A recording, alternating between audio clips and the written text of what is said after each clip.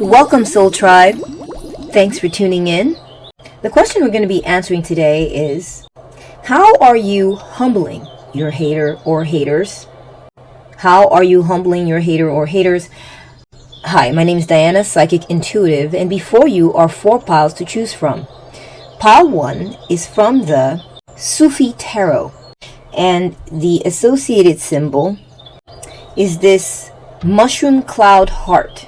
Pile 2 is from the Clarity Tarot, and the associated symbol is this blue neon styled character from the game Among Us, an Among Us character. Pile 3 is from the Melanin Tarot, and the associated symbol is this fan art sticker of Iron Man. Okay, so we have Iron Man here. Pile 4 is from the GOT or Game of Thrones Tarot, and the associated symbol is this Treble Clef musical note. Choose the pile that you feel most attracted to. If you are still undecided, or you would like to maybe choose an additional pile, or just receive confirmation on your pile, let me go ahead and add some zodiac signs. Just in case you know the zodiac sign of your hater or haters, you can choose based on that. Just follow your intuition, okay? I really encourage the development of my viewers' intuition. I'll be right back. Pile 1 is associated with the sun or rising signs of Gemini, Scorpio, and Virgo. Pile 2 is associated with the sun or rising signs of Pisces, Capricorn, and Libra. Pile 3 is associated with the sun or rising signs of Taurus the Bull, Aquarius the Water Bearer, and Cancer the Crab. Pile 4 is associated with the sun or rising signs of Sagittarius the Archer, Leo the Lion, and Aries the Ram. Take your time, pause the video if you have to. You may have multiple haters. You might want to assign one hater to pile 1 and another hater to pile 3. Just depending on your intuition, right? Those are just examples. Make your choice or choices, and I will see you at your reading.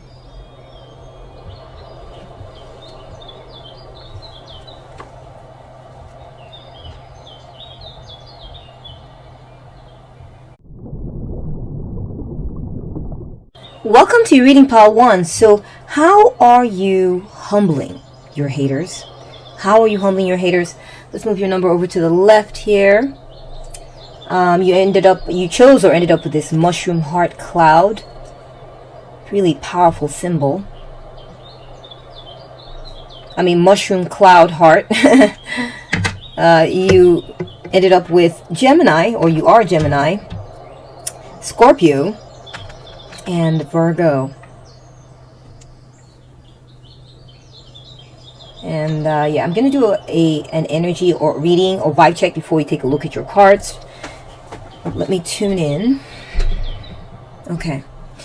All right. So pile 1, the way you're humbling your haters right now, I feel like they tried to diminish you. They did. They tried to bring you down. Your hater, whoever you have in mind as a hater, or just your haters in general that you've come to this reading with, whoever you're thinking about, they try to humble you. They try to humble you, or they try to sort of diminish you in some type of way. It could be that they knew there was something you really loved, and they sort of like attacked it or talked down to it, or something like this. But the way you're humbling them is you are showing that your inner spirit, your heart, possesses nuclear level power. The way you're humbling your hater or your haters, the hater you have in mind or your haters in general, is that your inner strength is a weapon. Okay, they thought, I feel like they try to do something to you, and they, you know how when people mess with you, they're looking for certain reactions, and you have shown them that you have a lot of power, pile 1. Okay, I think also like they thought that maybe you would take it quietly, or that you wouldn't say anything, but it's like you went off on an apocalyptic scale, okay, on a nuclear level, and this really made them, this made them, I don't know, shrink, feel fear. They were shaking in their boots, pile one. Also getting like, they thought they could do something with you and get off lightly. Yeah. But it ended up that whatever they did to you, pile one, the consequences were so huge, so severe, so humongous, that you literally blew their minds. Okay, you blew their minds. They didn't expect that. They didn't expect. It's like someone, mocking you or constantly poking at you, or they trip you up in the office or something, and it turns out that, they just kind of started this campaign thinking you were maybe just like anybody else there or something. This is just an imaginary, this is just an example, okay? And they thought you were just like anyone there, or that you were pretty low-key. They mistook your kindness for weakness, you see, your mild energy. Or maybe you were being mild with them, and they misread you. And maybe they started a campaign against you and started, poking at you and, targeting you, like a bully type of situation. And then it turns out that maybe your uncle was the CTO at the company, or maybe it turns out that everyone in the office really loves you, but you're just humble about it. So you're not always putting this out there. You kind of keep yourself down. But the moment you told everyone, this backfired on them big time. Whoever this person that was picking on you, or maybe it could be that they thought you were pretty mild, and so they could target you. Maybe they bully. They like to figure out who is the one they can bully, and they thought it was you, pal one. And it turns out your uncle was maybe the CTO, or your aunt is the CFO of the company, or is a high level executive or something, and they found out about it, and they ended up getting reprimanded. They got it on their record, or they got fired, or got suspended or something, and they're like, what, over me just messing, quote unquote, messing with pile one? It's got to be this big of a deal? Yeah, they were humbled. Okay, the universe smacked them down for whatever they did to you. Okay, I'm also getting a pile one that you have humbled your hater or your haters by undergoing some type of major transformation. Okay, I feel like they tried to criticize you or something that you loved, but your response to it was to, it's like you were playing it small. Then the moment they started talking crap about your stuff, you took it not just to the next level, but to the umpteenth level, and this blew their minds. Okay, and it rendered whatever their criticism or their pokes were at you irrelevant and well beside the point. Okay, they became irrelevant, whatever they were saying, and they were like, man, shut my mouth, shut the front door. I forget what I said about power one. Whoa. You rendered them speechless. Okay, so there's something that you elevated to such a high level that they had no choice but to shut up. Okay, I also feel like there's something that they loved. There's something that they loved. It's possible. Here's another message coming through. There's something that they loved that you discombobulated. You messed it up. Maybe it was their ego. I think it was something they loved, something that was very important to them, and you either said something about it that just destroyed their ego or made them feel highly offended, and they couldn't believe that that was coming from you. Okay, that you were able to land some points, and land an attack. They were throttled by it. They didn't understand, power one, that you were capable of such a power assault on them in return for what they did. Okay, they faffled, basically, right? They effed around and found out with you that you're not the one to attack, because once they start doing that, they're not going to like the consequences, and they did not like the consequences. They did not expect the consequence that you delivered, or that sort of became a domino effect off of what they did with you. You've just given them a reaction that is undeniable and overwhelming. You gave them a major reaction that they did not like. And I feel like, you know, it made them be like, oh my gosh, what did I do? What did I do? What did I step on? What was I thinking coming to pile 1 with this? Thinking that I could be trifling with pile 1. So you might, I mean, for a few of you, you might have like a mega temper. And they thought you were chill. They thought you were easy pickings. They thought you were mild. They thought you were tame. But then they kept poking at you, and they did something, and you exploded on a level I feel like this person had never seen before. They'd never seen anyone with as powerful a reaction as you gave. And it shut them up. You humbled them. You humbled them with this, okay? That's another message coming through. You have a lot of spiritual power, Power 1. I feel like your hater or your haters, they feel something from you. I feel like they feel you're not ordinary, Power 1. You're not ordinary at all. You are almost not human. Like, it feels like maybe you blew their mind on something. Like they were planning some things behind your back that was set against you, and they thought they were clever. They thought they were slippery. And the whole time you saw right through them. You were able to read their minds. You were able to catch on to what was going on. And you were just being quiet about it. And all of a sudden, one day, when there was like a showdown or some type of big revelation that they got to witness from you, and you were like, I know what you're doing, by the way. I know you're doing this, this, and this. I know exactly what step you're at and exactly what you're doing. I got eyes on the back of my head. I know exactly what you're up to. And they're like, what? Their jaw hit the floor.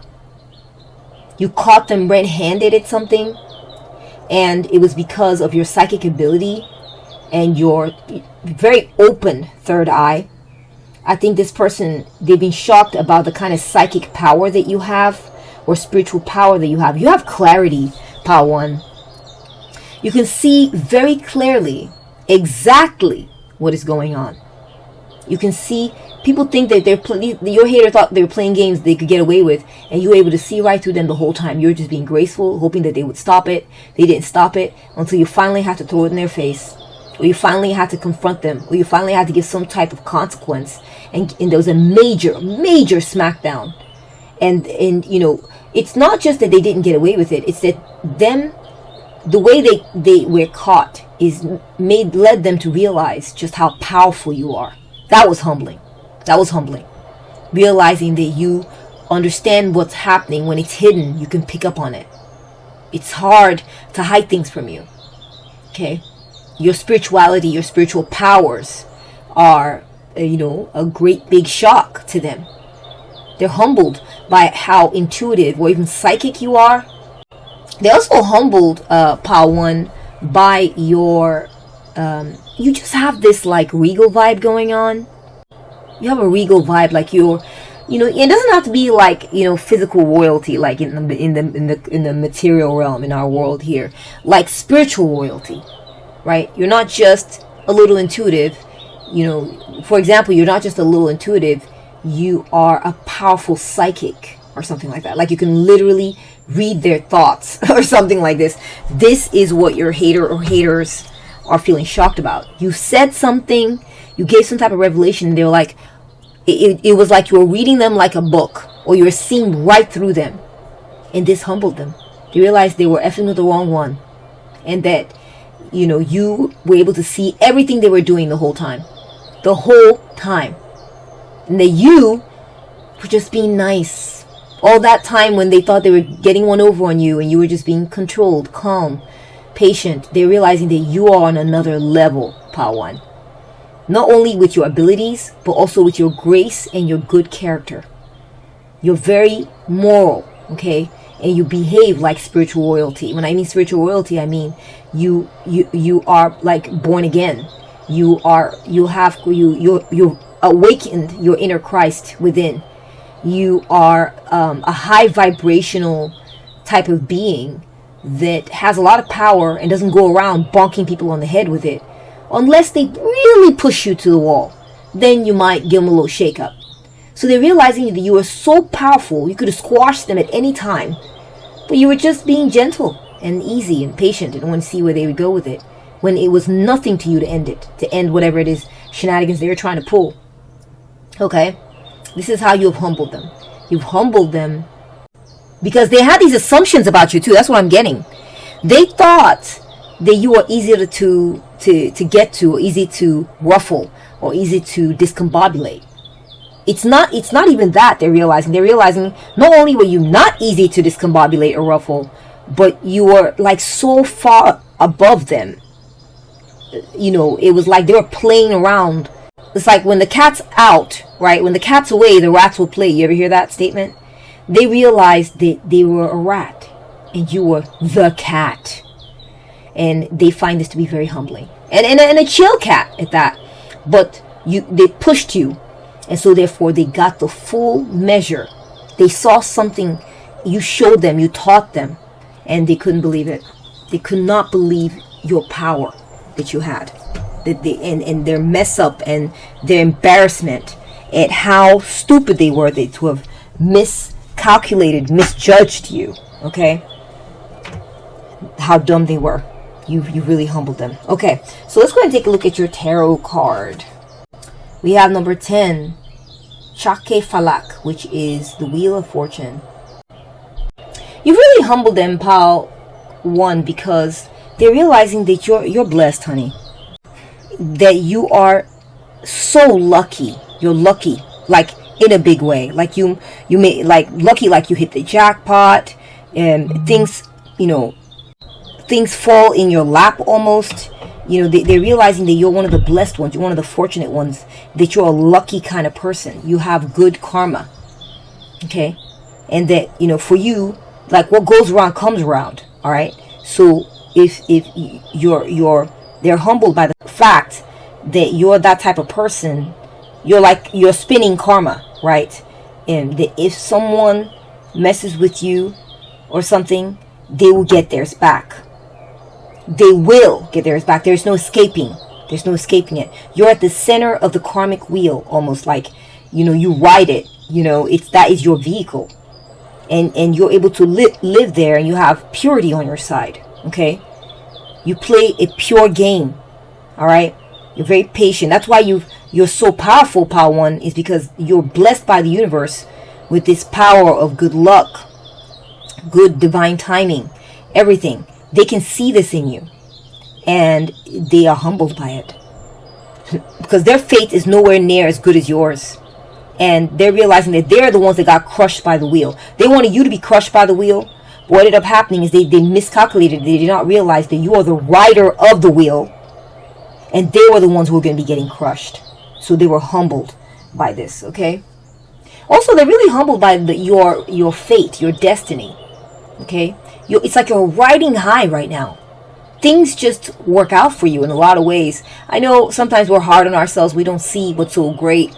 But I'm telling you, Power One, things are going really well for you right now. And your hater or your haters saw this and can see this. And they're feeling really humbled by your good luck, your good fortune, your good karma. They're humbled by the fact that when they mess with you, they get bad luck. Okay? Oops. When they mess with you, they get bad luck. Next, we have number 14, Saber. This is the Sufi tarot. Please forgive me if I'm pronouncing these, if I'm messing it up, okay? I'm trying my best. It's a beautiful deck, Sufi tarot, okay? This is a tarot of the Sufis. We got Temperance here, okay? So you are humbling your hater or your haters by how moderate you are. Remember I said something about how patient you were as they were playing around, the rats coming out to play, and you were just sitting there. You had all this power, but you didn't jump on them. You let them hang themselves with their rope, right? And you just sat there and watched. You were never threatened by your hater. Your hater or your haters realize now that you never felt threatened by them. That's why you were so patient with them. That's why you made such moderate movements around them. You're very moderated, okay, for such a long time. You may have at one point exploded and shown them what you were about. Let them get a taste of the full taste of your steel. They may be in a moment and I feel like that's a story for some of y'all, okay? And your hater saw this and was humbled by your power and your intensity. Just it's like they thought you were nobody. It turns out you were like, it's like thinking you were nobody and finding out that you are the right hand man of the CEO or something like this, you know. They just underestimated you. They projected their fantasy onto you, which is that they thought they were better than you. But it turns out you're so much better. You're so much better. You're very lucky. You're blessed. You played the game well. You're also a good person. You're almost angelic, Pawan. This is what they're seeing too. They're humbled by the majesty of your angelic ways, Pal2. Maybe an earth angel. You can see the wings and then the person standing on the earth. That's kind of where I'm getting it from. Is that there's a message there that they cannot believe how good you are and how, you know, you cannot be toppled without consequence. This person thought that because of how good you are, you know how some bullies, they see someone who's good and they think, oh, they're good. They don't believe that good things people who behave well get good karma. They think people who behave well are chumps and someone to be stepped on or trampled on. They tried this with you and found out that you are protected by the highest, maybe the highest of the company or the highest powers that be, by God, by Christ, by Buddha, whatever, like, source. You'll have this energetic, or that you practice certain protective magical powers. Okay? And they did not realize this about you. They did not have the spiritual eyes to see who you were. Okay? And they're humbled by your power on the spiritual realm. That's another message I'm getting. I'm also seeing that you turn things around in your life, Pawan. For some of you, you may have been having difficulty with certain circumstances in your life, maybe where you were having a hard time getting your act together. That's possible, maybe in the past, or having a hard time getting certain substance abuse situations under control, or just moderating certain substances in your life or certain influences in your life. And you have humbled this person because you showed a certain level of self-control and moderation that they did not realize you were capable of. They did not realize it. Let's look at your next tarot card. We have the Five of Swords. Yeah. So, part one, this hater of yours, you've humbled them. Because, like I said, they underestimated you. They realize now that you had the upper hand the whole time. And that your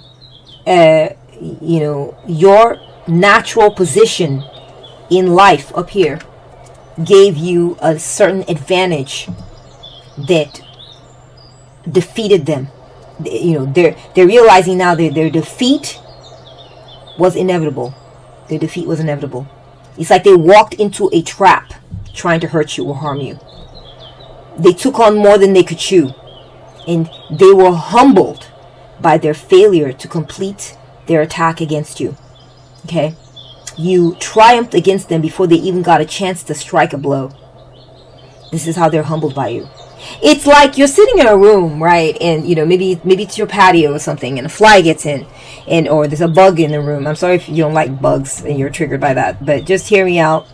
Maybe cover your ears, but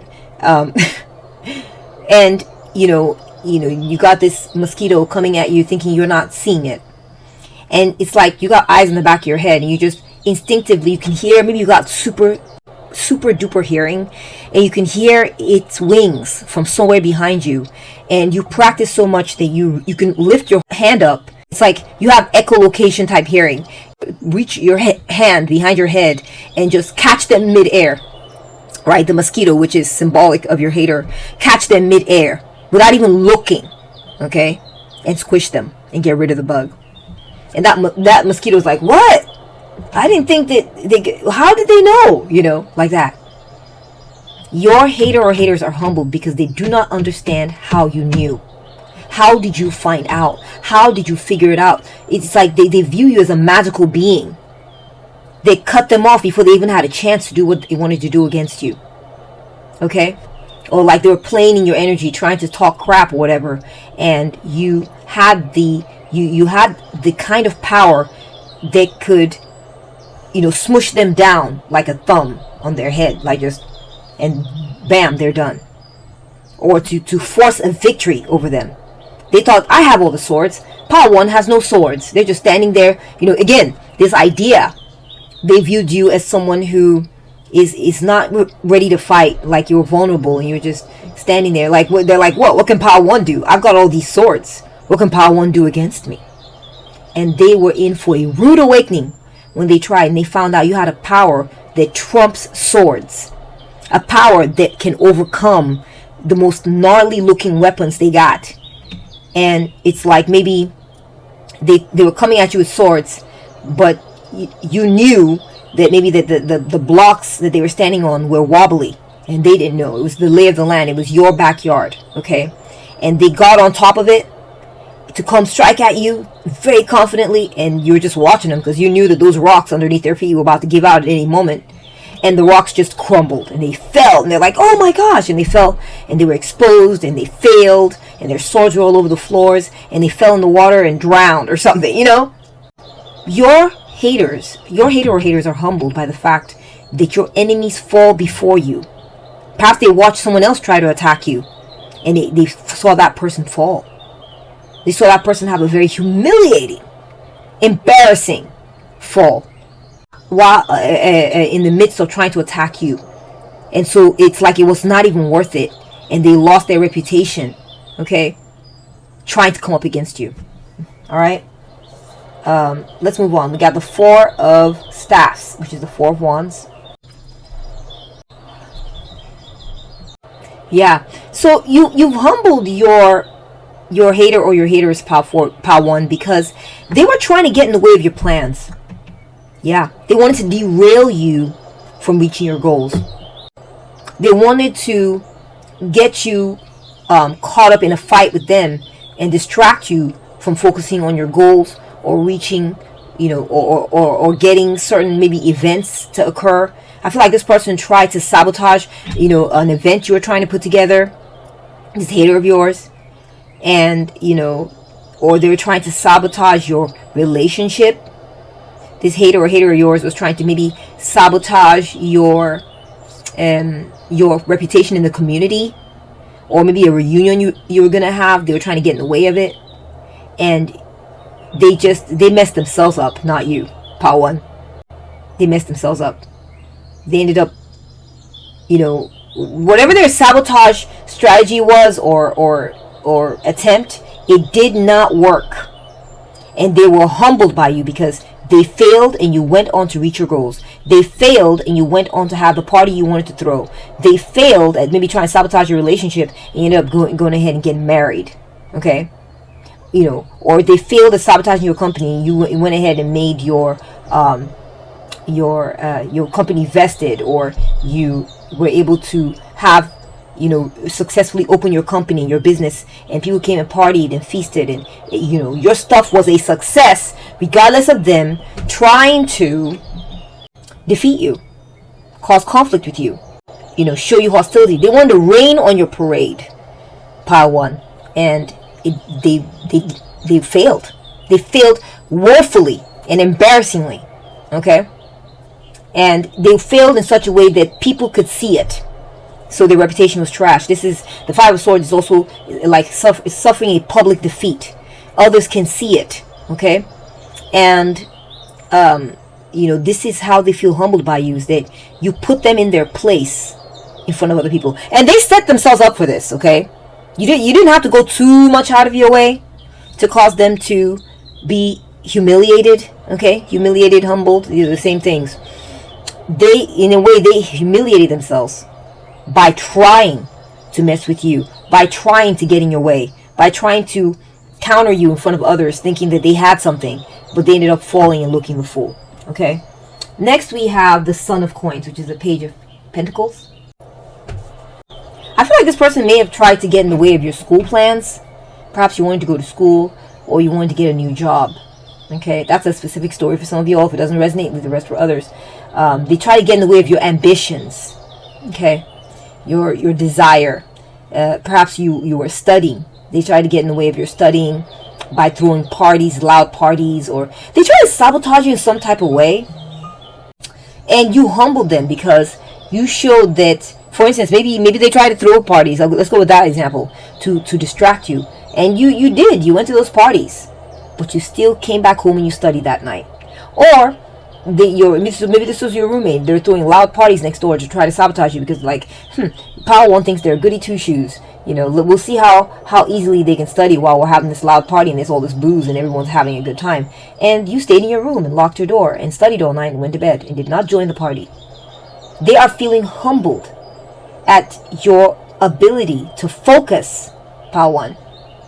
That's just an example, okay? Your ability to stay on point, to take things seriously, to be diligent, and to pursue your ambitions, okay? I think that they contrasted with themselves. Perhaps they're lazy. Perhaps they missed opportunities. But for you, what they're seeing is that you're not lazy. You stay focused. You don't get distracted by party times and all this, okay? Or having fun. Perhaps this is the weapon they try to use to attack you, was to distract you with fun. And it's not working. You stayed up in your tower and they looked the fool. Perhaps they set up a party. Let's go with that analogy or example. And they kept hoping you would come out. They told all their friends, look, he's going to come out soon. Or look, Power 1's going to come out, so she's going to come out. Or she's going to break. And you never did. And you made them look the fool in front of their friends. And their friends are like, wow, Power 1 is very serious. And instead, what ended up happening, instead of them being right, you end up, without even realizing, proving to their friends and people in your circle that you are very serious and you are going to succeed in this life because you stay focused. We have the 8 of Staffs. And this just crushed them. This is how you humbled them. They thought that, Power 1 is like anyone else. They'll break. They'll break. I'm going to get some booze going and everything. They'll be out here. And you were not. And so you showed them you are cut above the rest. That you are special. I used that word before. You're special. You are divine, Power 1. You play it pure. You stay focused. You keep away from the shenanigans and the drama and the distractions. Okay? You're a good student, too. You're hardworking. We have the 8 of Staffs, which is the 8 of Wands there for you, Power 1. I'm getting that you humbled them because of how focused you were. You were able to quickly finish your work. Okay? You were able to quickly accomplish what you need to accomplish. It's like someone going to college and being a student or a co-worker of yours that likes to party, that likes to distract people, that likes to cause drama. They're not focused. They're a mess. They're everywhere. They could be a co-worker, they could be a co-student, and they don't play things right while you play things right, and they kept trying to contaminate you, trying to pull you in, and you ended up getting promoted. You by the end, say you all both got hired at the same time, or maybe you got hired after they did, and they watched you rise. Maybe 1 year or 2 years after you joined the company, you were their boss. This is how you humiliated them, okay? Or maybe they went to school with you, and they were trying to distract you and cause you problems, cause you drama, all this fighting, hostility they were showing you. It was just to distract you from your goals. It wasn't even a real drama. It was just, they just didn't want you to focus on your schoolwork. They didn't want you to focus on your ambitions. They didn't want you to focus on having a great career and making a great career. They saw how you were and they're like, nah, I'm going to sabotage this. And they failed.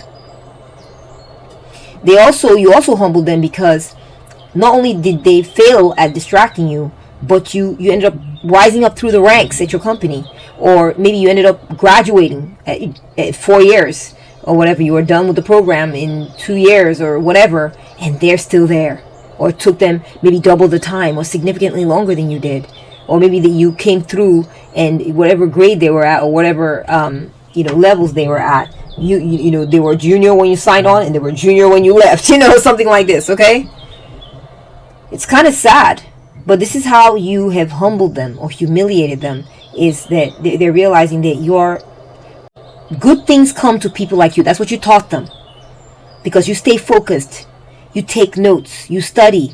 You don't get distracted by the party. You're going to be reaching your goals. Okay? And there's nothing that they can do to stop you. Nothing. Because it's not just that you're just a good kid just trying, or a good person just trying, or a hardworking person that's focused, that has these skills.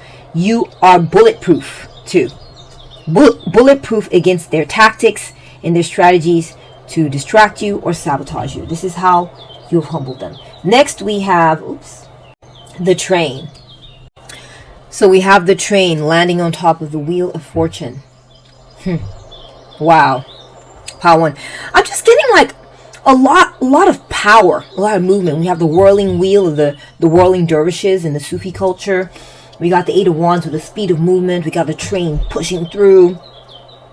We got that exploding, the mushroom cloud. There's something about your power one, that is really humbling your hater or your haters. You may have gone on a trip. You may have left them behind. I'm getting the feeling of being abandoned or being left behind. You moved on to bigger and better things. Okay? Things got better for you. Okay? Maybe you had like a rush of good luck. All of a sudden things got better for you. You ascended. Things started going really well for you. You got a promotion. You met the love of your life. You solved some problems in your life. You leveled up. You ascended and you took off and left them behind. Okay, and this is a way that you are humbling your hater or haters. The hater you have in mind or your haters in general. We have chocolate. Wow. Also, I just feel like, you really humbled your haters by bringing something under control. I feel like they try to tempt you. I keep getting temptation vibes, like they tempt you with partying, or they tempted you with sweets or foods, or maybe they didn't directly tempt you, but they didn't do anything to keep it back away from you when they knew that wasn't good for you, or whatever the substances were.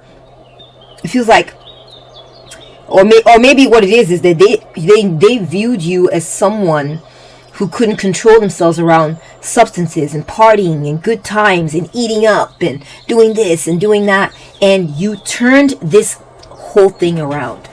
You got serious about your life, Pawan. This could have been a friend of yours who was indulging in bad things, or maybe they weren't indulging in things like you were, but maybe they did it some. But you completely, like, you maybe used to indulge in it more than they did. But you completely turned your life around and turned your back on things that weren't good for you. You turned your back on excesses. You turned your back on maybe sugar. You turned your back on maybe certain substances, maybe alcohol, or just there was something you were doing a lot of that you're like, that's enough. And this humbled the crap out of them. Because I feel like this person, it's like they were preying on your failure. They felt like your failures made them look good. Okay? And when you decided to stop failing, and I mean on a major level, we have 2 major arcana cards here, which is, the Wheel of Fortune. It represents a new phase, a new time, right? What goes up must come down, or what goes down must go up. You arose. It was time. It was just time. Divine timing. And you found that moderation. You found that balance. And you are walking the middle path. This has humiliated them. I think that I don't want to say that they were talking trash about you behind your back. They may have talked gossip behind your back and said some things like, oh yeah, Power 1, they're useless. They'll never get it right. Power 1 is hopelessly inured in these substances or this lifestyle. There's no way. They used to talk like that to make themselves feel good. To make them feel, everyone around, let them know, I'm better than this person. I'm better than Power 1. Power 1 is the case around here. But you ended up leveling in a major way that left them in the dust. Okay? And, this disarmed them. They were using your weaknesses against you to make themselves look good.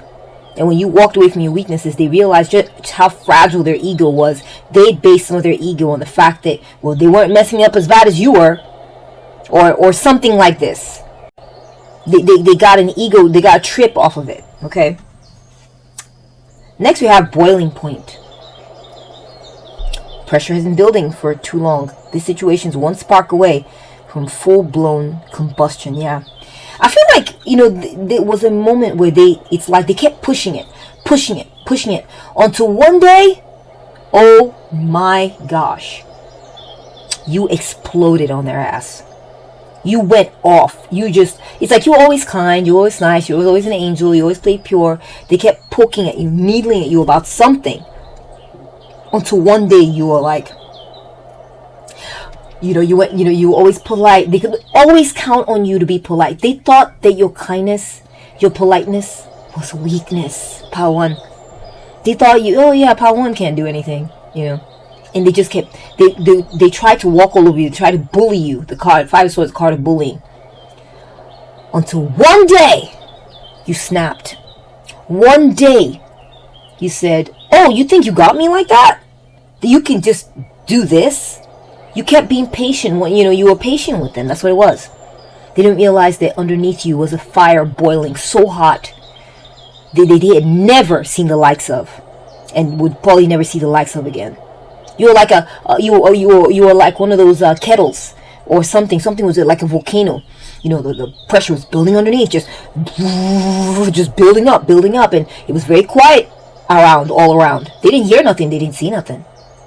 But when it was time to explode, Power One, you exploded all over them, and that they found it humiliating. You may have done this in public, or you may have had some sort of maybe they were one of the factors in the pressure cooker. They helped grow you up. Maybe there was something you were doing and they would tease you and they would use you to look good. Maybe you're one of their fat friends, and while they were the hot, quote unquote, cute ones or whatever. And and it's like one day you're like, I'm done. So it could be you exploded at them, or it could be you just walked away from something that they thought, they had you pegged as, oh, you're a little piggy, or they'll never quit doing that. They'll never be on this level. They'll always dress like this. They'll never, be like me. They'll never be cool. That's just, and you just ascended. Your wings sprouted and you arose like a phoenix rising from the ashes. And they just were flabbergasted because people could see this. And you made them eat their words, Power One. This is how you humbled them. You made them eat their words. We have mirror. Reflection, reference, distinguish, appearance. Yeah. I said something about leveling up. Yeah. You glowed up, Power One. For some of y'all, you glowed up your looks. You went from and I'm not trying to talk trash about y'all. I'm just trying to, give you the energies as I'm seeing them, okay? And you can relate them to your life. Maybe you went from a 6, right? 5 or 6. And partly because you weren't trying that hard, you're confident, you don't need all that, and you just decided to take your looks more seriously, your body more seriously, the way you dress more seriously. You swore off certain things. You swore off candy. You swore off liquor. I don't know what it is, okay? You started running. I don't know what it is. And you started maybe doing makeup. You glowed up and you are like, oh my gosh. You went from like a 5 to a freaking 9 or 10. And you showed them up, Power One. You showed them up and they're humiliated by how good looking you are now. You're humiliated by how you had they're like, you had makeup skills? What? You knew how to pick clothes? You knew how to dress yourself and style yourself like this? Who helped you with this? What's going on? Maybe you had friends that hooked you up. It wasn't them. It's someone else. Okay? Your hater or your haters are blown away and humbled by your looks. They couldn't believe in 1,000 years that you could look that good, or that you could get your act together that well. So we're getting exposed, truths revealed, uncovering. Yeah, I think that they may have found out that you got a new job or something, or that you have this great ambition and you've been getting some serious work done. It could be, maybe, for example, maybe you didn't update them on all your plans and what you were doing, and you were just getting stuff done. You're about your work. There's something you're doing, right? That you take very seriously. Something having to do with your ambition or something that you really desired, and you were very diligent at it. Perhaps you got some type of opportunity in hand, and you've been focusing on it. You've been studying, or you've been accomplishing your goals and all this. Been very focused. And they didn't realize just how focused you had been. Yeah, so there's some type of truth surrounding the work that you've been doing. Like, you've just been taking your life seriously. Okay? And they didn't realize this until recently. Okay? Or maybe they just were caught off guard with it. It says here, baby, I'm a star. Wow. Wow. I feel like your name has been getting more popular.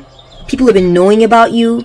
You may be becoming like some type of superstar at your job or your career, or you may have, maybe you got a blog, or you wrote a book, or you maybe in your community, something you did, you really rose to the top really fast, or you lost a bunch of weight, or you quickly rose to the top of some type of, either like a competition or contest, or your career, or maybe you started investing properties in your neighborhood or something. I don't know what it is. Something you are doing is making you stand out in a major way to others, and it's a result of your hard work. Okay? And it has really caught your hater or your haters off guard. Okay? This is how you're humbling them, is that you are rising. You're a rising star. Power 1. You're a rising star. You've improved your life.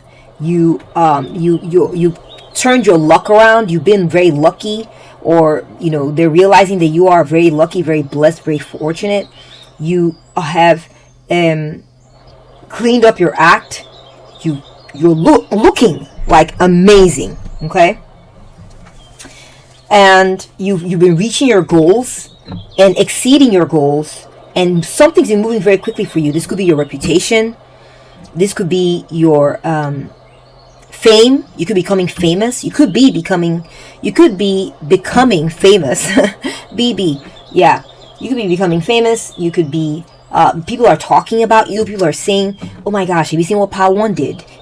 Have you heard of Power 1? Like, your name is spreading. People are talking about you, and you're becoming popular because of your career, your new career, or your new job, or something you've been studying, or maybe a new business you started and it's going very well. This is how you are humbling your haters. We have career. Yes, it has to do with your career. Exactly. It could be a vocation. It could be maybe it could be a hobby that you're turning into a career. It could be something you studied for, that you went to school for. It could be a business that you invested in. I'm not sure. It's going to be different for each of y'all, but it is going. This thing is going, and you are so fortunate right now with it. This is how you're humbling your haters, Power 1, is that they're watching you rise. They're watching things go extremely well for you, especially in the realm of industry, your career, your job, or your business. We have heartless. Oh my goodness. In the depths of rage. Wow. Again, we got that mushroom cloud effect, Okay, let's read on. In the depths of rage, a man stands, his chest open to a void, revealing the emptiness within. This card symbolizes the powerful emotions that can consume us when we feel hollow inside. It's a reminder that even in our darkest moments, acknowledging our inner void is the first step towards healing and filling our lives with light. Power 1, I feel like you're humbling your haters by upping. I'm telling you, you have transcended your soul, your spirit, the way you roll, the way you play in this life. You grew up. You grew the fuck up, Power 1. You are so mature. You turned away from like childish pleasures. You turned your back to childish pleasures and have moved into a place that those things you used to delight in, they're not there. But what is there is potential, opportunity, work. You turned like a dry Sahara desert into a field of green, of gold, wheat, barley that's just blooming, growing, thriving, harvesting. You've turned yourself to face the work you need to do on yourself, the work you need to do on your life, the work you need to do to become wealthy. Yes, for some of you, I definitely see that. Or just to improve your life, take your life from a desert status into a golden harvest. Okay? it's stone cold for you now. This is how you're humbling your haters, is you've decided, oh my gosh, I'm so empty and I want to fill my life with meaningful things, and it's going to be happening. You're starving for meaningful things, and you're pouring meaningful things into your heart, like your ambition, working on yourself, working on your life, getting a job, doing whatever you need to do. And this is how you're humbling your haters, because it's like they wanted you to keep eating that chocolate. They wanted you to keep drinking up and staying down so they could talk down about you. And they were feeding off of your energy, of your fallow time, your fallow period, or your immature period, or when you were down on your luck, or whatever it is. And you were just eating or drinking or doing some things to distract yourself. And they were using this to help themselves feel good. Okay? But now that you have turned away from this, and you're done cooking now, okay, and you're now ready to pour who you are and take it up to the next level, this has destroyed and humbled and humiliated your hater or haters. We have lost. Right. They're lost now. They suffered a public defeat. They were humiliated by you getting up high, getting that vantage point, getting to a higher point in life. It's like they came to you to see where you're at. They hadn't talked to you in a while, and they were ready to come talk shit to you and talk about how you need to get your act together and who do you think you are. You're a nobody. And then they showed up, and you were in a nice house. And they're like, I've never been to this house before. When did you move over here? But they were still ready. They were going to talk trash to you. They assumed it was someone else's house. They walk in. So yeah, I need to talk to you, Pile One. And you're like, okay, all right. What, are you okay? Okay, fine, come in. And they're looking around, and they're a little like taken aback, right? They're scratching their heads. They're going, what, is this Pile One's place? I mean, surely this is not Pile One's place. This must be someone that Pile One is mooching off of, because there's no way Pile One could possibly be on this level. Yeah, okay? And they are shocked, okay? You've humbled them, because they're realizing that while they were sitting there judging you, you were leveling up your game. While they were sitting there, while they were busy investing themselves in this game they're playing, where they were using you to get high, in the sense of putting themselves on a pedestal and thriving off of lording it over you, they've realized now that they, like, you live in a mansion while they're homeless. Okay? And also they just lost. They don't know how else to approach you now. They're like, but I'm not used to this. They're not used to you being successful, Pawan. They're not used to you being ahead of the game. They're not used to this version of you that is hardened up, turned away from childish fun pursuits and things, and is focusing on doing the hard work that they struggle to do. Okay? They struggle to do it. You're making them feel like they don't even know how to approach you anymore. Okay? They don't know how to approach you now that you have let them see you. Maybe you exploded at them, and they never thought you had the gumption. They never thought that you could be like this. Just roaring like a lion or a lioness of Judah, or something. And they're just like, what? They had no idea you were capable, Pawan. You blew them away with the power in your heart. You blew them away with the fact that you are actually a beast. Okay? That you're capable of getting into beast mode. They didn't. They're like, I don't even know whether I'm coming or going. What the heck, Pawan? You are like this? So I was toying with a beast the whole time. I was toying with someone who could have shredded me and bitten my head off. So there you got them confused. You got them humiliated and humbled. I'll tell you that much. Okay. Next we have the Golden Cities. Oh my gosh, you've seen this.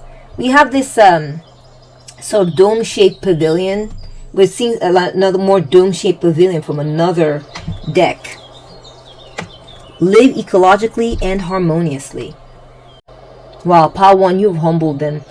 Because of where you live now, you may be living in a very nice place that's very avant-garde or modern and top-notch, you may be living in a luxury apartment or a luxury home, or a place that seems angelic or something, and that's your home now. That's where you're rolling. That's what your pad looks like, something out of a magazine. And they're just like, what? They're shocked, Tawan. You've humbled them because of how you roll, right? How cool you are. Your posse, the people who hang out around you, the fact that you have fans, the fact that you have people that want to be around you, come to your house to party with you. And they thought that you were the wallflower. They thought that you were the hanger-on. They thought that you were their psychic. But they're realizing now that you are the main character in your story. You have main character energy. You were just having a chill moment. You were just having a moment where you didn't want to push yourself, but you were completely capable of it the whole time. You were completely and utterly capable of it. You were just chilling. You were just relaxing. You were just going with the flow. And it could be maybe where you work in a very beautiful place, or you live in a very beautiful place, or that you started going to maybe like a church or community area where there's lots of people that gather around you, whether digitally or physically, I don't know which, but and they want to be around you and want to come hang out where you're at. You've totally humbled them by the fact that you're a leader. You've humbled them with the fact that you're attractive. You've humbled them with the fact that people view you as a hub, a place to come be, okay? A place to come, like community comes to hang out with you wherever you're at. We have freedom. So I feel like another message I'm getting too is that they're realizing that you were, in a way, you had caged your light. You caged your light. You had your light the whole time. They just they thought you just weren't on upstairs. They assumed you just didn't have that fire. That you're a quote unquote loser. But they had it wrong.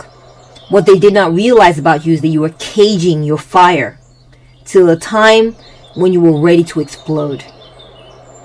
Okay? They took your, like I said, I keep saying they took your calmness for kindness. I'm also getting that they took your chillness for a lack of ambition, a lack of drive, right? Being someone who just is never going to go anywhere in life. That's what they took it as. It didn't occur to them that maybe you're just not doing anything about that right now. We all go through phases, right? With the Wheel of Fortune, there's phases and cycles. And you reach that divine part of the divine timing, that part of the cycle where it was time for you to level up and furl your wings that you've been hiding and go into your next phase, right? They weren't graceful enough with it. They're watching your wings spread and fly. See, I'm seeing wings here. I'm getting wings there. They now see who you really are, and you have humbled them. Who you really are is someone who has like the Midas touch. I'm getting career again. Wow, career. They've watched your. Here's how you're humbling your haters. You leveling up your career. You getting going on your career. Your career taking off in a major way. You being not just, oh, you're doing well, but doing incredibly well. You being a superstar in your industry or your field. Power one. This is how you are humbling them. Okay? You could be, this is a coworker that you're asking about, who's your hater, and they're shocked at how you have exceeded them. You came in maybe like on the front levels like them, maybe front facing or low level or whatever, and you just kept going. You just had this will that could not be stopped. At first they thought you were just going to be like them, or just okay, or subpar, or just gliding along, and they didn't realize what you were capable of. They just said, this is where you are humbling and humiliating them. Okay, all right, let's go ahead and take a look at your cowrie shell. And maybe they didn't mock you before, maybe they didn't, but inside they kind of, you know how you've heard about those slim girls that hang out with chubby chubby people, or slim people who hang out with chubby people because they want the chubby person to make them look better or something. That's kind of like the vibe I'm getting. So maybe they didn't insult you or mock you, but they kind of got a sense of pride hanging around you because you made them look good. And now it's like they've lost that in you. They've lost it. This is part of how you're humbling them. We have cowrie shell abundance. Money is coming into your life, Pile 1. You are getting so much in your life. You're becoming wealthier. You are heartlessly facing your career and whatever it is you need to do to succeed. You're not playing, Pile 1. You're not taking names. You're just going, and you just keep going, and money has been flowing in for you. This is how, and I feel like maybe this is not the way it was in the past. Maybe you didn't make as much as you make now. Maybe you didn't make as much as you make now. Now you're making tons more. Or maybe you were jobless or something. I don't know. Or you were just kind of taking it easy with your career. You weren't really pushing for more. Well, they're seeing that you're pushing for more now. Okay, you're pushing for more now. And it is blowing their minds. They are humbled by this. They're humbled by what you're capable of. Yes, they're humbled by what you are capable of, my beautiful viewer. All right, next we have, I am a pioneer. You're a go-getter. You are a go-getter, Pile 1. You're now independent. Remember I said I gave that story about them walking into your place, and you're not sharing with anyone. It's your apartment. In fact, you may have even bought a house. Maybe they hadn't seen you in a while, and they show up and they're like, how did you get here? Not because, instead of thinking, oh my gosh, I'm so happy for you that you got here. Oh my gosh, I knew you had it in you. No. It's nothing but shock. It's nothing but them being stunned and almost coming across like they're dismayed or like low-key disappointed. Like, how did you do it? I didn't think that, like, they're seeing that you have far exceeded them. Okay? That you've taken those big risks to achieve the life that you desired. Okay? And it paid off. Okay? And this is how you are humbling your hater or haters. We have be open.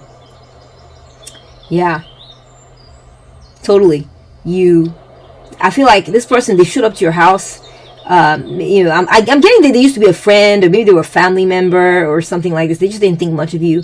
They show up to your pad and they're just walking around. They peel back the curtain and they're looking back there, and it's like a beautiful day and your grass is perfectly manicured. Maybe you have a pool, maybe you don't. I don't know. But they're just like amazed and blown away by how beautiful your home is looking, how beautiful your backyard looks, how beautiful your surroundings look, how bright your future seems now. They're just blown away by it. This is how you are humbling them. You may even have a better view in your house than they do now.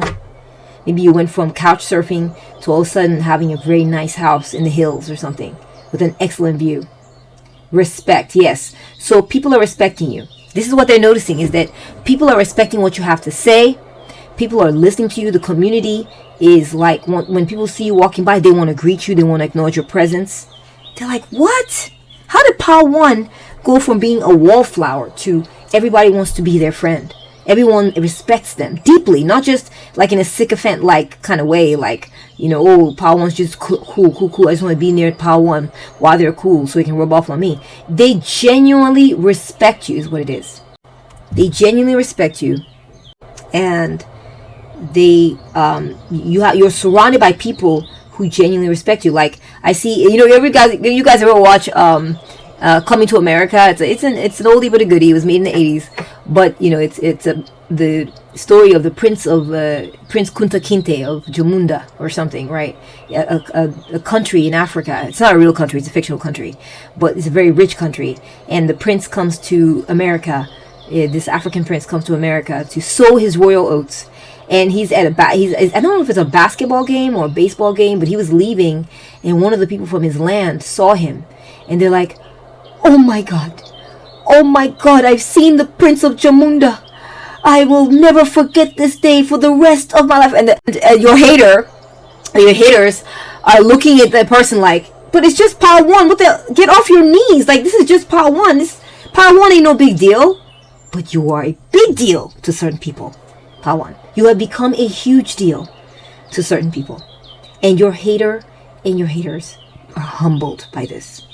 The people who venerate you, people who deeply respect you, people who are grateful for you, grateful to be around you. And it's like your status is almost, I don't want to say godlike, but yeah, celestial. You could, maybe you've even done some type of miraculous thing, and they're like, how did you become this person? So you shut them up. You've gone from where they thought you were nobody to being almost godlike. And this is how you're humbling and your hater or haters. We have wisdom. Yeah. You have gained this respect because of your wisdom. Okay? You have shared certain truths. You've exposed certain truths and helped free people who are in bondage. You are a liberator, Pile 1. You may be doing some type of work that helps people maybe get out of abusive relationships, or maybe you do some type of work where you set up some type of account for people where they can come in and maybe they can get out free of debt, or they, I don't know what it is. Maybe it's a company where you help people elevate their lives, Pile 1. Okay? This could be religious. This could be counseling. Helping them get their lives together. Maybe this could be emotional counseling. This could be relationship counseling. This could be debt counseling. This could be maybe helping people invest and become wealthy. It could be a lot of things. But you reveal certain truths, okay, Pile 1, to people that frees them in some type of intrinsic, a crucial way. And that's why people, when they see you, they bow their heads, they hold your hand, they say, thank you, Pile 1. And this is happening in front of your hater or haters. They can see this. And this is how you are humbling them. We have small steps, big accomplishments. Exactly.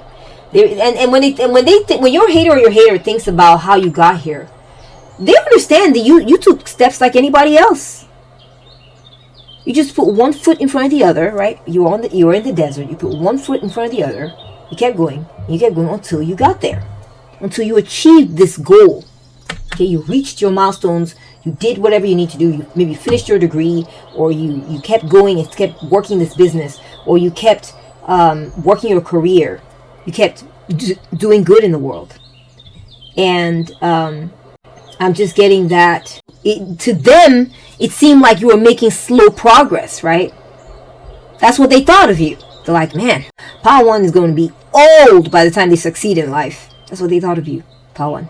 They thought you would be ancient, or that you would take forever to get there. And then you would be forever just, ambling along. But you shocked them. You humbled them, because this speed that they thought was slow was actually very fast. You taught them something too. You taught them slow and steady wins the race. You taught them this truth. This is how they're feeling humbled by you. They're realizing now that, it's not about quick successes and meteoric rises that occur in the blink of an eye. No, it's you just work it moment by moment, step by step, day by day. Be consistent, be dedicated, and you will get there. And this is how you're humbling them, Pile 1. You're humbling your haters. I feel like they got caught up in thinking, that parable, the tortoise and the hare, or the turtle and the rabbit or something, and how, Brer Rabbit thought that, they got cocky, right? They were competing with a turtle or a tortoise, and that was you. You're the turtle, you're the tortoise. So they perceived you as. And they were like, Pile 1 is so slow. They thought that they could just chill and do whatever they like. Sometimes even take long naps, or not even do anything for years. And you would still be behind. You would still be moving slowly. So they didn't take their lives as seriously as they should have. And what ended up happening is that you passed them. Your slow and steady movements meant that you were making sure-footed progress, and so you were holding on to all your progress, and you were making steady progress. And you got to them. They were Brer Rabbit, and they were sitting there under a tree taking a nap because they were so overconfident, so cocky. They're like, oh yeah, Pile 1 slow as a turtle. They whatever. Who cares? I'm not gonna hurry. They were measuring their progress by yours to help determine whether they were successful or not. Bad idea. Okay, because they got cocky and they fell asleep underneath a tree. This is Brer Rabbit. Brer Rabbit is your hater, and you, Pile 1, were the slow and steady turtle, and you kept moving, and you saw them sleeping, and you just kept going because you didn't have time. You just, you had to focus on your work. And as you were about 3 or 4 steps away from the finish line, Brer Rabbit wakes up and looks over and sees that you are almost at the finish line. It's like, what? Oh, hell no. And they just start running. Brer Rabbit start running real fast, thinking, oh yeah, they're slow. So even if pile 1 is like 4 steps away from the finish line, and I'm way back there, a mile away, I can get there quickly. The problem was they were too far away. You'd made too much progress. Your slow and steady progress that you still can't go any faster beat their speediness because they got cocky. They got overconfident. They got arrogant. And so you beat them in the race. You won. Okay? You succeeded in a major way. And it has blown their minds. They're totally humbled by the whole idea that, there's something very powerful about just focus, do what you need to do, pay attention, be consistent, make concerted efforts, be diligent, and you will get there. Okay, pile 1, this is what they were thinking about you. Okay, is that they were shocked that you got there. And as they sped, Brer Rabbit sped to try to hurry up, and they were seeing you off in the distance, about to step over that line. It didn't matter how fast they ran, pile 1. They were just too far away. I mean, and I'm talking Brer Rabbit was super fast compared to the turtle. And as you put your foot over that finish line, they were like 10 steps behind you. They got so close, but you were there. You got there first because you didn't get cocky. You kept going, and you did it. You did it. You won, pile 1.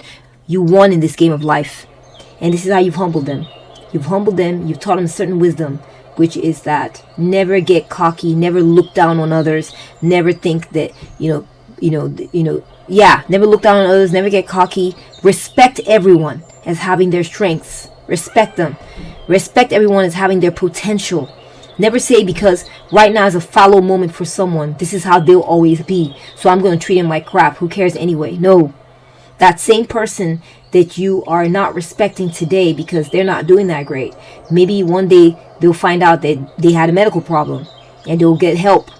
And once they get help, they'll become a phoenix rising from the ashes, and they'll become someone very powerful, successful someday. And then when you see them again, when you see them and meet them in the future, you're going to be eating your words, and you're going to feel like a total dirtbag because you were rude to them and you were arrogant with them when they were struggling. Okay, this is the lesson that you're going to be teaching them, pile 1. This is the lesson. A shocking lesson to watch their pride and to respect you and to not try to derail you or look down to you or mock you or talk down to you. Look down on you or mock you or talk down to you or think less of you simply because you were in a fallow period. This is how you've humbled them. This is how, yes, in some ways, you humiliated them as well. And that's what I'm seeing the cards for you, pile 1, in answer to the question, how are you humbling your haters? Hope you've enjoyed this reading. If you did, please give it a thumbs up. Let me know exactly how this reading resonated with you. I'm really curious. Let me know in the comment section. I'd love to hear your story and the particulars of your particular situation. If you have enjoyed this, if you value this reading I've done here, and you would like to be supportive of the work I do here, then may I recommend or suggest that you subscribe. If you have already subscribed, then I thank you greatly for being a part of this community and having supported this channel and supported my work thus far. Thank you so much for being a loyal audience member to this channel. If you would like to do more, another thing you could do is hype up this video to help promote this my content. And then also you may want to also consider getting a membership, which will give you access to the members only videos, as well as give you early access to videos as they become ready. And so that would be one way you can support my channel and support me. Thank you so much, and take very good care of yourself, okay? I'll catch up with you in the next one, pile 1. Bye! Welcome to reading pile 2. So how are you humbling your haters? You may have chosen or ended up with this Blue Among Us game character. Same thing here with Pisces, Capricorn, and Libra.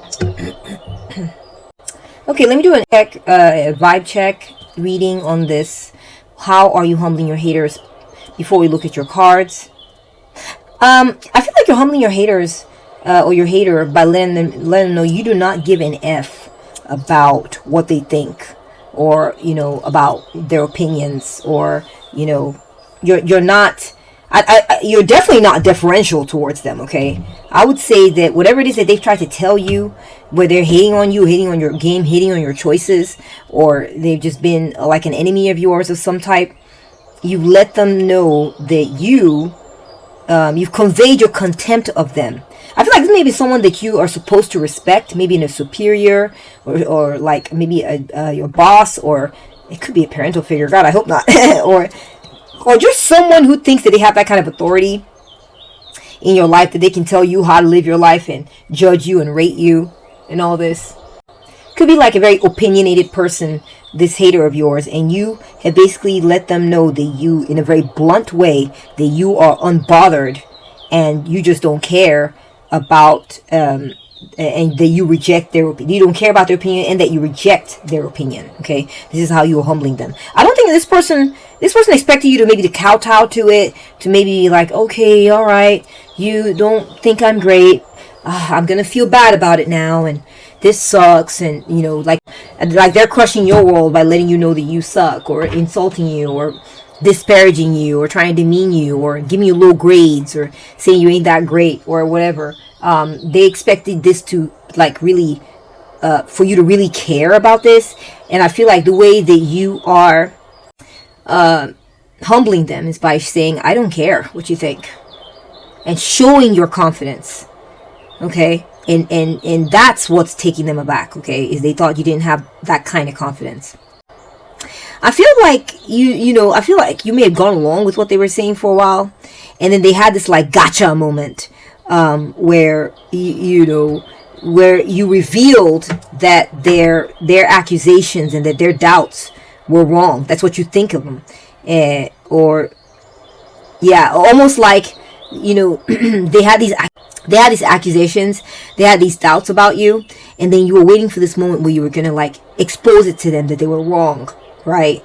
And they found out. There was a moment in time where it's like I'll give you an example. It's like maybe you were getting involved in something, and it's some project, or you're investing, you're working on a dream of yours, and you would tell them, I have a really good feeling, I feel like I'm going to win this, I feel like I'm going to win this contest, and they're going to give me the money, and da da da da. And this person was like, I don't think so, there are a lot of people there. I mean, can you imagine the gall?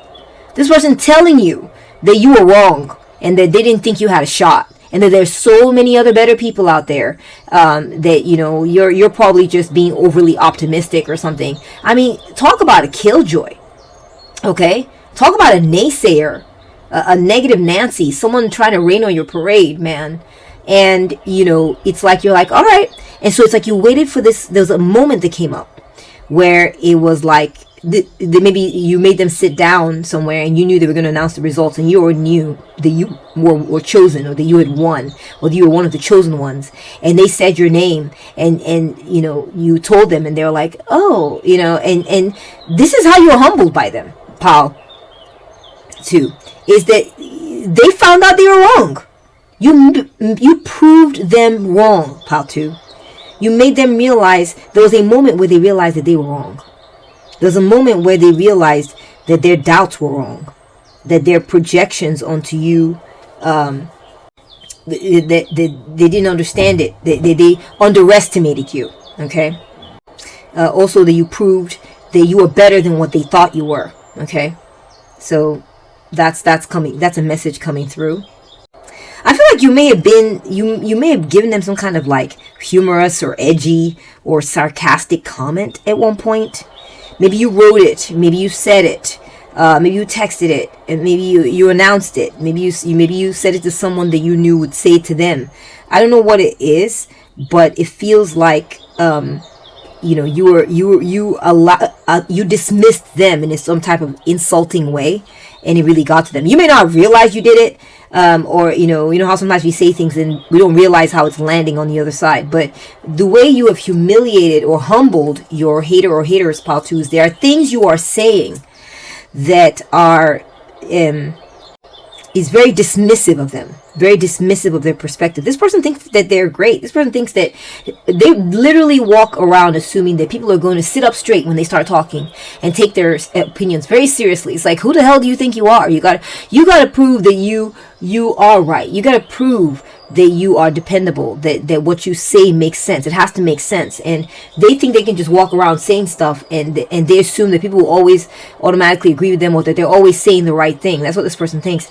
And you have humbled them by dismissing what they have to say with snarky comments or like insults or something like this. That's coming through. Yeah, there was some type of communication for sure.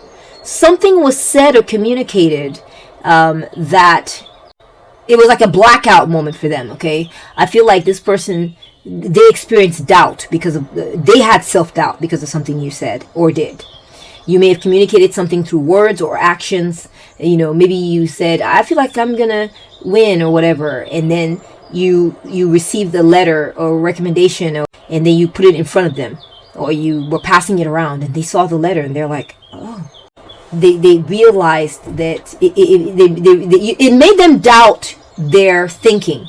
You made them doubt, Pile 3, themselves. You made them realize that they are dark. They have dark energy, and their shadow element got out of control. Okay, there's something they said was the wrong thing. You made them realize this. This is how you're humbling them. And I also feel, Pal 2, you may have gone dark on this person. Let me explain what I mean by that. It's like you stopped sharing yourself with this person.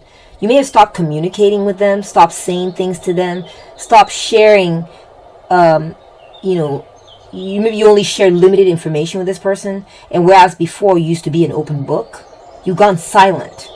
You know, maybe you've even gone to where you just only give them like little hand gestures in there, and you no longer even spend words to talk to them. If that's the case in your situation, Pile 2, where you're talking less, you don't communicate with them as much, this is really humbling them. They really thought that you were just going to keep talking to them. They thought that they were so irresistible. They would just keep communicating with them. They are finding out, Pile 2, that you are not interested in giving them all the information and talking to them anymore. You know, if they say, oh, hey, Pal 2, I want to talk to you about this thing and this thing and this thing and this thing. What do you think? And you're like, thumbs up. And they're like, oh, okay. Or like they might send you this message, like a couple of paragraphs asking you something, trying to talk to you, and you just put a like on it. Okay, this is how you're humbling them. They're realizing, oh, Pal 2 doesn't even want to use the words on me anymore. Is it because of something I said? Yes. Is it because of something they said or did? For sure. And it's humbling them because they're realizing that they are not entitled to you. They're not entitled to communication with you. Because, when you were communicating, they were naysaying. They are not a good person to share all your innards with. Okay, this is what they're realizing about themselves. You're humbling them by showing them only maybe tiny glimpses into your world, and that's it. You're not an open book to this person any longer. Let's take a look at your tarot cards. We have the Star. Oh, I love that. So, Pal 2, the way you are humbling your hater is the way you choose to be hopeful, the way you choose to be optimistic and positive. I feel like this person, remember I told you they were naysaying you? They're a pessimist. And I think that they are wanting you to be a pessimist like them, to always expect the worst and all this. And you're like, no, I'm not going to live there with you. You can live there by yourself. That's the energy you have towards this hater of yours. You choose to be hopeful. You choose to be optimistic about your situation. You choose to think the best about you and in your potential. And this is how you are humbling your hater, because, like I'm telling you, they want you to fall for the negativity and the pessimism like they do about their lives. The doubts, okay? They want you to be doubtful. They want you to be unsure. They might even want your self-esteem to be lower. They might think that you're too cocky or think that you're all of that, and they're trying to lower you in some type of way, okay? But you are humbling them by, at every turn, whenever they get a glimpse of you or hear from you, it's always a hopeful statement. You're always full of faith. You're always inspired. you sound like you're healing, like you are doing better, like you have peace of mind. You're not stressing about nothing. You're not stressing about nobody. And so this is a way you are humbling them. They're realizing they cannot cast a shadow on your perspective on yourself, no matter how hard they try. Okay, they want to cast a shadow so bad that they want it to catch on you, and it is not. Pile 2. I'm getting the Ace of Pentacles. Yeah, I feel like the way you're really humbling your hater, or haters, Pile 2, is that you are teaching them something. Okay, you've taught them that being hopeful, optimistic, leads to good things. Okay, they are a doubter professionnel. Okay, this person, they don't believe in that you should be, hoping for things because bad things are going to happen. They are a classic pessimist, Pile 2. And they want to rain not only on your parade, but on other people's parade. And the way you're humbling them is you're showing them that good things come to those who think positively. You're an example. You're proving them wrong. Okay? They're realizing that the reason you stay optimistic and positive is because it draws good things to you. This is something they don't want to believe in, but they're watching it at work. They're watching this force, they're watching this dynamic, they're watching this principle be at play in your life. I feel like your optimism and your positivity led you to an amazing opportunity in hand. Okay, and your hater or your haters got to see this principle at work in your life. I almost feel like they may have been the type to cast doubt on your techniques. Maybe your manifestation techniques didn't quite sit right with them. Maybe they mocked you and were like, come on, you're just daydreaming. You're just sitting there hoping. These things will just fall in your lap, Well, you proved them wrong. You proved them wrong, Pile 2. I feel like they got to see something solid, something real happen for you while you were doing this, while you were being like, it's almost like you willed it towards you. You made that big wish and boom, you got a big fat opportunity land in your hand, or you got the thing that you were wishing for put into your hand. And they were humbled by this. Okay, they're humbled by your ability to manifest, and they're humbled at the idea that it's possible to just sit there and wish and dream for something and get it because you wished and dreamed for it. That does have an impact. This person may be like a materialist, maybe the kind of person that's like, the world is just, stone and earth and, and skin, and there's nothing more to this world. There's no such thing as spirit. What do you mean spirit? Like, yes, you got to check for your spiritual energy. You got to make sure you're aligned with the divine. Maybe they don't believe in this. They maybe think it's like woo-woo stuff. Maybe they think you're woo-woo or something, this hater of yours. And, you've humbled them because you've attracted real opportunities into your life while being like this. So you disproved them on thinking that, they wanted you to feel doubt that it was going to work out. Well, it didn't work out. It did work out. You may have manifested greater health into your life, your healing. You may have manifested a financial opportunity into your hands. You may have willed money into your hands. You may have gotten some kind of venture or gotten profits from something you were working on, and it came rolling in for you. Okay, it could have been spiritual work that you were doing, and they're like, I don't know about the spiritual work that you do. It's not going to bring you anything, and it's been bringing you money. It's been bringing you clients, possibly. With the Knight of Swords appearing, the way you have proven your hater or haters wrong is having something happen for you very directly and very quickly. Okay, I think that this person thought that, I feel like that this person is observing your life. Okay, and they cast a certain judgment on your life, and they thought, oh my gosh, Pile 2 sitting there wishing again. This thing's gonna take forever before it happens for them. I hope they realize that it doesn't just happen easy for people. They have they go with their pessimistic, materialist, reductionist outlook, which is someone who's like, it's all about just the here now, and there's nothing more to life than just work hard and that's it. They don't believe. Maybe they believe, if they believe in prayers and they believe in the like very traditional kind where you go to, I don't know. I just feel like they're not very spiritual, and they always kind of like try to mock your spiritual side or mock your magical side. And I feel like you have humble them by them seeing some opportunity come to you very quickly in a way that they can't explain how it happened. They're like, but wait, Paltu was just thinking positive and waiting and clearing and healing their negative thoughts and transmuting themselves and doing the inner work and stuff, and that's how they got this practical and very real opportunity in their hands quickly. That's weird. So you really humbled them with that one, okay? Pile 2. Next we have the Three of Pentacles. Yeah, it may have to do with your career or something you're building. Yeah, there's something you have successfully built, Pile 2.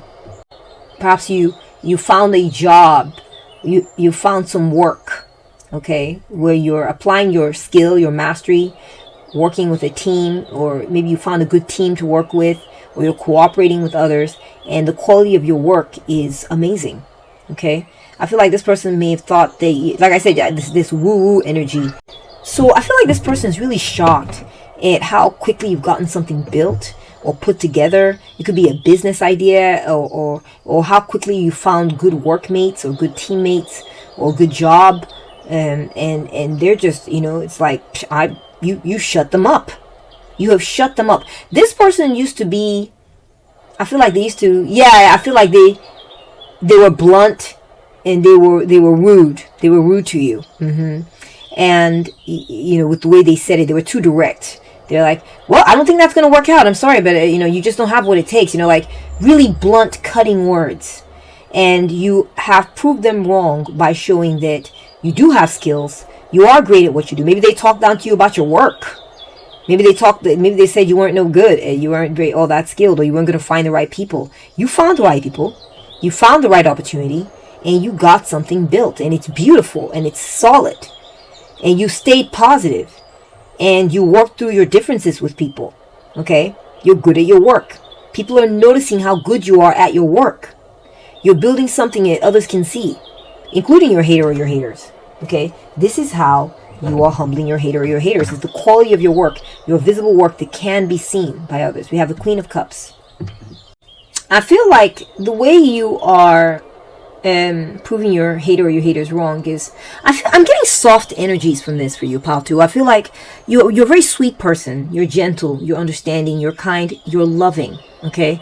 And you're all about healing, emotional healing, and I feel like you're healing yourself, you're healing others, and this is what is humbling your hater, is because they didn't see how your approach was going to bring certain solid improvements into your life. They just didn't see it, but now they do.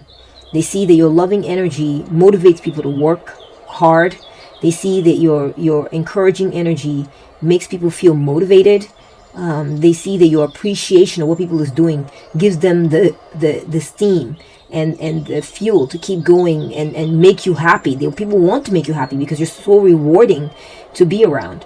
That's another thing. There's this soft energy you bring about, and I feel like this hater of yours kind of underestimated it, kind of looked down on it, and thought, I don't know, man. You got to be harsh, or you got to be, I don't see how you being. Maybe they look down on you because they look down on people who are vulnerable, who approach things softly, who are kind, who look out for people's emotions. Maybe because they believe that you need to be harsh, that you need to be blunt and tell people like it is, and in fact say it in a way that hurts them. That will get them moving, And the way you're humbling them, Pal 2, is showing them that there are other ways. There are loving ways, and you can use your loving ways to get people to do things, and they'll end up loving you and not hating you because of what you said, right? Or disliking you because of how you went about it. And so this is where you're humbling your haters, your hater or your haters, Pal 2, is they're seeing that they're not as liked. They're viewed as blunt, cruel, mean, sharp-tongued, while you're viewed as a loving woman who's sweet, or a loving person, kind, emotionally empathetic, and so you're liked. People want to work with you. People want to do things with you, and maybe they thought that people wouldn't want to do work with you. People wouldn't want to work with you because of this energy. They're like, because they felt like, I'm cold, I'm hard, and you're sensitive and loving and too mushy gushy and too foo foo and woo woo, and she's realizing that people respect you and want to work with you, and things are happening for you, and that your approach also works. That's how you're humbling your hater, pile 2. That you have a method that works, even though they may not understand it, or even if they're antithetical to it. We have the 9 of Pentacles. Yeah, they've seen that you are successful, pile 2. You're being successful. Your methods work. Your methods are giving you independent wealth. Your methods are making you self-sufficient, even. Okay, you're. I think this hater or hater of yours, or your haters, think that they equate being soft and kind and all that to being dependent and clingy. They don't understand that it's a power. Okay, it is a power to be able to be understanding and soft and attend to people's emotions. It's important. And maybe you are a therapist. Maybe you talk to people or deal with people like a therapist. Maybe that's your approach. Is you try to think of what is motivating people emotionally, or you take the emotional aspect into account when you're dealing with people. And this helps you be successful with people. This helps you be successful at your business, helps you be successful in your career, and you are really reaping the profits. You're living in the lap of luxury. You have nice things. You're getting paid well. This is how you are humbling your hater. Okay, you're humbling your hater with this. Okay, let's go ahead and space out these cards a little bit better. Okay. Next, we have an oracle card that says here, fire, fire. So, pile 2, I feel like the way you are humbling your haters is proving to them that the way you do things, though it's calm and loving and soft, it's also very fiery. Okay? Yeah. I feel like you've humbled your hater because I feel like they thought that your approach makes you soft. Yeah. They thought that your approach makes you soft, but they realized that things are really cooking for you. Okay? Your hater realizes now that things are going well for you, that your life is, when I see fire, I see activity. I see things, like that pot, the pot's boiling, there's just a lot of activity. You can cook a 5-course meal on that fire, you know what I'm saying? Get dinner ready for everyone, and it's just going to be amazing. You've got the fuel, you got the juice, and I feel like this is how you're humbling your hater or your haters, is that they thought that you were soft. They thought that you were just sitting around, taking your time, just sitting around. There's a woman sitting around here. It's gender neutral. You could be a man, you could be a woman. And you're just sitting there enjoying nature and just looking out, twiddling your thumbs, I guess. And then, same thing here. You're sitting with a cup of emotion, and you're just sitting there and being a healing presence, just listening, just holding space, and they thought that this meant you were weak. But you somehow proven to them that you are not. You somehow shown them that you are full of fire. Okay? Perhaps there are moments when they saw you get angry, and so they were humbled by this. Not to humbled in the sense that they need to be really careful how they typecast people. That they're not as smart as they think they are. Okay? Or maybe they humbled by the fact that they thought because of this is going to be your attitude, then you're obviously not going to make any progress. This is what they thought. But they noticed or found out that there's a lot of irons on that fire for you. Things are cooking. Things are moving. Life is, your things are bubbling forth. The cauldron's bubbling. Like, they're humbled by this. That, wow, I don't know everything. Right? Pile 2 is teaching me something new. Or Pile 2 is going about this in a way that I don't recognize or relate to, but it works. This is how you're humbling them. That they don't know everything. We have nervous. Yeah. I think that this person thought that you were nervous, or thought that you were more on the shy side or something. And let me see. Let me start over. Pile 2, you're humbling your hater or haters because you're showing progress, signs of progress in your life. You've been granted things. You've been awarded things. You have successfully procured things of value into your life. You've gotten paid well. You got a big commission. You got money in the bank, and it is making them nervous. Perhaps it's because they're comparing themselves to you. Is that a possibility?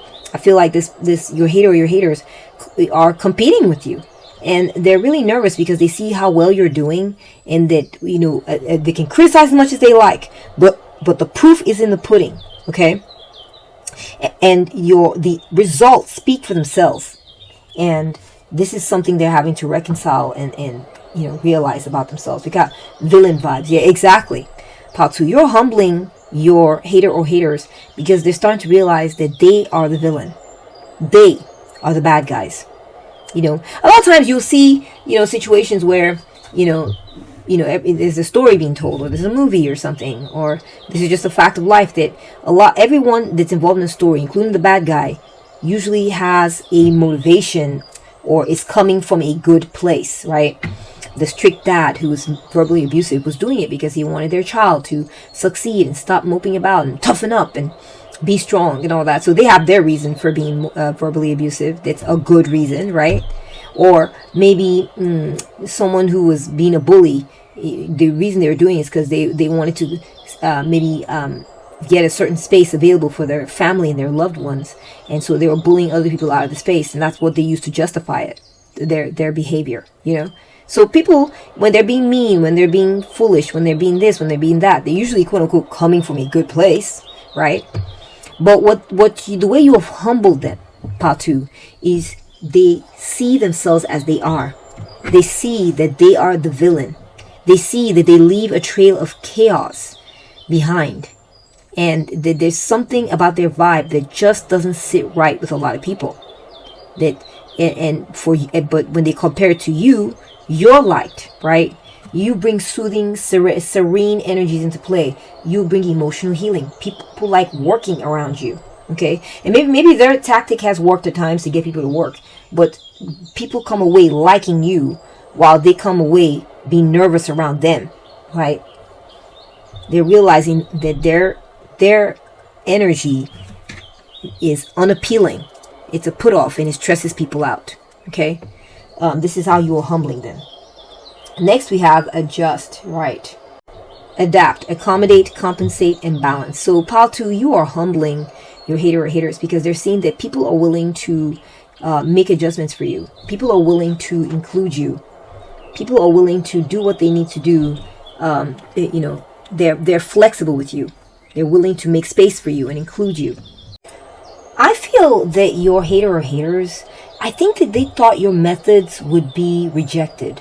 Your hater or haters thought that your methods of being kind and trying to be emotionally sensitive and being an emotional healer and being more spiritual and all this stuff would be rejected, and they're being humbled because they're realizing that others like your methods and include you and actively want you to be part of the team and value your perspective, and they're making space for you. And this is really humbling your hater or haters. Your hater or hater has this sort of concrete, sort of hard-edged view of the world where they think that everybody's like them and this is a hard dog world, and you just gotta be tough and you just gotta take it and you just gotta be like this and be like that. You can see that energy in here, and it served, the experience with you has served as an eye-opener.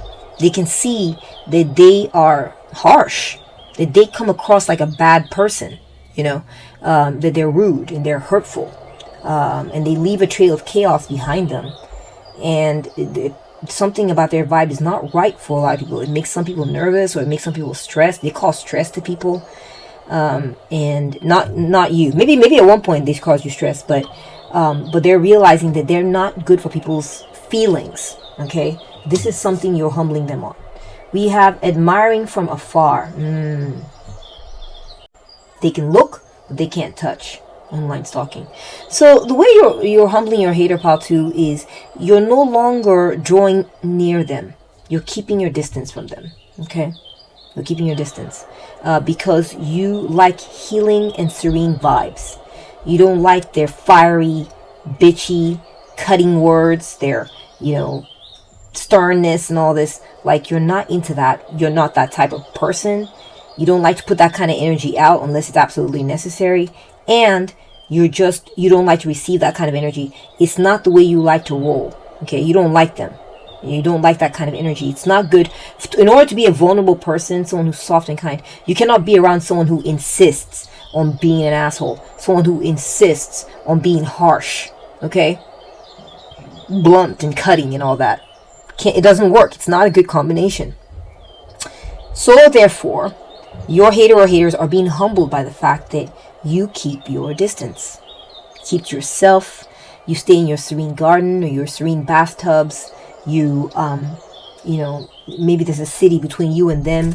The only way they really get to see you or check you out is through social media or on pictures on their phone, or, based on on other people's profiles or whatever. They can only see you from afar. Okay, they don't get to be near you. Okay. Yeah. They're also being humbled, pal, too, by you, because there is a woman. I feel like there's a woman or some kind of gentle feminine presence or receptive presence around you. It doesn't have to be feminine. It could be gender neutral. Could be a man, could be a woman. But the way you're humbling this haters of yours is they're realizing that nice people who are kind, soft, want to go about things the nice way, are fine with you, pal, too. All right, and not with them. People who are kind, soft, healing, and all this don't want anything to do with them. They like to keep their distance. And so I think that they're being humbled by the fact that you're the one who is allowed to be close. You are the one who's been who's chosen to work closely with these receptive, feminine, yes, don't have to be a woman, but feminine, receptive, loving, kind, emotionally healing, understanding, compassionate energies. That you are the one that is preferred, not them. Okay, this is very humbling for them. They're realizing that they're not good enough. They don't make the cut for this type of energy. Hothead, look, hothead and fire. So, pal 2, they're being humbled because they're realizing also that pal 2, that they trigger you. They trigger you. But maybe someone else doesn't trigger you. That's one message coming through. Maybe they're comparing themselves to someone else in your life. Also getting that you get mad at them. You get mad at your hater and haters. You show them your ire. You show them your anger when you're upset. But when you're anywhere else, you're fine. Okay? So I feel like what your hater or haters are finding to be humbling is that it's them. They're the problem. They're the ones that get the worst of you. They're the ones that infuriate you. Anywhere else, you're pretty much fine. You work well with others. You're at peace. You're healing. Your loving energies are full display. People like working with you. You work harmoniously with other people. But when it comes to working with your hater or haters, it's just they piss you off. Okay, and it's humbling to them because they think very highly of themselves, pal, too. This person thinks highly of themselves. They think that they should be the ones that you get to lower your guard down around and can't you see that I'm trustworthy and I'm only trying to help you by telling you the truth and I'm coming from a good place? Let me relight your candle. Be right back. Yeah, I feel like this person, your haters are like, they want to be liked. They want to be viewed as the one who, they want their methods to be appreciated. But their methods are not appreciated. Their methods are infuriating. Okay? And so they are humbled by the fact that you like to get away from this, away from them, and go hang out with some nice people that you get along well with, that are understanding of you, that are loving to you, and all that. So there's a lot of distance that's built up between you and your hater and haters. So this person could be a family member, they could be a friend, someone who would like to be close to you, but it's just not working out because they pissed you off. Okay, or they cause problems, some type of problem. I see a hothead here and I see fire. I mean, come on. Okay, let's move on to your next card. We have knowledge retention and book smart. Okay. So, pal 2, you are humbling your hater or your haters right now because you learned. You learned that you don't do well with people who rage. You don't do well with people who trigger your anger. Okay? And so therefore you avoid them and you go to places of peace to stay and hang out. Another message I'm getting, pal 2, and they find that humbling. They find that humbling because it's like they're being identified as a toxic substance. They've been identified as having some type of problem, and they are trying to I feel like it's a wake-up call. It's definitely a bit of a wake-up call. But they're humbled because you use your book smarts. You actually read up about this. You read up about their patterns of behavior, about the dynamic going on in the connection. And you have figured out how to get your peace. And you've identified, part of your learnings, what you learned is that triggerable energy that they got going on, where they're rude and they're blunt and they're this and they're that, is bad. It's just bad. There's nothing good about it. And you've identified it as a red flag and something to watch out for. And this is where you're humbling them, because I think they've gone their whole lives thinking, what's wrong with me? I mean, people, this is how it is in the world, what I'm getting from this too? I'm getting there's been this whole dialogue on YouTube, and I do watch these in the evening sometimes, where there's a movement with women starting to realize that they don't want to be with emotionally immature men. They don't want to date the typical guy they want to date emotionally regulated, mature, loving men, right? Who are not that are not hard to be with, that are not toxic, and know how to handle things well and are mature. And I feel like this could be a sort of that kind of a connection where you were dealing with someone who thought that that's the way to deal with people, and they were just like, this is just how it is, kind of cut and dried.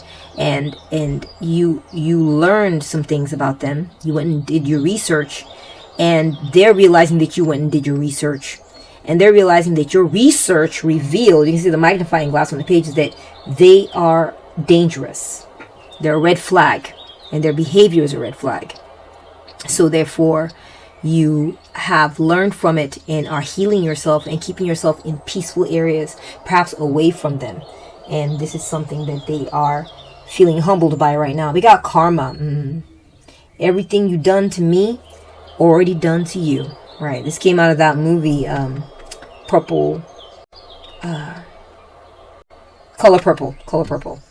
And this is not Oprah Winfrey, Whoopi Goldberg. And although Oprah Winfrey was in the Color Purple movie, as I recall, if I recall correctly, relax, they're already getting their karma. Pile 2, your haters are feeling humbled by you right now, because they're starting to feel stress.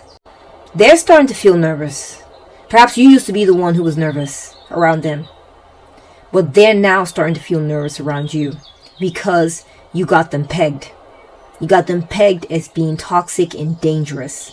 A fire, burning, raging fire they could burn and scald. And a villain, with a stern look, ready to say mean things and be blunt, cutting, rude, And they're starting to get nervous about being viewed this way. Okay? And it's like it's coming back on them. They were wanting you to feel bad for being sensitive. They were wanting you to feel bad for being wanting to do healing, loving communications, and preferring to lead a life that is free of this nonsense. Okay, toxic communications that are unhealthy, that stress people out and age people and all this. They wanted you to feel bad about trying to avoid that, about not wanting that in your life. They're realizing that all of the works and all the books and all the knowledge and everything that's out there is saying that no, your hater and your haters are the ones that are wrong. That's not right. You shouldn't talk to people like that. That's not good. It's not good for anyone's health, and that they have to do work within themselves to straighten this out. It's not you, it's them. They need to do work. Okay, we got vampire. Oh my gosh. Wow. So, pile 2, your hater or haters are feeling humbled by you, because they're realizing that you're not going to take it from them anymore. You are going to war. Okay, you have loving energy, you do, but I feel like there's a part of you that's now ready for them. When they try to be a villain to you, when they try to sort of drain your good loving energy and all this by being toxic and narcissist or passive aggressive or whatever it is, or try to bully you, that you're now ready, because you now know who they are. They've been identified. And I feel like, they're being humbled by you, because they're realizing that though you're a loving person, you're not afraid of them. Though you have soft energies and you want to do soft communication and stuff like that, you can turn on a dime. Okay, and you can get harsh, you can get tough, you can give them a taste of their own medicine. That you are able to do that, and you know how to defend yourself well. That you actually have a side of yourself that's a warrior, but you just don't care to stay here. That's what it is. Okay, so your hater or your haters are being humbled by the fact that you are able to switch this off and on. You switch it on as needed. You're ready to battle. If they try to be a vampire or a villain, look, VV, vampire or villain towards them, you're ready to defend yourself and cut them down. Okay, but you don't like to be like this. You prefer to be soft. You prefer to be kind. You prefer to have healing energies. You prefer to have serenity, tranquility. You prefer to do teamwork. You prefer to, be around people who are willing to work with you, and this sort of energy, this emotional healing, loving energy. That is what you are primarily about. Okay, they're seeing this about you, and it's forcing them to sort of confront who they are. That they do have this hard-edged kind of energy that is not tolerated. It's either fought or you're doing something completely different. Okay, pile 2. Okay, so we have number 18, manifestation and mind control. Focus your thoughts. So pile 2, I see there's a skeleton here, with adjust and all that, but we can see this person's meditating and they have their legs crossed. Look, we got legs crossed here too, you see. So pile 2, I feel like your hater or haters are being humbled by you because they realize that you are capable of being very calm. You're almost saintly with how calm you can be, especially around the right people, right? If people are working well with you, if people are doing their part, being respectful, because that's how you like to roll, right? You like peace, you like tranquility. Okay, you like healing energies. You like to take your opportunities in hand seriously and focus on the work that needs to get done, and so that you can have a good life. Okay, they're noticing that, and so they're feeling really humbled by the fact that you have meditated a lot. You have brought your energies under control. Your chakras are aligned. You are building something that is to be respected, building something beautiful, and you're getting something off the ground. Also feel like this person, your hater or haters, pile 2, are feeling humble because they've noticed that you made certain adjustments. It's possible you used to have like a quick temper before, and you've adjusted who you are. You've mastered yourself.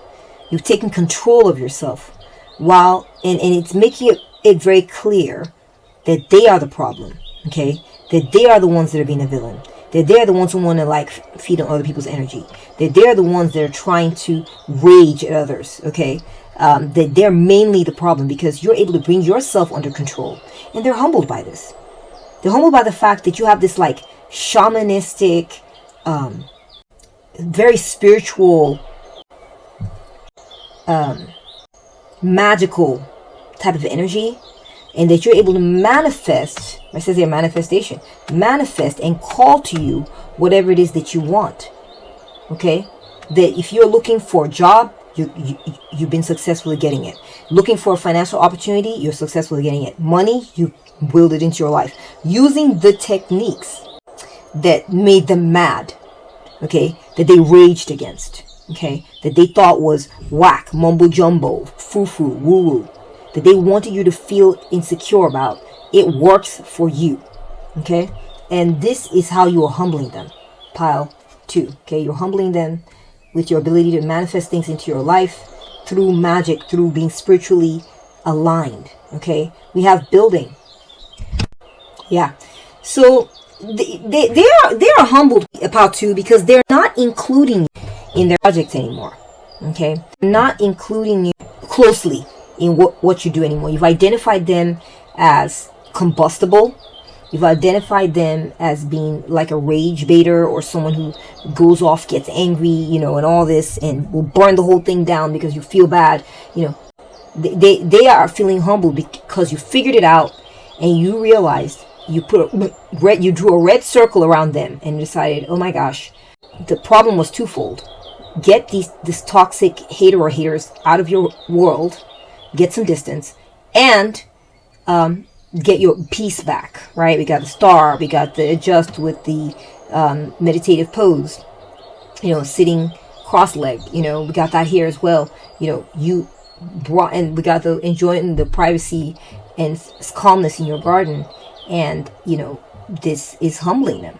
Okay, they are humiliated by the fact that you have peace in your life, humiliated about how refined your energy is, that you're a classy person, lady or man or gentleman, that you're posh. Okay, and they I feel like your hater or haters, they kind of don't like that this is the image that you're putting out. They don't like that this is who you are, and but they're starting to realize it, and it makes them mad. They're triggered by it, and this is how you're humbling them. Is they're realizing that, oh my gosh, I lost out. Paltu looks like the class act, while I look like the rage head. Why I look like the person who's a man-child or a crazy person. While Paltu is spiritual, wants peace, has other people that they work with, is building something separate from me. Okay? Building, maybe for some of you, very specific message. Oh, they're not doing that building project with me anymore. They're doing it with other people. Okay? They're not working with me anymore. They want to go somewhere else. Okay? And that's how you are humbling them. Okay, next we have vase. Wow. Yeah, you're humbling them, pal, too, because they now understand that you have admirers.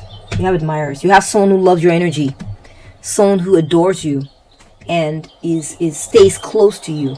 So you're not the problem. You have functional relationships elsewhere, apart from this person, apart from these people, and that. They now understand that it's like they're being humbled by the fact that you're the class act. You are the one who likes to have your life be together and going right. And whenever they see the rage in you and they try to say, see, you're raging, they're realizing that it's them triggering it in you. They are the problem. And they're being humbled by this. They're being humbled by the fact that you have people who admire you, admire your energy, want to be around you, keep coming back to you again and again. And that your life is solid, and that you're comfortable, and that you're loved, and people want to cooperate with you, and you have cooperative energies in your life, and you have excellent opportunities that you manifested for yourself through your peaceful magic. You don't need to be a villain. You don't need to hurt people. You don't need to be rude in order to succeed in life. And this is how you are humbling them. All right, next we have lotus flower. Again, we're getting that lotus. Got the lotus pose, and we're getting it here as well. Enlightenment. You're enlightened, pal, too. So, yeah. I'm just getting very strong spiritual vibes, pal, too. I'm seeing it in the star. I'm seeing it in the Queen of Cups. I'm seeing it in this adjust card. Both are meditating, and you have the chakra alignment. Now saying lotus flower, enlightenment. Look, I think that your hater is humbled by how genuinely spiritual you are.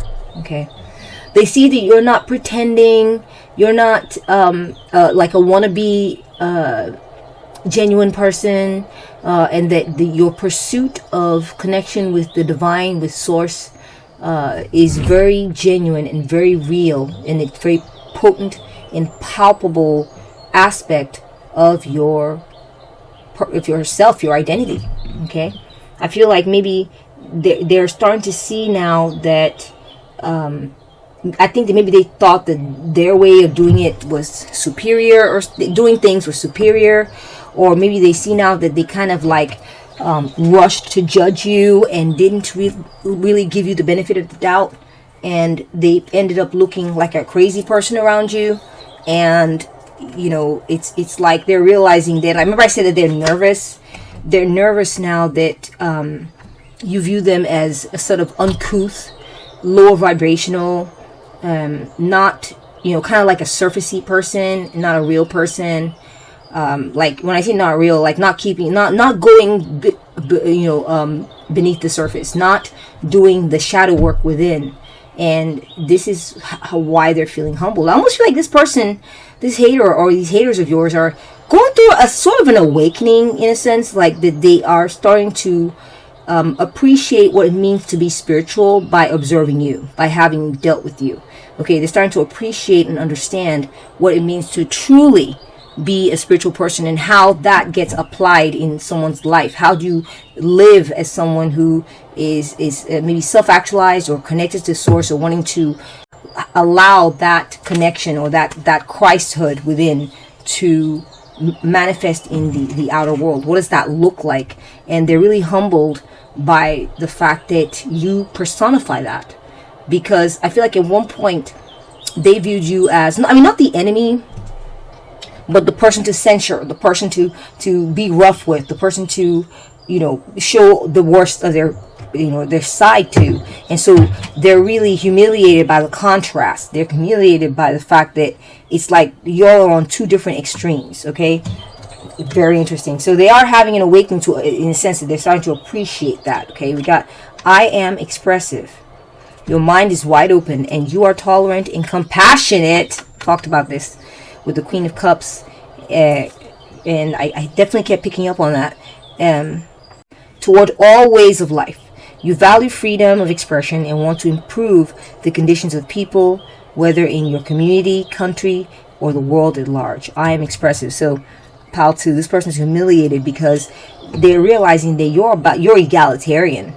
You are about humanity expressing itself on a higher level, for everyone to get along, for everyone to get a chance to speak, for everyone to be healed, to have healing modes of communication, for everyone to be getting healed together and moving, ascending upward together. That is your vision. Okay, they're humiliated by this because they're not in that vibe at all. That's not their thing. Their thing is, each man for himself, or each woman for himself.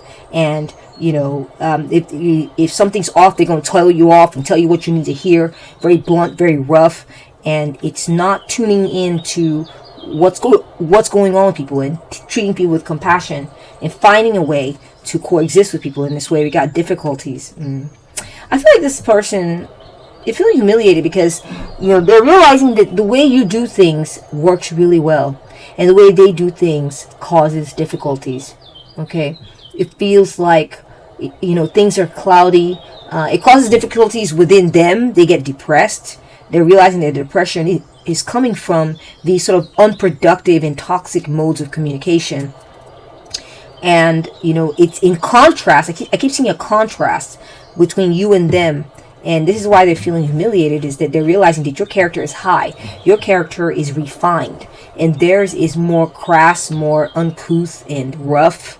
And it causes problems with other people, how they're perceived, and causes problems within them as well. Okay? This is why they're feeling humbled by you. We have relief. Yeah, they're feeling humbled because, when I say humbled, I think humiliated also, to be fair. To be frank, I'm kind of linking the two together. They both have the same root word, and those two words, humbled and humiliated. What I'm getting, pal 2, is that they see that you simply wanted relief from them. You simply want a life that is like a breath of fresh air, a drink of clear water. We're seeing the Queen of Cups here. We're kind of seeing the Queen of Cups here as well. There's an Aladdin's lamp, and there's a woman here coming out of the water, like, and just splashing in the water. And we got a woman here in the bathtub or the ocean or whatever. So there's this sense that, they realize now that you frolic in the ways of your emotion. You nurture emotions, and you nurture yours. Okay, you're not about walling off your emotions and quote unquote regulating your emotions into a cold hardness.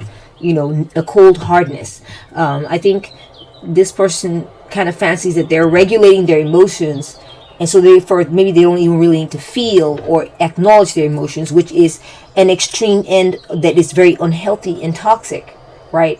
It's about I feel, the healthiest mode is to move through life and, yes, feel your emotions, express your emotions. Do not let them overtake and run your entire life, but it should be a part of your life. feeling your emotions, expressing them, and giving other people room to feel and express their emotions, and being a healing force, and a force that allows people to vent these things, so that it's a healthy way of living, a healthy way of life. We're not stalling things inside and getting all pent up, and developing bad health from it, bad physical health, right? When we fail to process our emotions correctly, we tend to develop physical ailments. That's a proven thing. And so, self-regulating and being hard and stoic and all this, that can only get you so far. Okay. I think that there are a lot of men who have had to learn to be this way, and there are a lot of people who have had to become this way as a way of survival. So don't get me wrong, I'm not knocking it, but I'm just saying there needs to be a happy medium there, and not just who cares about emotions. I'm just going to tell you how it is. Who cares? It can't be like that. And they're realizing that you understand this, okay?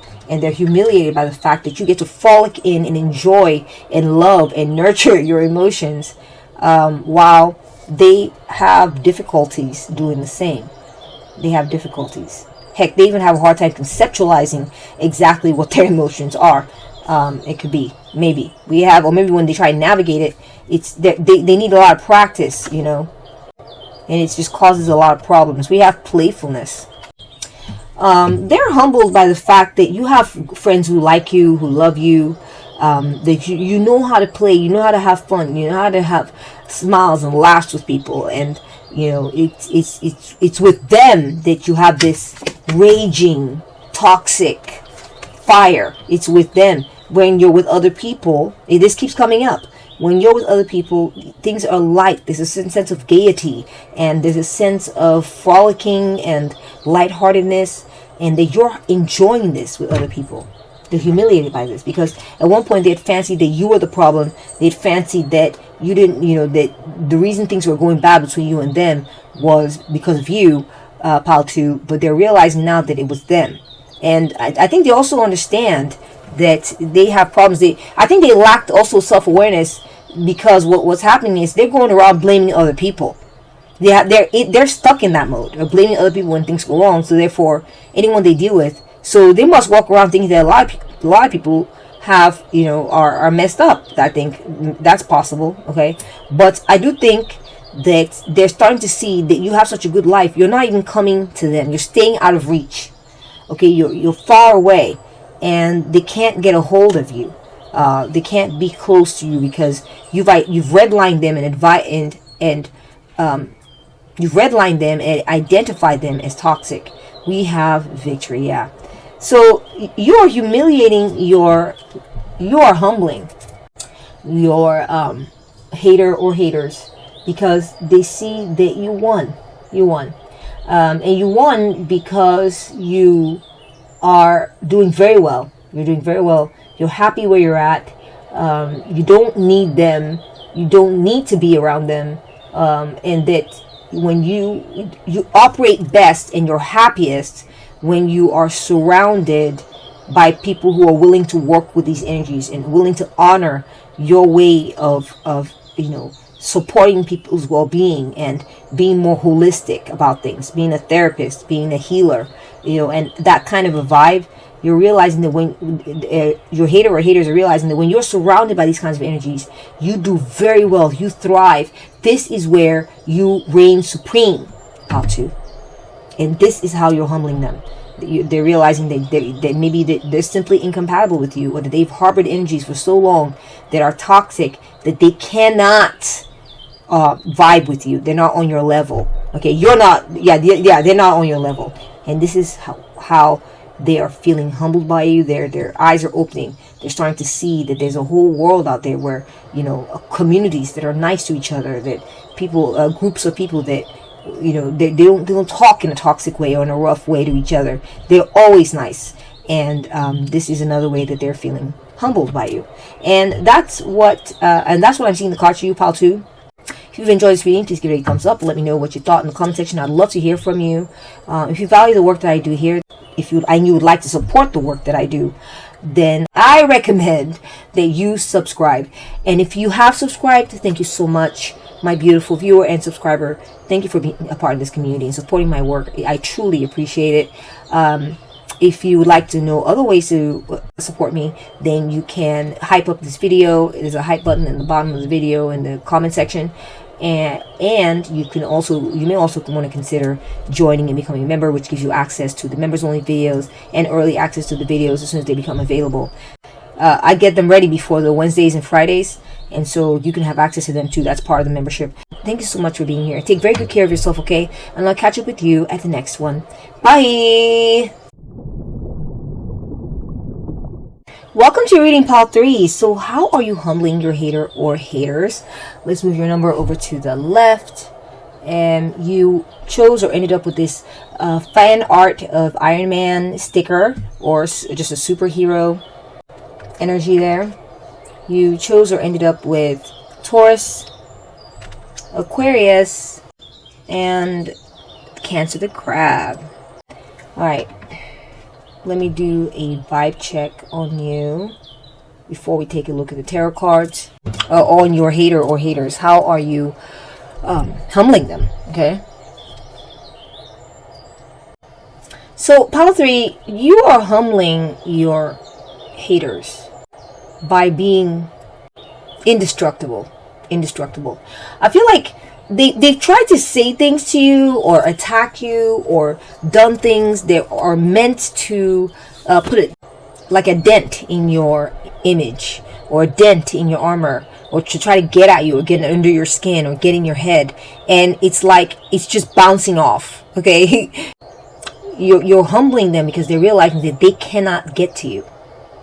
They cannot penetrate that armor you got on now. Okay. You learned. And so, this also implies that you've got your guard up. Okay? Your hater or haters are realizing that you will no longer be vulnerable with them. Those days are over. You're ready. It's like you're ready for them. You're ready. I see a ready posture. And it's like they know it. They know that you've learned to just be ready. Ready for an attack. Ready to deflect. Ready to make sure that you're always suited up, armored up, and so they're humbled by this, and they're humbled because they're realizing that if you are taking this kind of a stance with them, it means that y'all aren't close. Okay, I think that your hater or haters, or the hater that you're thinking about anyway, or haters out there, they think that they valued being close to you. They valued being close to you, pile 3. They valued being able to connect with you. They valued it when you had your armor down and you were vulnerable. But they see now that you have your armor up and it will be staying up. And they're feeling humbled by this. It's a realization. The reason they're being humbled is a realization of the fact that they have certain shortcomings. They are not the type that you let come close to you, pile 3. Okay? That they don't qualify for your vulnerability any longer. They don't qualify for you to be like, oh, and just warm-hearted and show them your belly and let them know all the things about you. These people are not going to hurt you. No, you now know. Okay, this is what they're feeling humbled by, is that you now understand that they're always looking for ammo to use against them. That they can't be trusted with the information that they get about you. That they will twist it. You now understand that they view you as other. They don't view you as one of their own. They view you as other, and nothing can shake that now. And that impression, and it makes them feel like they're no longer on your level. They're no longer being allowed into the inner circle. They've been kept out, and so they find that humbling. They find that humiliating. Definitely. Okay. I feel that your hater or haters, okay, are, man, they are taken aback by your power. They feel that you have withstood so much, and yet you stand strong. You're still standing, okay? You did not allow yourself to be broken, okay? That, despite everything they did to you, in fact, you've come out of it stronger than ever. And it's humiliating because, the intent was to sort of break you down and make you feel smaller, make you feel like you don't really you know, like there's some things you have off, and you just need to learn your lesson and all that. You know, they want you to be humbled. They want you to make yourself small, and they're realizing that that's the opposite of what has happened. You've made yourself big. You've made yourself powerful. You've made yourself an impenetrable fortress, and or just very hard to damage, hurt, or kill, or whatever. And they are feeling humbled by this because they like to put themselves on a certain pedestal in their mind, like, yeah, me and Pod 3, we're close, yeah, we're good. And it's like they're delusional, you know what I'm saying? They're delusional about that. And your armor being up reminds them that they're not on that level. They're not in that inner circle. They're just not. Though they're being part of that inner circle, it's like it's a bit of a status for them. It's a brag. They want to be able to say that, oh yeah, Pod 3 and I are close. You know, yeah, of course. You know, they can't claim it. They can't say it because you treat them like other, just like they treated you like other. Okay. I'm also getting Pod 3. They're feeling being humbled by how powerful you are. Like I said, they want you to break you down and make you smaller. But what they've inadvertently done is made you bigger. You're more powerful. Your muscles are more. You're buffer now. You don't play. You know, like you've amped up your defenses. You amped up your powers. Okay, you know, as a result, in response to their attacks. Okay, you've gotten tougher. You've gotten harder to take down. And it's just every attack has made you stronger because it's like you got the information from that attack and you decided, got it. So you like to roll like this, got it. I'm going to make sure that I never fall for that again. You know. So you've taken every attack and you used it as fodder to make yourself stronger and more powerful. And they are feeling humbled by this. They're realizing that they picked the wrong one in you to be attacking because you weren't going to stand for it. You weren't going to be broken down by it. In fact, you're going to become amped up by it. All right, and so this is making them feel kind of small. Okay, also getting like for some of y'all, have you been working out? Have you like changed your body or undergone some type of physical makeover where your body is like just, you know, I mean, banging, man, banging, just hot and sculpted and beautiful, and just some type of major transformation where you've leaned out and your shape has come back and your youthfulness has come back, and you know, you're very attractive and intimidating. This makes them feel small. Okay, your shape is intimidating. You're lean, mean machine, Pod 3. And even if you're not a lean, mean machine, you have augmented, or like you've done something with your looks. I don't know what it is. And it's making them feel hella intimidated. Some kind of change has been made. It could be a haircut. It could be the way you style your clothes, the way you dress up. It could be your physique, your form. It could be that you're more athletic now than you ever were. You know, I don't know what it is, but or maybe you're just athletic, period. And this is something that humbles your hater or haters. Okay? All right, let's go ahead and, okay, right. Sorry, I got a bit more coming through. There's more coming. They are humbled by the way how intelligent you are and how much clarity you have. It feels like they wanted to muddy the waters with you, but what ended up happening is you reinforced the clarity within you. You reinforced it, okay? You used it as like fuel to make yourself better. You didn't get bitter, you got better, okay? That's what I'm hearing. And they're really humbled by this. They're just like, oh my gosh, what have we done? It would have been much better for us to have been nice to Pod 3, because maybe Pod 3 wouldn't be as amped up and as intelligent and as, you know, positive, and as like, you know, like they're realizing that they gave you a lot of fodder for self-improvement. A lot. As much as they attacked you, as much as they made you feel unsupported, as much as they made you feel rejected, as much as they made you feel, you know, whatever, okay, that hurt you, is as much as you amped yourself up and improved yourself and bettered yourself. And so they're feeling humbled by this, because part of it is, you know, maybe they're not like this. They're not like this, okay? If they were to be under siege and under attack, maybe at best they would withstand it and survive it, but they wouldn't become like an A+ version of themselves. Okay, maybe there'd be some improvements here or there, but you're doing it at a whole other level, part 3, and it's just, they find it mind-boggling. Okay, they're mind-boggled by who you become.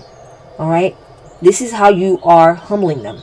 They feel like they do not compare to you on how you've responded to things, how you behave, who you've become in response to life's challenges, and even the challenges they throw you. Yeah, they just can't compare to you, and in that regard, in that aspect, that you took attacks and you become a significantly better version of yourself. That's really the bottom line of what I'm trying to say. They're also feeling really humbled by the fact that you gave them a lot of warnings. You warned them. You told them where this would go, okay, if they continued the way they were. And you've made good on those promises. You've made good on those warnings. Or perhaps they were warned. And whoever warned them about you, they're realizing that person was right. And, they're humbled by how you remain positive. Despite everything that happened, you have a lot of light in your life. You have a lot of life in you. Okay? And also just life's challenges in general that you dealt with, not even having to do with them. It seems like you have not been beaten down. You've bolstered up, and you've leveled up in response to the challenges and hurdles that you've had to overcome or you've had to face in life. And so they're really impressed with you. Impressed in the sense, when I say humbled, they're humbled by how you respond to life's stressors, how you get better. You don't get bitter, you get better, part 3. I feel like they're really humbled by you because it feels like you were encircled by darkness. Your hater or haters are very aware that you went through some type of dark night of the soul, or like a period or phase of your life where nothing wasn't happening, and maybe and it depressed you. It would have depressed anyone. Maybe you were held back in some type of way, or maybe they rained darkness upon you, by attacking you or whatever it is that they did, and you came out of it an intelligent person, a positive person, upbeat. And also you came out of it still being very kind, retaining a lot of your softness, your love, your trust. Not for them, but like towards life in general. You didn't become jaded, and they're being humbled by the fact that this was always you. So whatever they tried to do to you, it did not corrupt your innocence. It did not corrupt the trust you have in the divine. It did not corrupt that. They could never get to that inner core of who you were. I'm also seeing that they're humbled by the fact that you don't talk to them, and you don't talk to them intimately anymore. You don't, or you just don't. You don't let them under your skin. You don't let them into your head, and they know it. They know it. They're really humbled by this. Okay, let's take a look at your first tarot card and get more information. We have the 6 of Cups. So your hater or haters may be people that you have known for a long time. It could be someone that you've known since your childhood, or it could be someone you've known for several years. Like there's some history there. Or it could be your hater or hater is someone who shares childhood memories with you, or has children with you. Okay, it could be a co-parent. Unfortunately, there are some marriages or some relationships where the partner or the co-parent is a hater. I mean, it happens, life is textured and funny that way.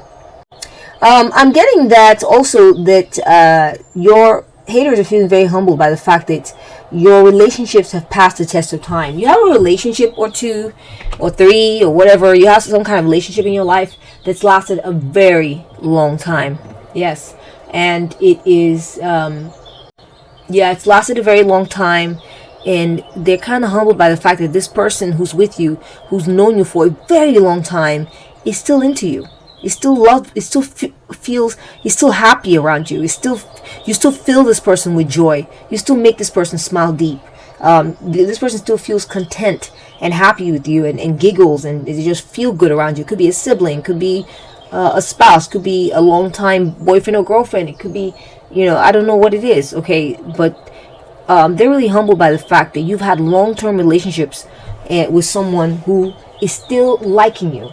still loving you. They still think you're great, and they're really humbled by this. It could be that maybe they were hoping to see a downfall in regards to long-term relationships with you.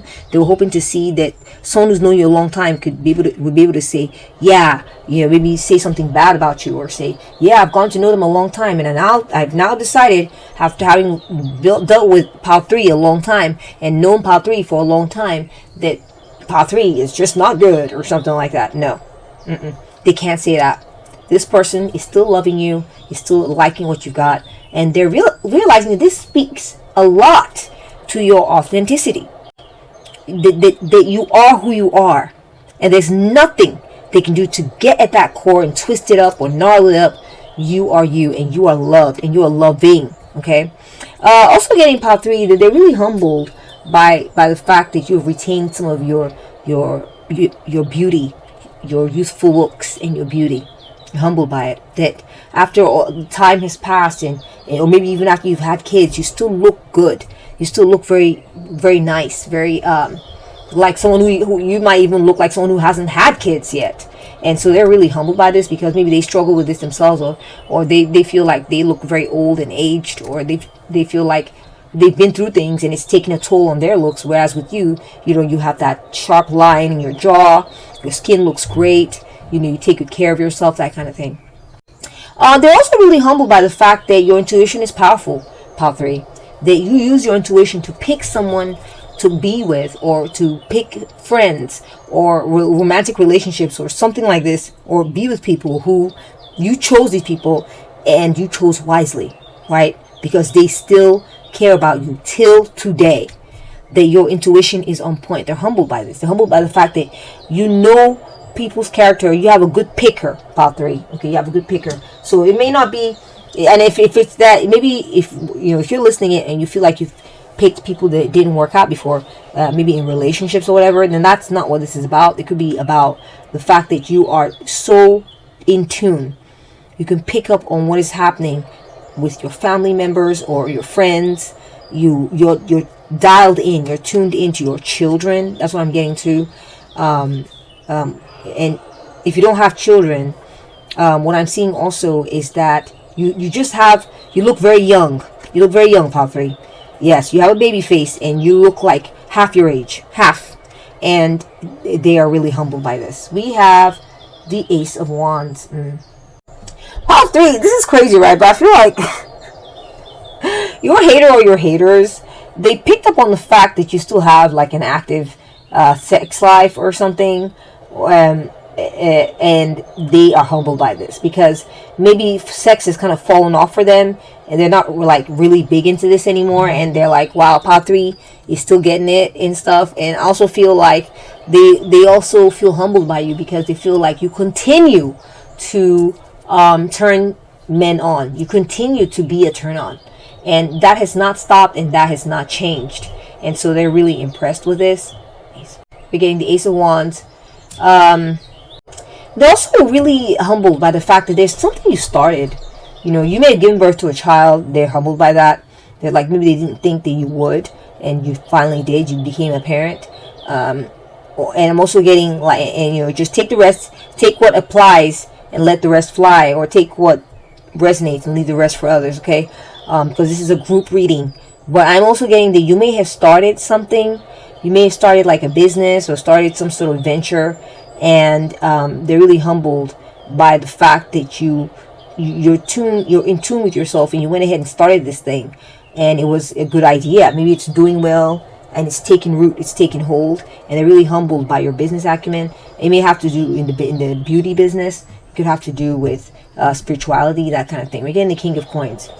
Yes, so it feels like maybe a business you started is making you very wealthy, Pile 3.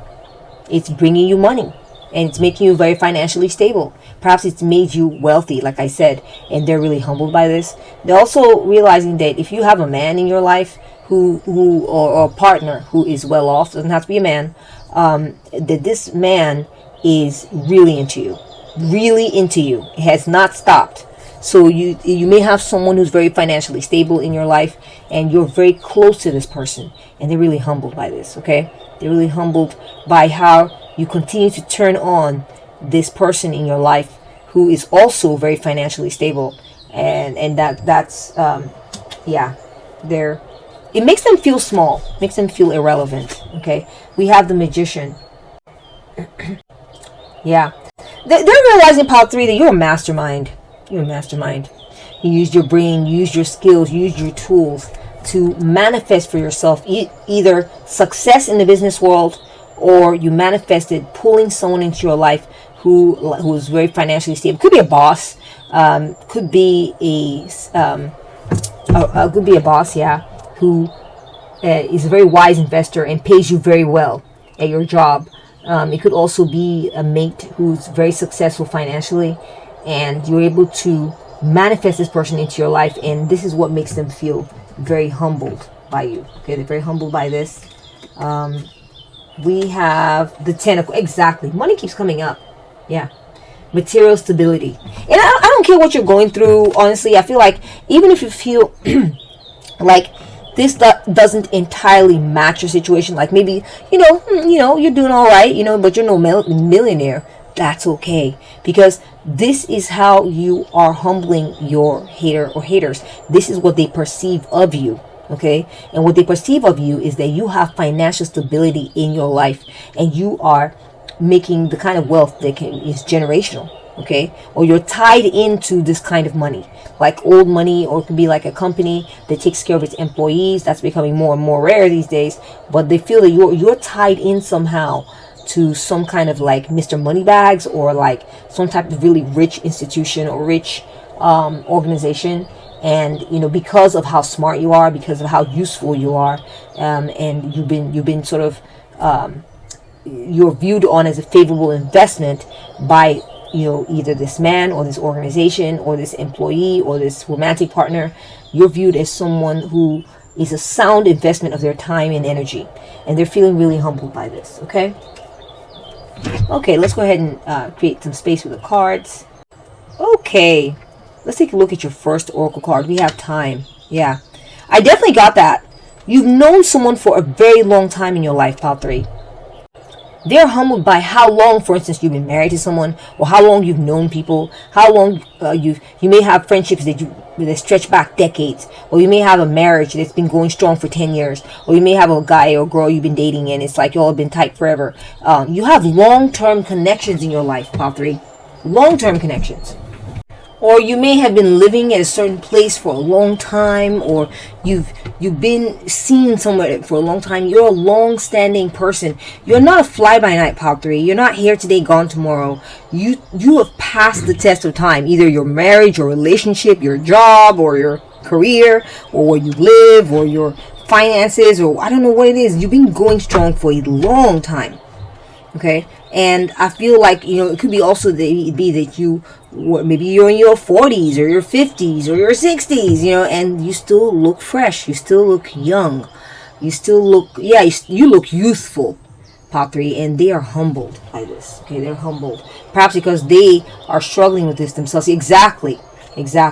They are aging, pile 3. These people are aging. Your haters, they're seeing wrinkles. They're getting lines on their lips. They're looking, and also feel like they look like they have like skin blemishes and things.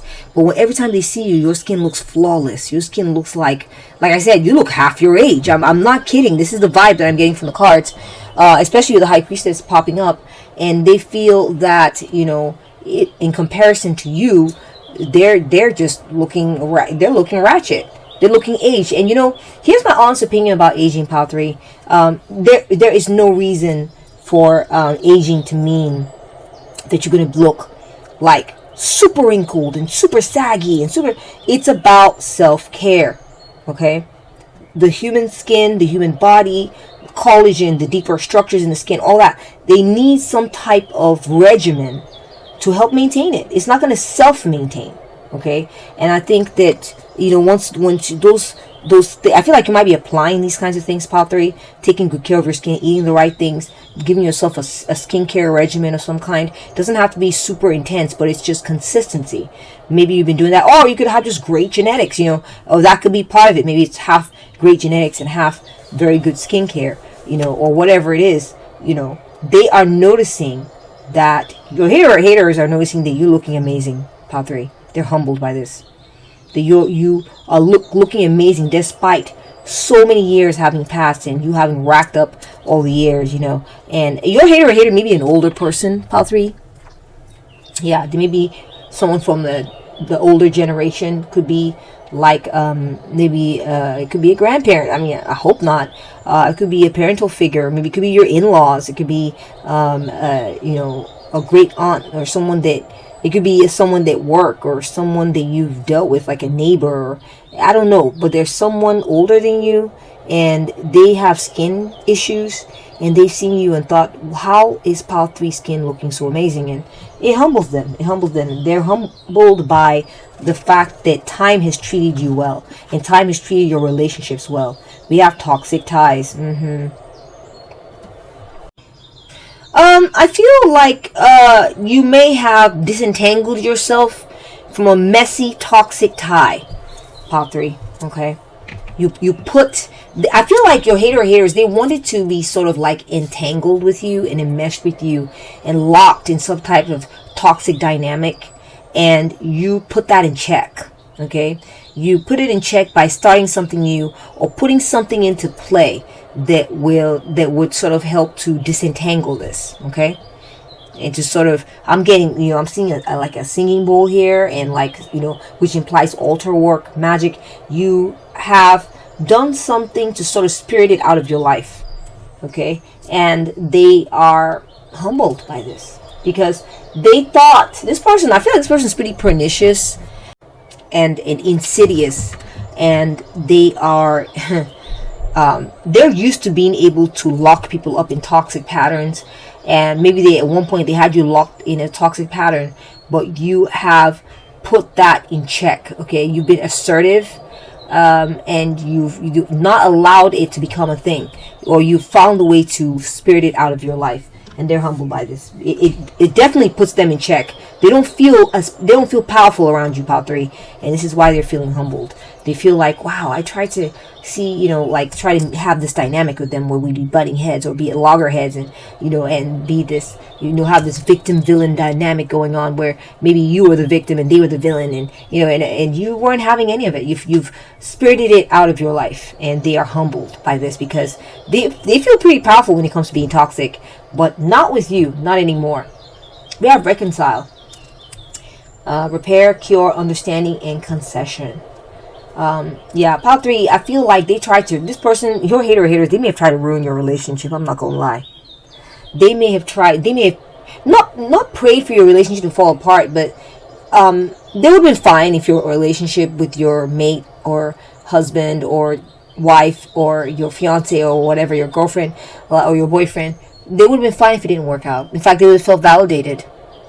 And they are humbled by the fact that you kept this person's attention in your life. Okay, you kept their attention. They came back to you for repair.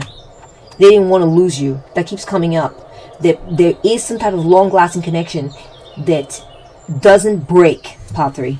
It doesn't break, and they are humbled by this. I feel like they may be surrounded by relationships that are broken. Maybe their own relationship, your haters' relationships have broken irreparably, and they see that yours is passing the test of time. Yours is resilient. Yours keeps coming back. Y'all have reconciled. Y'all have repaired. Y'all understand each other. Y'all have made concessions with each other. I mean, they are really humbled by how you're handling certain key relationships in your life. It doesn't have to be a romantic, it could be platonic, like a friendship, but they're just shocked at how you have maintained certain friendships in your life. They're really taken aback by this. They're humbled. They're like, oh, maybe they don't feel like they have it going quite as good as you, or maybe they assumed worth of you and they are proven wrong. Okay, we have candy shop. So much to choose from, but unsure of what you want. Everything looks good. Yeah, Pile 3, they're humbled because you have made it to where you have so much going on for yourself, Pile 3. You have so many awesome traits, both physically, mentally, emotionally, practically. You're good at doing certain things. You're also very pretty or very good looking. You kept yourself in shape. You're very talented. You've cultivated your talents. You may have a good business. and you're working your business and that business is thriving, they are humbled by how you have so many good features and traits going on for yourself, Pile 3. They're not on your level. They don't consider themselves to be on your level, your hater or your haters. They're like, wow, Pile 3 just has it going on so many levels. Like, what do they even pick and choose from? There's so much to pick and choose from in you, Pile 3. And they're humbled by this. They're humbled by it's like you're twinkling and shining. You're full of perks and pros. We have number 3, commune with nature. Commune with nature. Yeah. So, Pile 3, you're very soulful. Yeah, you're soulful. And you're well read. You may be self-taught too.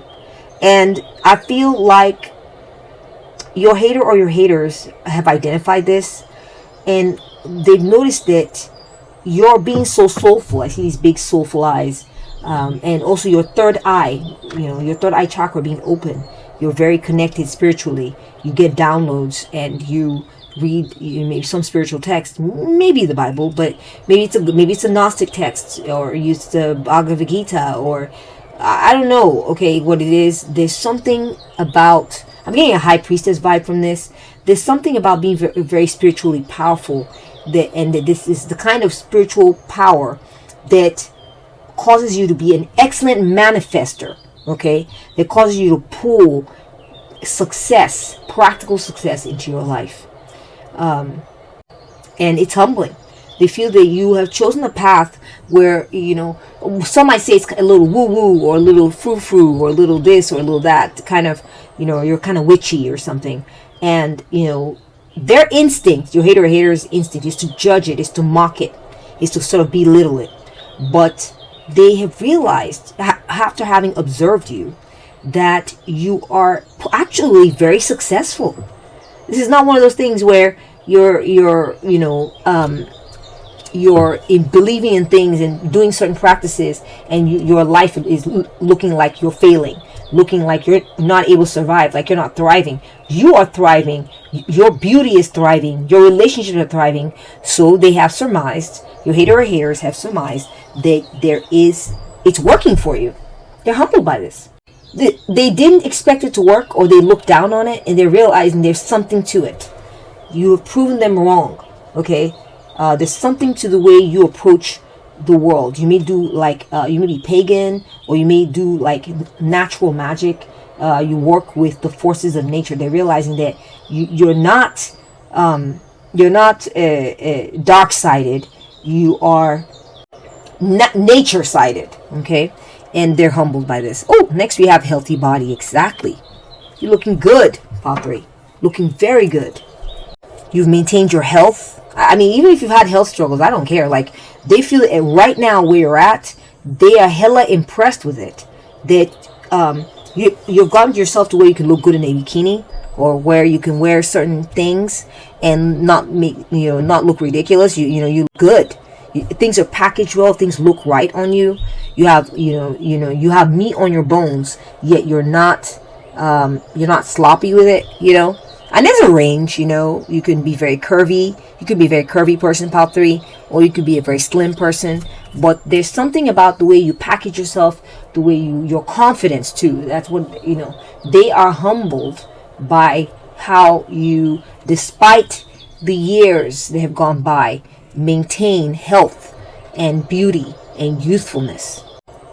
Next, we're getting the key to life. Oh my gosh, Pile 3.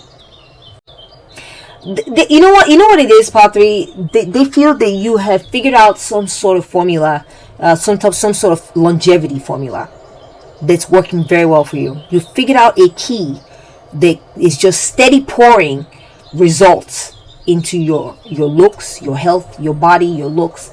They feel certain that you've come up with some sort of you found some solution that works really well for you and helps you avoid like extreme aging and keeps you structurally sound. Okay, they feel pretty certain about that, and they're humbled by it. They're like, wow, Pile 3 is doing better than most.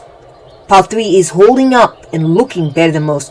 Also, they feel that you have come up, you know certain secrets. You know certain secrets, pile 3. It could be beauty secrets, that's possible.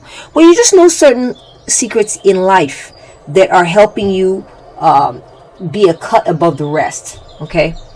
Be a cut above the rest when it comes to, again, I said your looks, your health, but also spirituality, the spiritual world. You know, I'm seeing the Eye of Horse here, which could symbolize also the third eye. I saw that you have the third eye. They may feel that you're a very powerful psychic or very intuitive, and you have figured out, you're witchy. You're definitely witchy. That's what they're saying. That's what they're saying about you, pile 3. They're humbled that you have figured out the arcane arts. They're humbled by it. They're humbled by the fact that you know certain ancient secrets, and you've yourself taught, you pursued certain truths, and you have that information now. You got it on lockdown. You got the key. Next we have haunted house.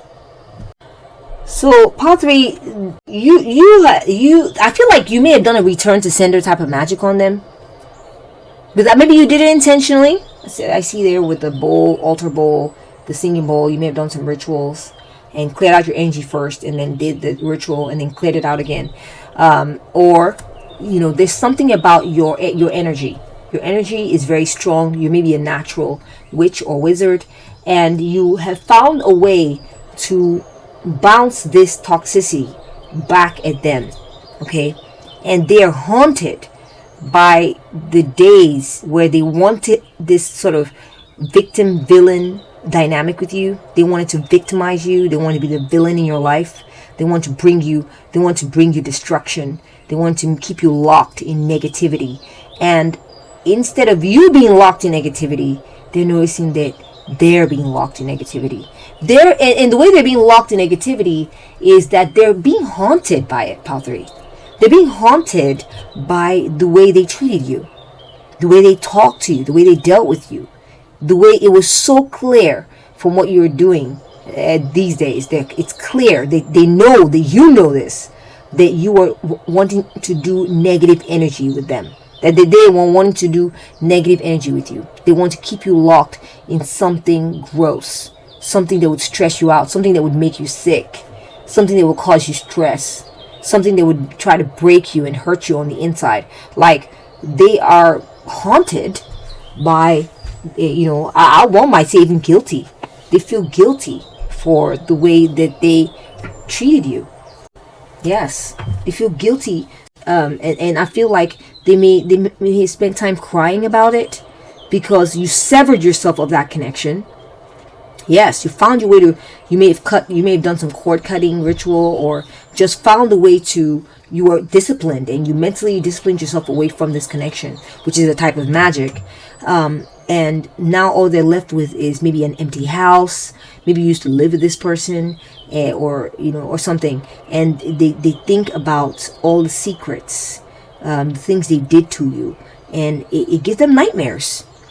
The chickens have come home to roost, and they don't like it. They're humbled by the way you were able to turn this around. This is a very powerful person. Your hater or your haters, they're powerful. They're very powerful at inflicting negative energy and toxic energy upon others. They know how to do like a binding.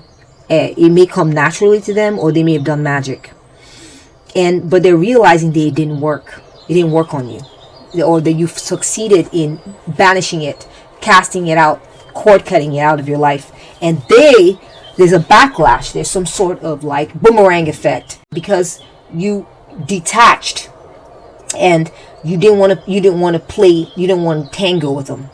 It's like there's a lot of momentum in them wanting to tie you in. It's sort of boomeranged on them. Think about doing like a tug of war, and you have two equally strong people, or maybe just two powerful people tugging and one of them's like, I don't want to do this anymore, and just lets go. What's going to happen to the other side? They're going to go falling back, right? Landing on their ass and being just like, whoa, because there's all this buildup, right, of negative energy. They want to keep it there, and you have cut it off, and it's fallen on them. It gives them sleepless nights. They have nightmares over it. They have feelings of guilt. They're haunted. They think they have memories of how they were, And they've even cried about it. In some of your cases, they may have cried about how they were to you, okay, and how it's just yucky energy. So this is a fallback. This is the repercussions of having tried to loop you into something like this. We have number 10, food. Okay. Choose locally grown organic produce. Wow.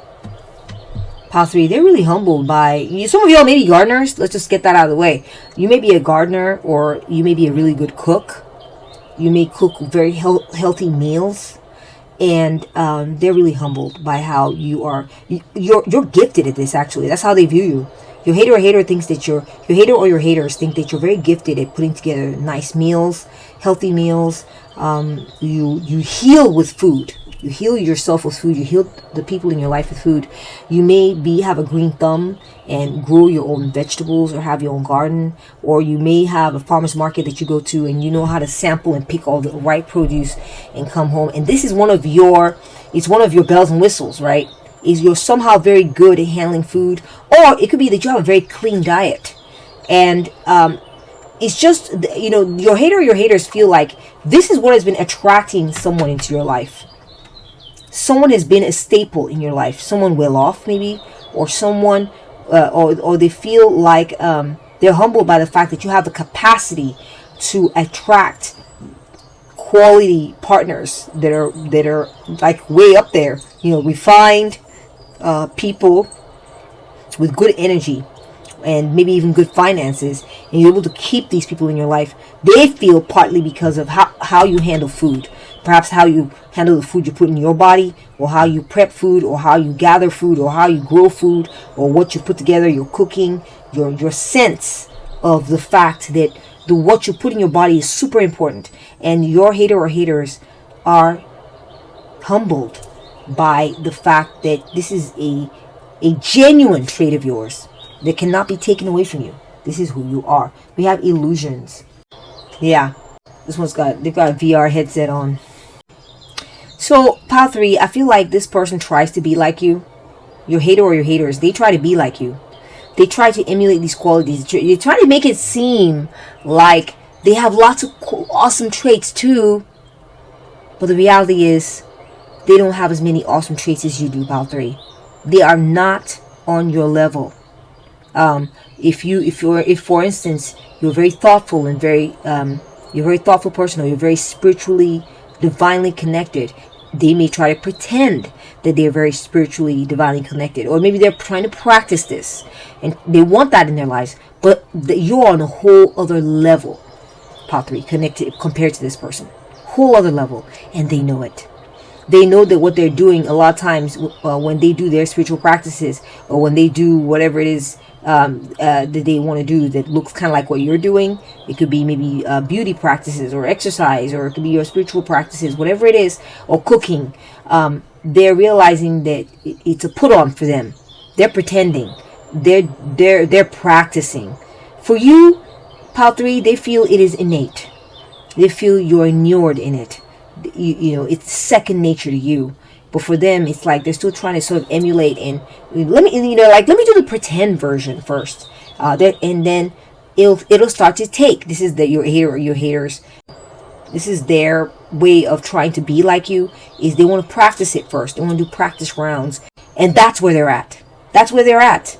Okay, and I feel like for some of y'all, this person, your hater or your haters, they choose candy bars, they choose sweets, they choose cakes, while you choose vegetables, while you choose broth, while you choose organic food, organic meats, and things like this. And they can see the difference, and they're humbled by it. They're humbled by the fact that you are not, you're wise enough, you're smart enough to put good foods in your body, and that's what's giving you this outlook. And they feel that way anyway.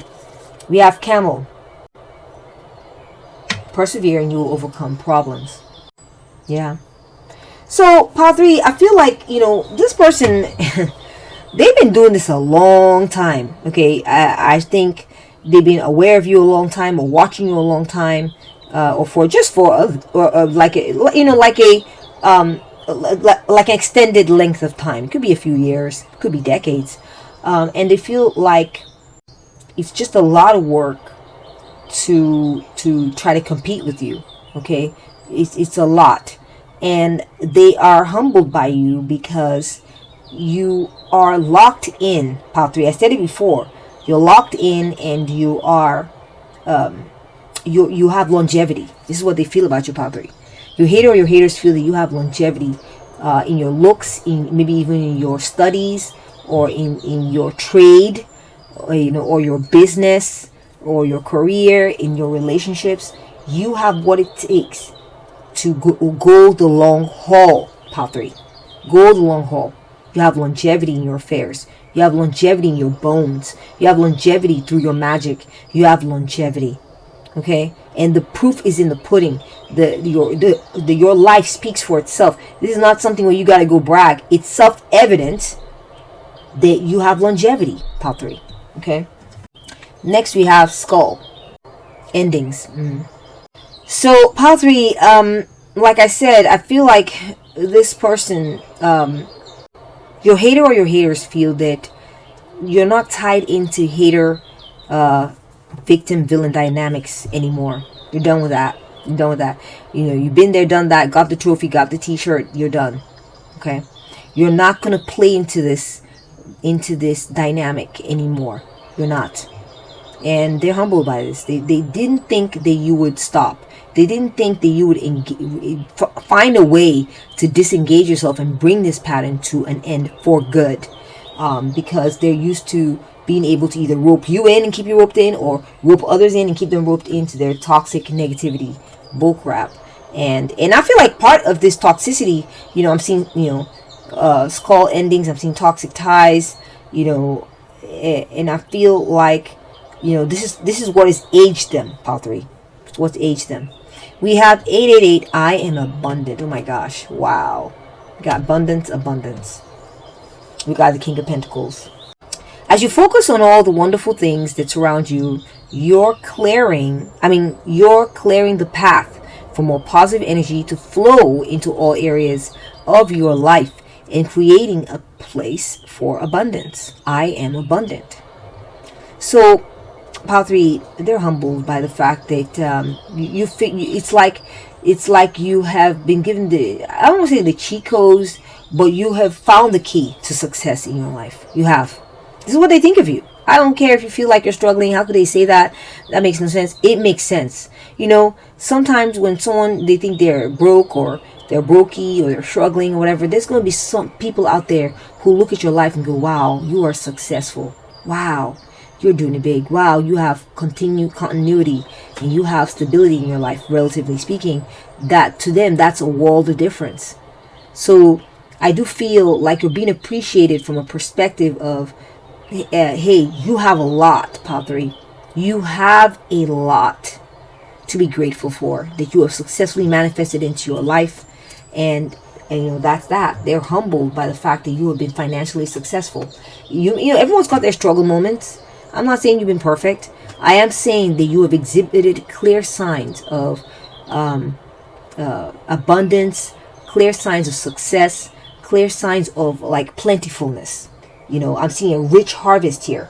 I'm seeing a chest full of gold coins. I'm just seeing like plentifulness around you, Pile 3. And this is why they are humbled. We got clarity next. You got your head on your shoulders. You're thinking clearly.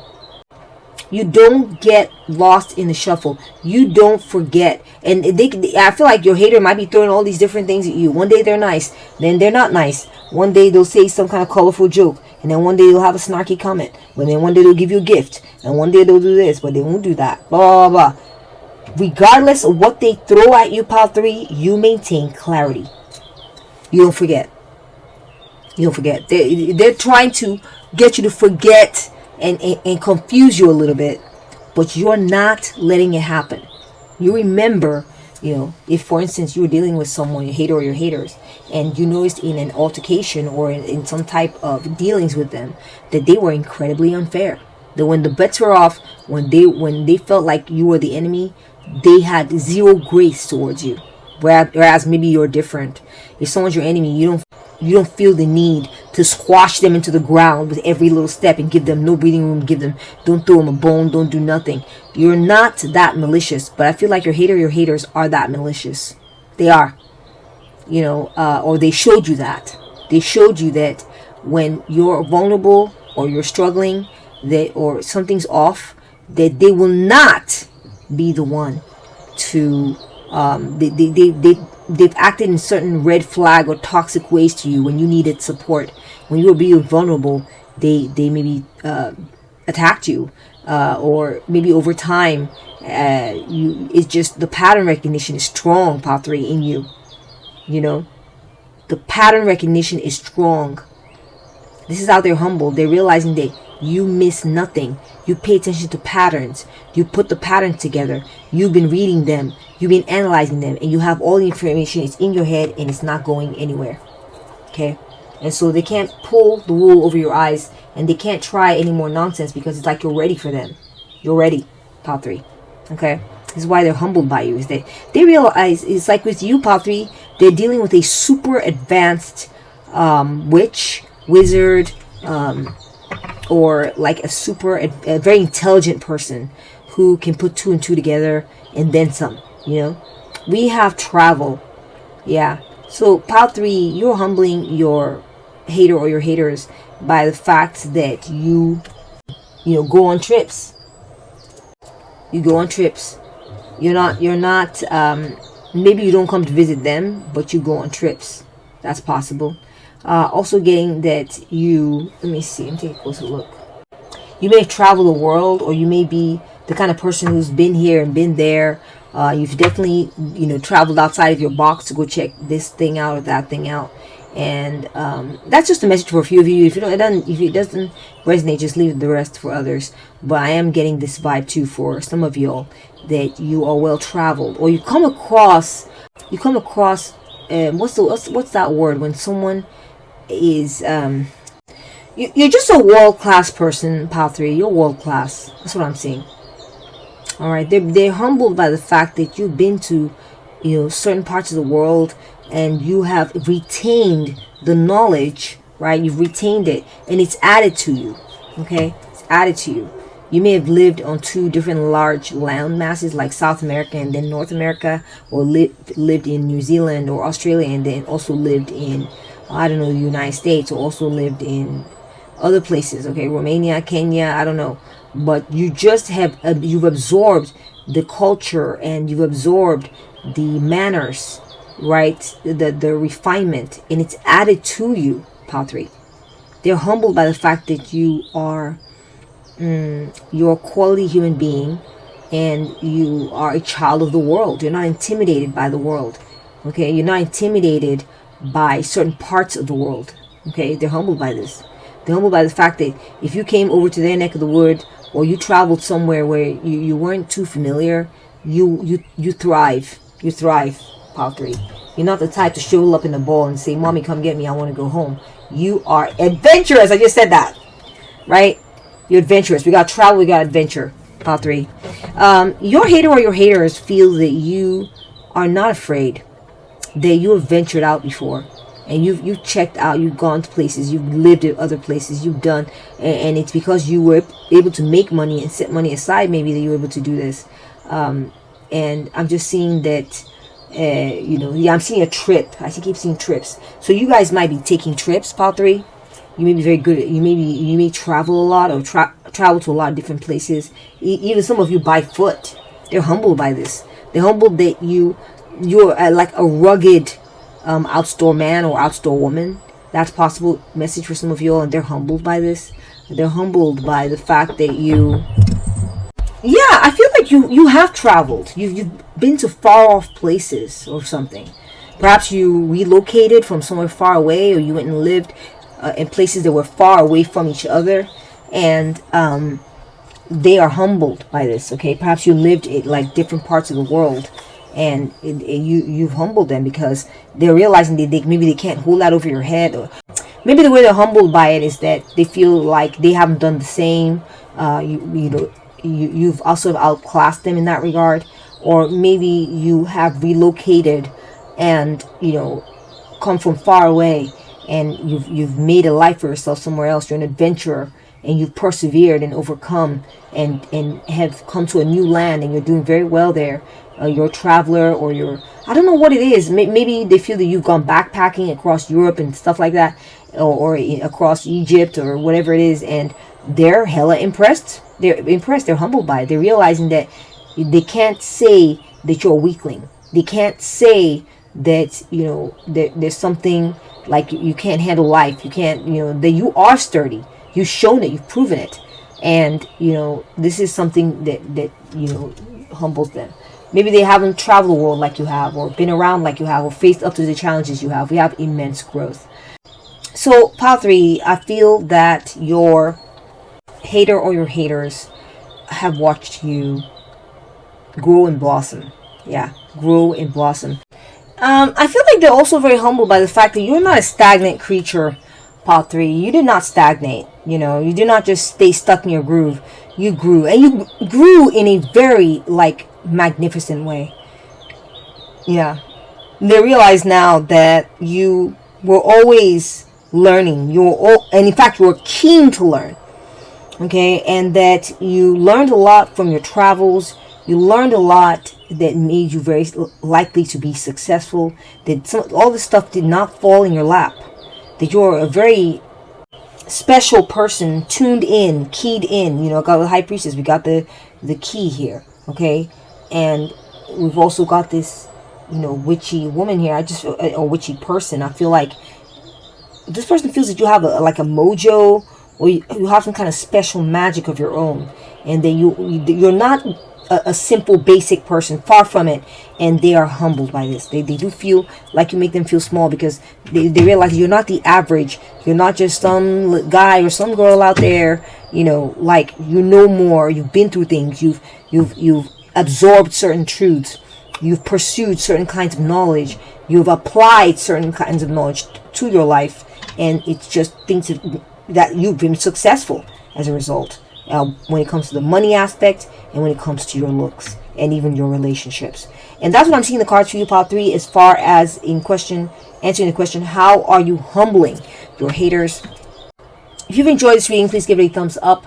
Let me know what you thought about it in the comment section. I would love to hear from you about your experience and what parts resonated with you the most. If you value the work I do here, and you found this reading to be valuable, and you would like to support me in what I'm doing, then I would like to recommend that you subscribe. And if you're already subscribed, then thank you so much. I really appreciate your energy, my beautiful mermaid siren viewer. And I appreciate you bringing your energy to this channel.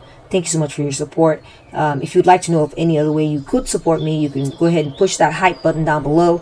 And also consider joining and getting a membership. As you know, comes along with access to a library of members-only videos, as well as early access to the videos that I post here on Wednesdays and Fridays as they become available, of course. Thank you so much for being here. Thank you for your energy. Take good care of yourself, and I'll catch up with you at the next one. Bye! Welcome to your reading, pile 4. So how are you humbling your haters? Let's move your number over to the left. Pile 4, you chose the Treble Clef musical note. You ended up with Sagittarius, Leo, and Aries. Okay. Let's do a vibe check before we look into the cards. So pile 4, you may have some type of musical talent. Is that possible? It's possible that you may be able to hold a note really well, or you are a great singer, or you maybe write songs or write poetry, and this is humbling. If that's the case, then this is humbling your haters. How are you humbling? I'm getting pile 4 that your hater or haters are really humbled by your intelligence level. Yeah, you're very smart.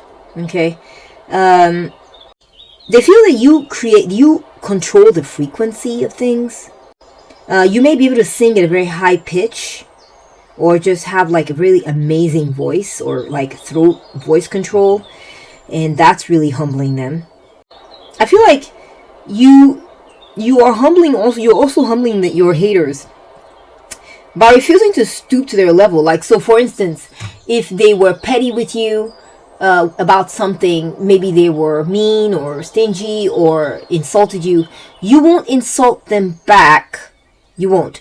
You might do something about it though, but it's not going to be exactly what they do. You're not going to be this, you're not a tit for tat kind of person, right?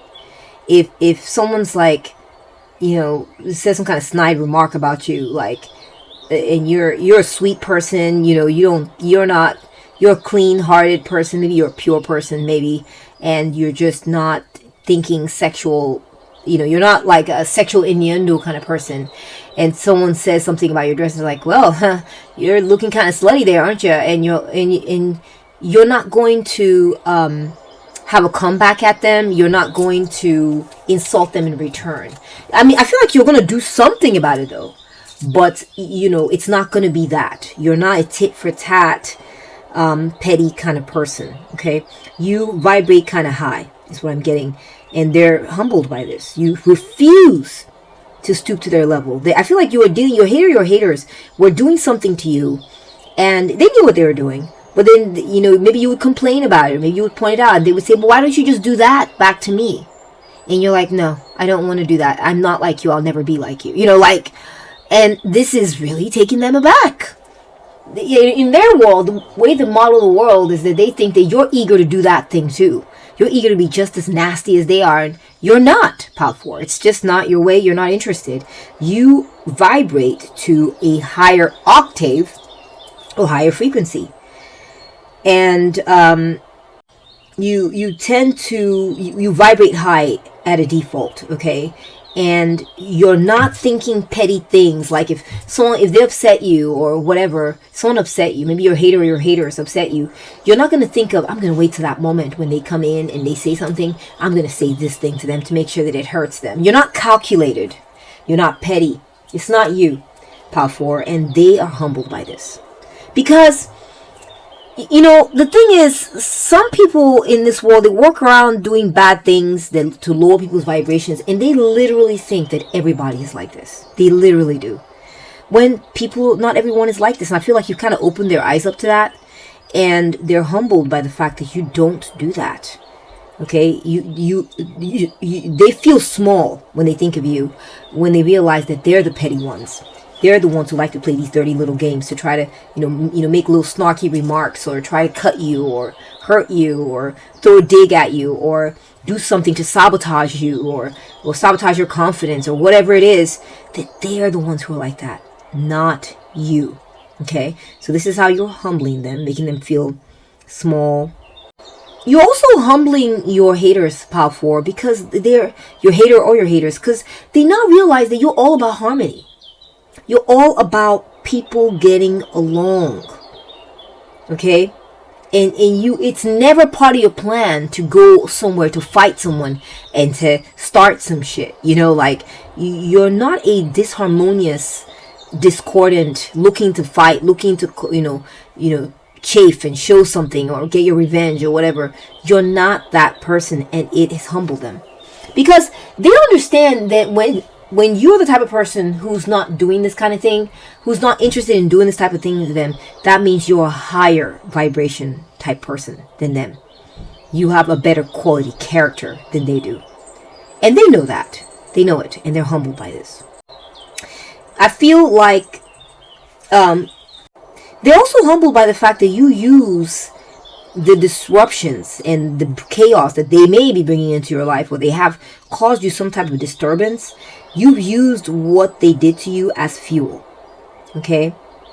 And you have formed some sort of reactionary pattern, or you've formed some sort of strategy on how to deal with it whenever it comes up, okay? You're not messy, you're not sloppy, you're not all over the place, and you're very methodical, Pal 4. So whenever something happens that you've seen before, you remember what it was, and you remember how you said you were going to respond to it and what you're going to do or something like this. You learn from things and you create successful strategies. This is the reason why they are humbled by you.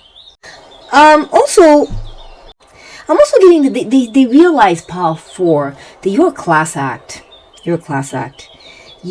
it's like you're elaborate, and you're cursive, you're stylized, and it's like for them they're just a petty person that maybe has said or done hateful things to you.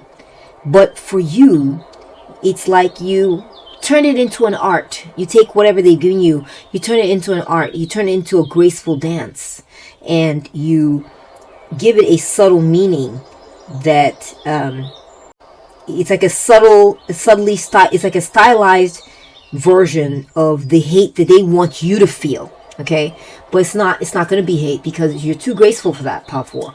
You're too graceful. They are also humbled by the fact that you continue to be positive, you continue to be happy, okay, you continue to connect with God, and that I feel like your hater or your haters, though they may never admit it, think that you have achieved or attained enlightenment. There's certain things they just do not see you do.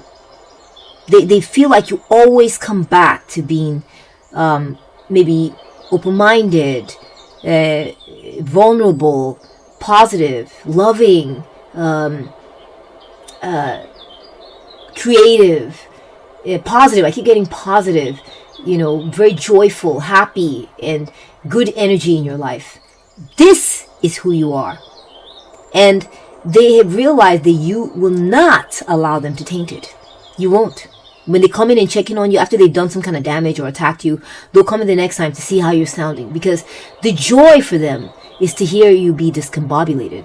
The joy for them is to hear you that your timbre has changed and your tone has gone down, and you're dragging, or you're sad, or you seem beat down or defeated, or you continue to be upbeat. You continue to be singing that song. You continue to preach the good and preach the positive, and you continue to be happy, and you continue to honor your happiness. You continue to maintain your good energy, Power 4.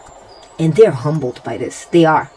Yeah, it's coming in very powerfully, Power 4, that you are lucky and you are filled with abundance. Okay, you're a very abundant person. And I feel like they're starting to realize that the reason why things seem to go well for you is because you take the same challenges that everybody else has, and you turn it into a graceful dance. Okay, you turn it into artwork, something beautiful, and you execute it beautifully. Whatever your strategy is for dealing with that negativity in life in general, or the negativity that your hater or your haters bring your way, they feel that you do it beautifully, and that you maintain your good energy and your light. And they are hella impressed with this. You make them feel irrelevant because of it, because they wanted to do damage to you, Power 4. They wanted to gnaw you up. They wanted to make you feel angry at the world. They wanted to see your dark side. They wanted you to do what they do. They wanted you to come at them with insults or try to cut them down. They want you to get scrappy. They want you to get gnarly. They want you to get ghetto. And you refuse to do it. And this is why they are humbled by your energy. Let's go ahead and move on and take a look at your first tarot card. We got the Hanged Man. You let go of something. I feel like you're a martyr, Power 4. Your hater or your haters view you as a martyr. And it's like, I'm not saying that you're a chump or something. I'm just saying, like, your hater or your haters, Power 4, have seen that you don't take the opportunity to strike back. You just let go. You let go of negative patterns, people who are trying to hurt you, people who are saying negative things to you. You just, like, for instance, you may not respond to negative comments. You may just become very aloof and detached. And you may, suspend, maybe if you have a gut reaction, something you want to do, you suspend it. You surrender. Okay? And it's funny, with the Hanged Man, I'm getting that story about Odin and how he hung himself upside down on the world tree Yggdrasil in exchange for knowledge and wisdom. And so I feel that you are viewed this way, Power 4, and they are humbled by this, because I feel like the reason they feel small next to you with you doing this and being this way is that they couldn't do it. They couldn't do it. They're too petty. They're too immature. They're too caught up in their ego to do it like you are. And so this is why they're humbled by you. They're humbled by your maturity, and they're humbled by your pose, your letting go, your surrender to experiences and not engaging negative experiences. That's probably true. Yeah, I got the Tower here, which implies to me that it's like you let go, and this shocks them. This shocks the crap out of them. They don't expect it. They don't expect you to be so detached. Your hater or your haters do not expect you to be so detached towards their attacks, towards them making a victim out of you, and they're taken aback. They are taken aback. I'm also getting that, you shatter their expectations. You shattered their expectations. I feel like you had some hater or haters who spoke against you in the past, and they took one look at you and thought, Power 4, I bet your Power 4 is going to react like this. I bet your Power 4 is going to go off. I bet your Power 4 is going to attack us in return. I bet your Power 4 is going to hold a grudge. I bet you, and you were none of these things. And it blew their minds. Because they had a plan for you, Power 4, your hater and your haters. They had a plan. And you're not playing into their plan like they want you to. You're not. It's almost like they wanted you to be unhinged. They wanted you to act crazy, and you didn't do it. They wanted you to be crazy like them, maybe even, and you wouldn't do it.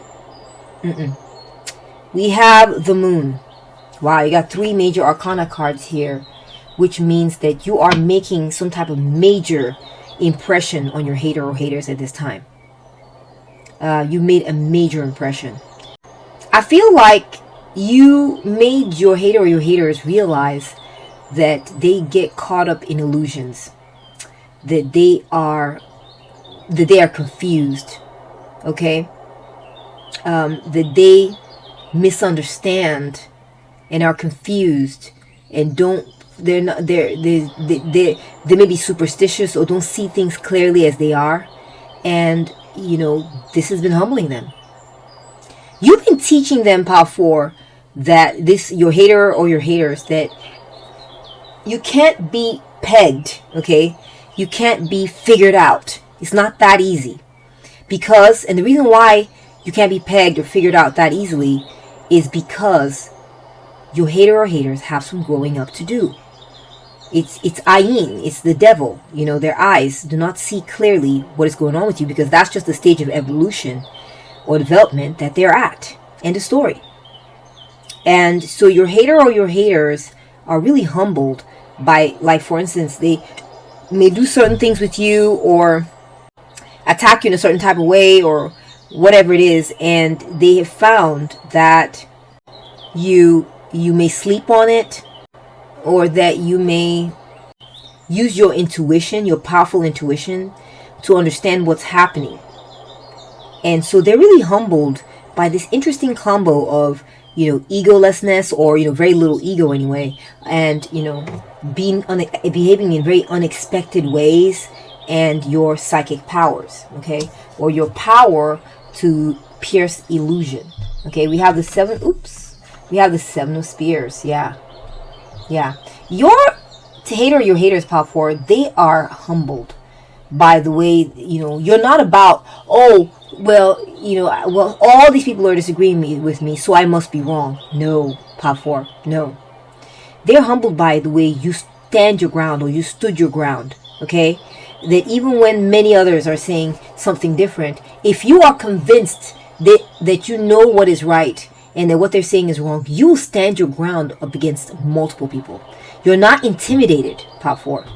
You're not going to accept, I just don't want this trouble. I'm pretty sure that I'm right and they're wrong, but I'll just accept and go with the lies and the wrongs. That is not you, Pop 4, and they are humbled by you in this. They're realizing that you will never agree to a situation that's, A, unfair, B, untrue, and C, illogical. Okay? Illogical, unfair, untrue, and if there's something that they feel they should be doing, and they feel it in their gut, you feel it in your gut, you feel it in your soul, you have that wisdom now, and you're doing it. No one can tell you different once you start doing whatever that is. They're humbled by the fact that your haters are humbled by the fact that they cannot say anything or do anything to you to get you to give up on your stance, to get you to stop doing what you're doing, or to get you to change your routine or change who you are. You stand your ground on who you are. We have Traitor, Ten of Swords. How are you humbling your haters? So, Part 4, I feel like there was a traitor in your midst. There was someone who kept causing you trouble. And you, plus other people in your group, have rejected this person. Yes, you have rejected this person who was causing you a lot of ruin, a lot of failure, a lot of, rock bottom type feelings and defeat, loss. They were bringing you negative, nasty energies, Power 4. Nasty. But you stood your ground against it, and you refused to bow, and you refused to break, because you knew that that was BS, and you're not going to sit here and enable it or cheer it along or anything like that. When time comes, say time has passed, and you're hanging out with this person again, and everyone's like, oh my gosh, good job, hater of Power 4s. They're not saying that. I'm just trying to announce. We'll say your hater is, their name is Maurice. And they'll say, I feel like what's going to happen is, for instance, they're going to cheer you along. Yeah. Your, oh my gosh, where is this? How are you humbling your haters? Yeah, so Power 4, you won. You won against this person who's betraying you, stabbing you in the back. Your reputation is that you beat this person. You beat this situation. You beat this person down. And you and people who are on your side came out and also stabbed them in the back, symbolizing, we don't agree with you, we don't accept you, we don't like the way you treated Power 4. Okay? And so you have your own backup as well. You have your own support. Though people had, pegged you for the person to challenge or to go against, or to say, no, you're the odd man out. We're not going to work with you on the way you want to do it. And you were like betrayed in a way. You still won. You still won, Power 4. This is why you are humbling your haters. Is they're realizing that your self-esteem is still intact even after everything you went through, and that in the eyes of others, you are viewed as a winner. You are viewed as a winner. And whenever you show up in town and you go into town to visit them, this could have been like your in-laws, this could have been your siblings, or where your cousins, your nephews lived, your clan, or this could have been like a group of friends, or a group, or an association, or something like that, or an organization. But when you show up, Power 4, okay, people come out and they greet you and they acknowledge you, and this is humbling them. I feel like this person, Power 4, it's like they want you to fail. Yeah, that's really what it is. They want you to fail when it comes to your reputation. They want you to fail when it comes to something you really wanted, and you were like, I'm going to stand my ground until I find it. They were challenging you on this. Okay? They didn't support you in this. And I see that the way you will be humbling them is that they will be rejected. Okay? They will be rejected, and you will be viewed as a winner. You'll be viewed as having won that battle. Okay? And you're going to gain some supporters as a result. Because this traitor energy that's coming up on the cards is something that not just only oppressed you, Power 4, but it also oppressed others. People are very aware of this dynamic. And, you scored a victory. And that really is a beautiful thing.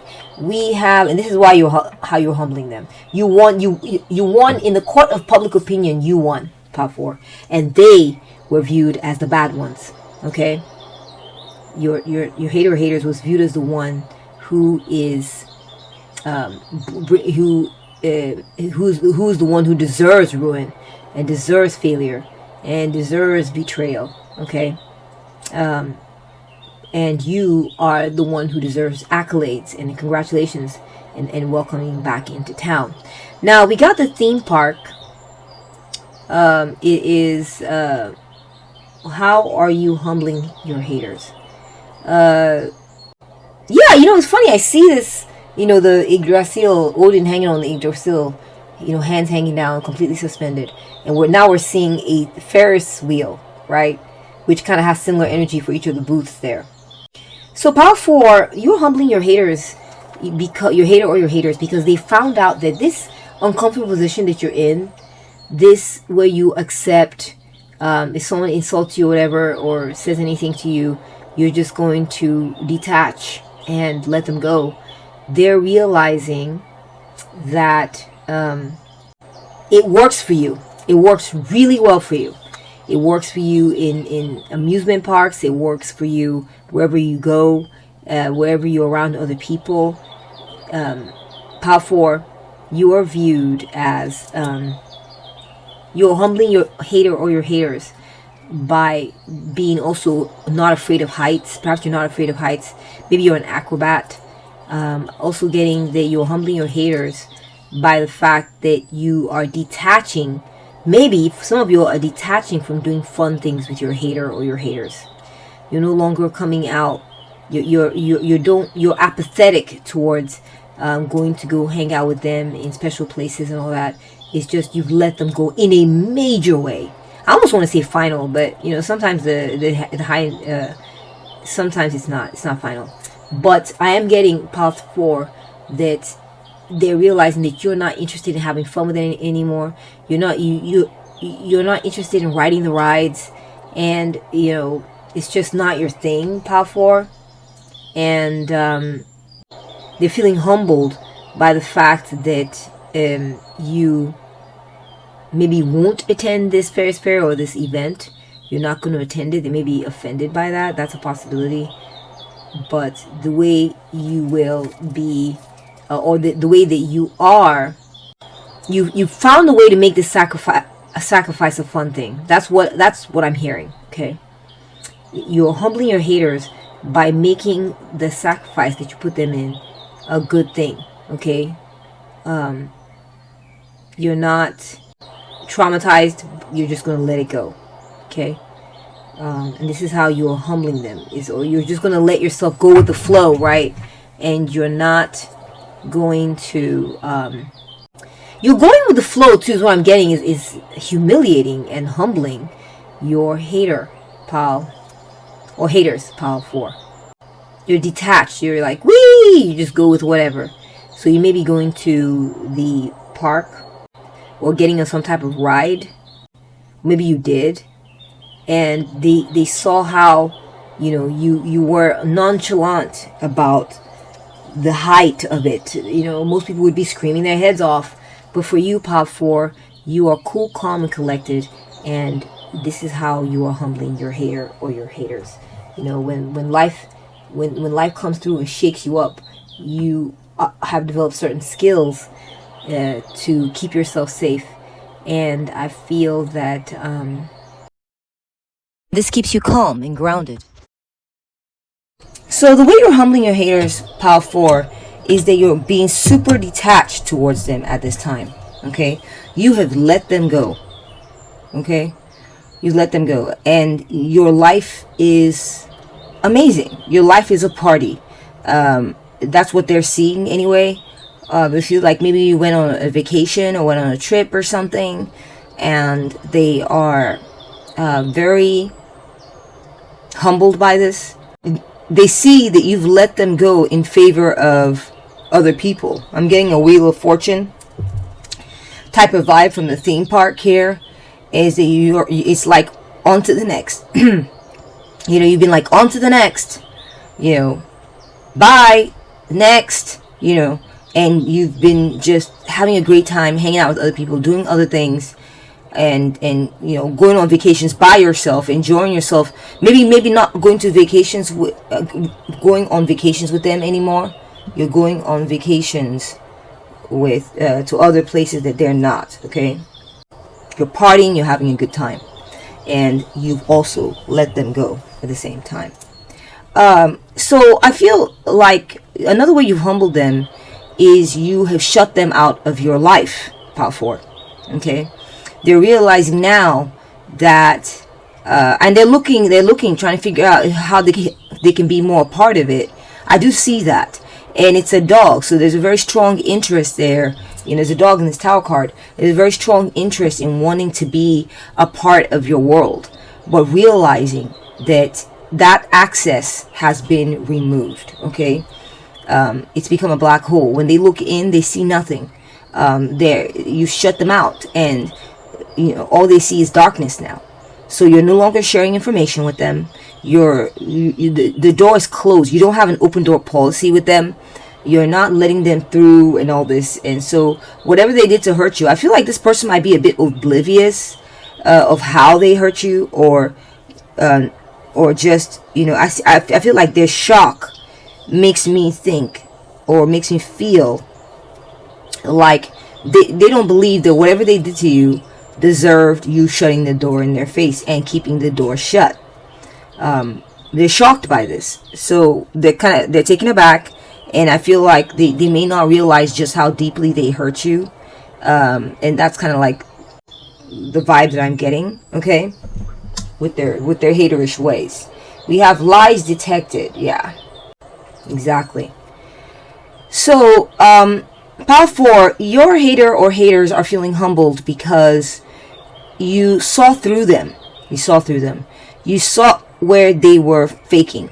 You saw where they were lying. You saw where they were holding back the truth from you, and you know, for convenience sake.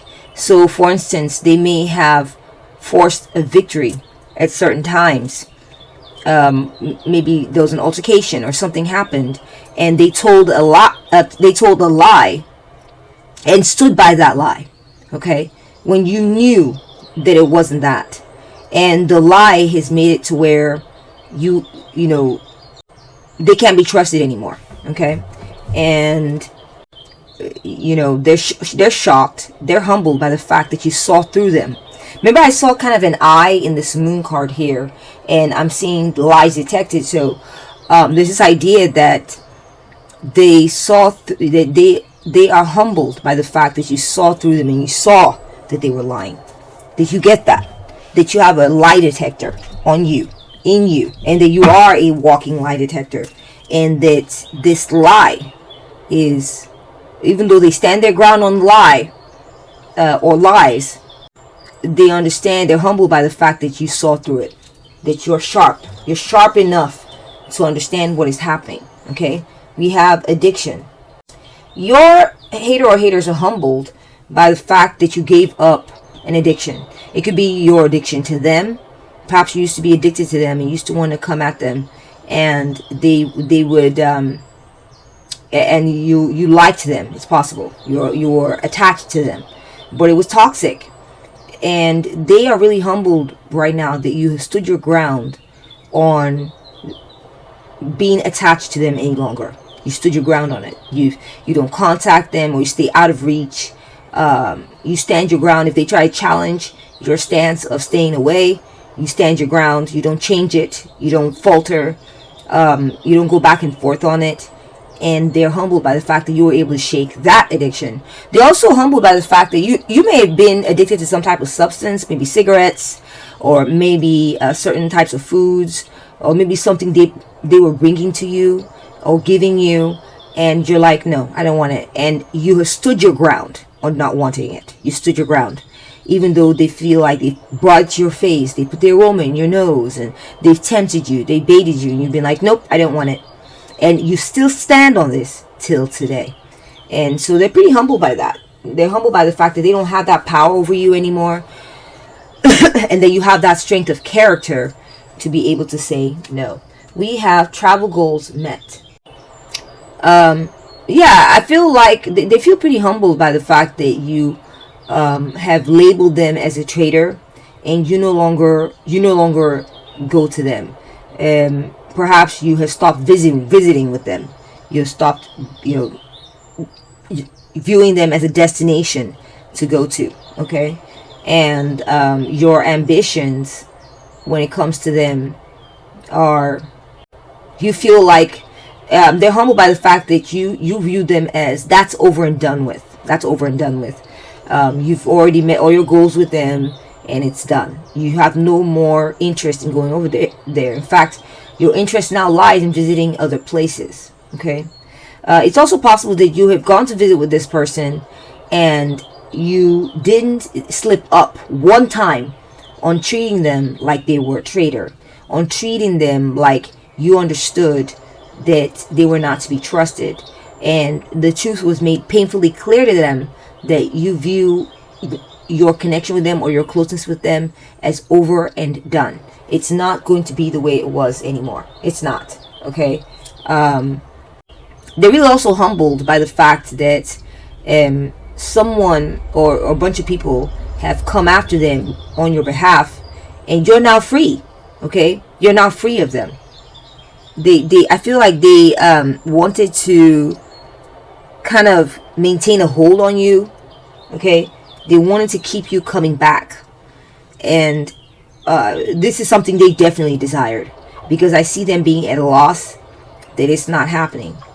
And this is something that they feel humbled by, is that you have packed up your things and you have moved away from them or moved on from them, and you're no longer interested in hanging out with them. Next we have on golden. Exactly. They're pretty humbled by the fact that you don't need them anymore. They're pretty humbled by the fact that you have everything you need. Everything. You don't need them for anything. You don't. It could be also, another message I'm getting is that you might be doing really well right now financially, or you've had a boom, or there's been a peak or a spike in income, and you're doing very well right now, and people know about this. This is something that people have found out about, is that you're thriving and that you are doing very well. I'm also getting that you're looking very well, looking very healthy. Your skin is smooth, your hair is growing, your face is firm, and they are you have sort of garnered a reputation whereby people are actually speaking of it. People are saying and praising you, praising your name, and talking about how nice you look, how trim you look, how firm you look, how lush your hair looks, how or how much money you're making now. And they are humbled by people's appreciation of you, Power 4. The good things people are saying about you. I feel like this person is realizing that as you are rising, you are rejecting them. You're stonewalling them. You're keeping them out as you are rising. And this has been a pretty humbling experience for them. Okay, they're feeling pretty small by this. Okay, this next card here is called Indulgence. Wow. Someone's eating strawberries here. Someone's getting their facial done. We're seeing wine, cigars, nice salads, a party. So, remember I mentioned something about a party or a celebration earlier. You're partying it up, Power 4.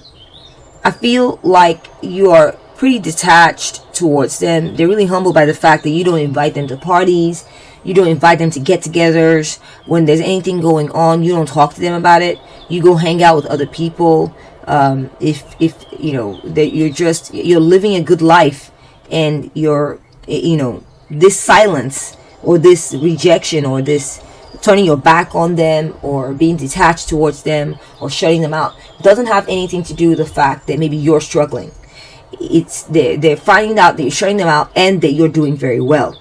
So this is part of why they are feeling particularly small and dismissed or humbled by you.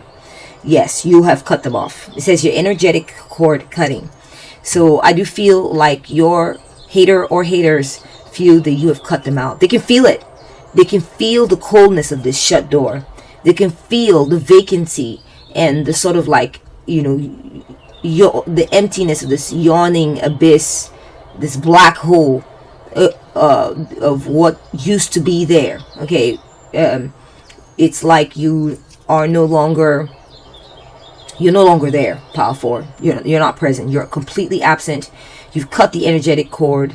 You know, where I said you were addicted to their energy. You kept coming back. You were attached to them, or attached to something that they provide. And they can tell that it's just cold. The door is just shut cold, firmly. It's a black hole. What was there is no longer. It's been destroyed. And there has been a severance.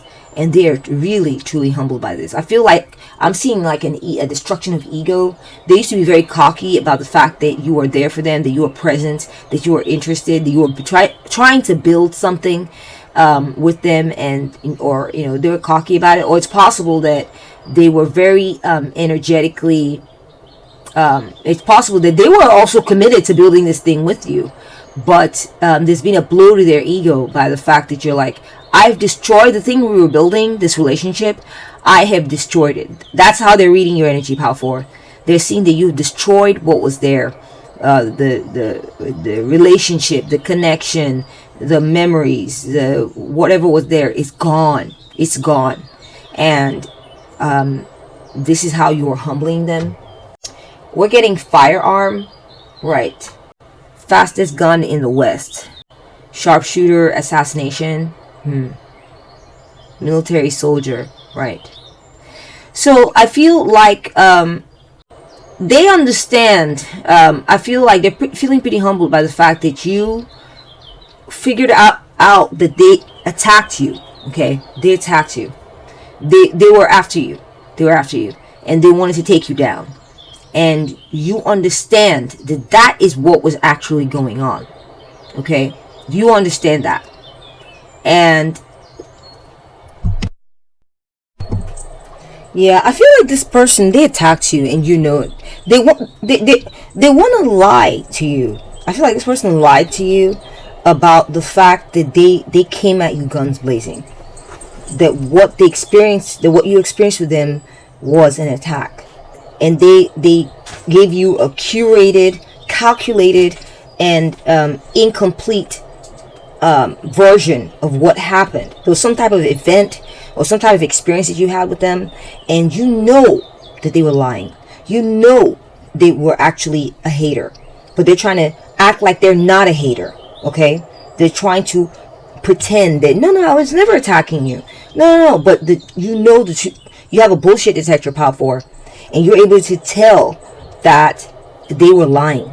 And so this is why you turned your back on them, and they're feeling humbled by your ability to be able to not have the wool pulled over your eyes. You're not having it. You're not falling for it, pile 4. You're not.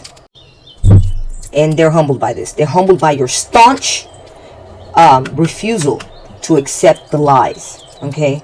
To accept whatever BS version of things they're trying to put out towards you. Okay? Yeah, they're really humbled by the fact that you're having a good life without them. They're humbled by the fact that you had the temerity, you had the gall to be like, I'm no longer going to entertain your energy in my life any longer. I'm not going to keep a door open for you. I'm not going to pull you in. I'm going to destroy what we built. I'm not interested in it anymore. And you're not just saying it. It's not like it's not an ultimatum. It's already done. This is why they're humbled. Okay, they're humbled by you because of your ability to put up a wall and completely shut them out because of what they did. We have 29 dragons. Send dragons to heal the world. Wow. Powerful. They're humbled by your power. They're humbled by your fierceness. Okay, I see it here and here. You have a certain fierceness to you, Power, where it's like that fierceness never dies. You are fiercely convicted and fiercely dedicated to, I'm seeing all these lights coming at the dragon. I'm seeing all these spears coming at this fierce looking soldier. You are fiercely committed to never being attached to them ever again because they were toxic. You're fiercely committed to it. They're humbled by this. They're like, me? I mean, is it really that bad? Oh, yes, it is. Oh, yes, it is. It is very bad. And I'm never going to allow you in to hurt me again. Never. Okay, so this could be blocking, this could be stonewalling, this could be, gray rocking them, like giving that gray rock treatment, acting like they're not there, acting like they don't exist, acting like they're already dead. Okay, how do you treat people who have passed away? You don't talk to, maybe you may talk to them in your heart or something, but most people, when they've passed away, I wouldn't say you stop thinking about them, but you just don't interact with them. They're not present anymore, right? Think of someone who was even beloved, someone beloved that you that's passed away. I mean, no longer can you call them up, no longer can you talk to them. They don't come up in conversations as much anymore.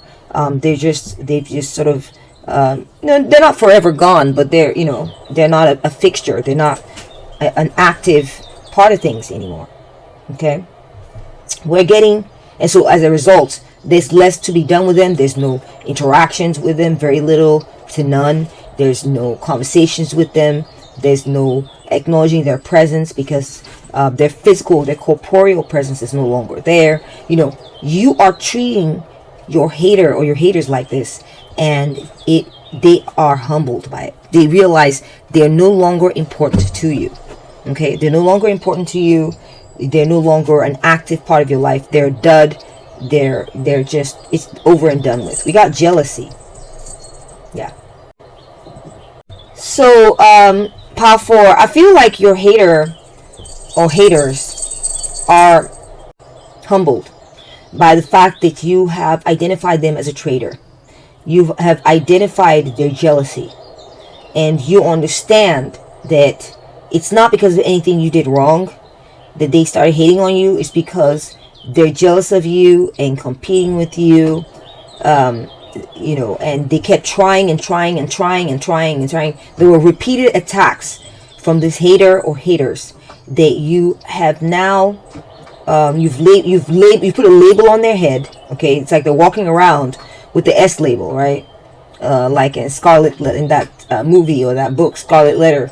They walk around with the S, saying this person is, like a shunned person, or like a hoe or something like this. They're a disgrace. Don't talk to them. They're a scandal. So they feel that you are treating them this way, and this is why they're humbled. They're also humbled by the fact that you. Yeah, I see them looking at you, going, "Why are they talking to me? Why aren't they reaching out to me?" And you just being like gray rocking them, looking forward, not at them, looking forward, looking at other people. You've cut them out. You've packed up your bags. You've left. You're no longer a part of their energy. You've successfully, Power 4, bravo. You successfully cut their energy out of your life. They no longer have opportunities to hurt you. It's all come to an end, and they're mad at this. They wish they could come in and be allowed in, because it's like you were giving them permission to hurt you. I'm getting a vibe of that, like you were almost like giving them permission, not consciously, okay? And I'm not blaming you, but it's like they were reading some of your actions, like trying to be inclusive of them, making space for them, and all this, to mean that they had permission to hurt you. They had permission to attack you. They took advantage of your vulnerability to attack you, try to hurt you. I'm getting that. I'm getting that they like seriously attack you. That's what the energies are revealing, is that it wasn't like a misunderstanding or whatever. They seriously attacked you. They may have even wanted you dead. Okay?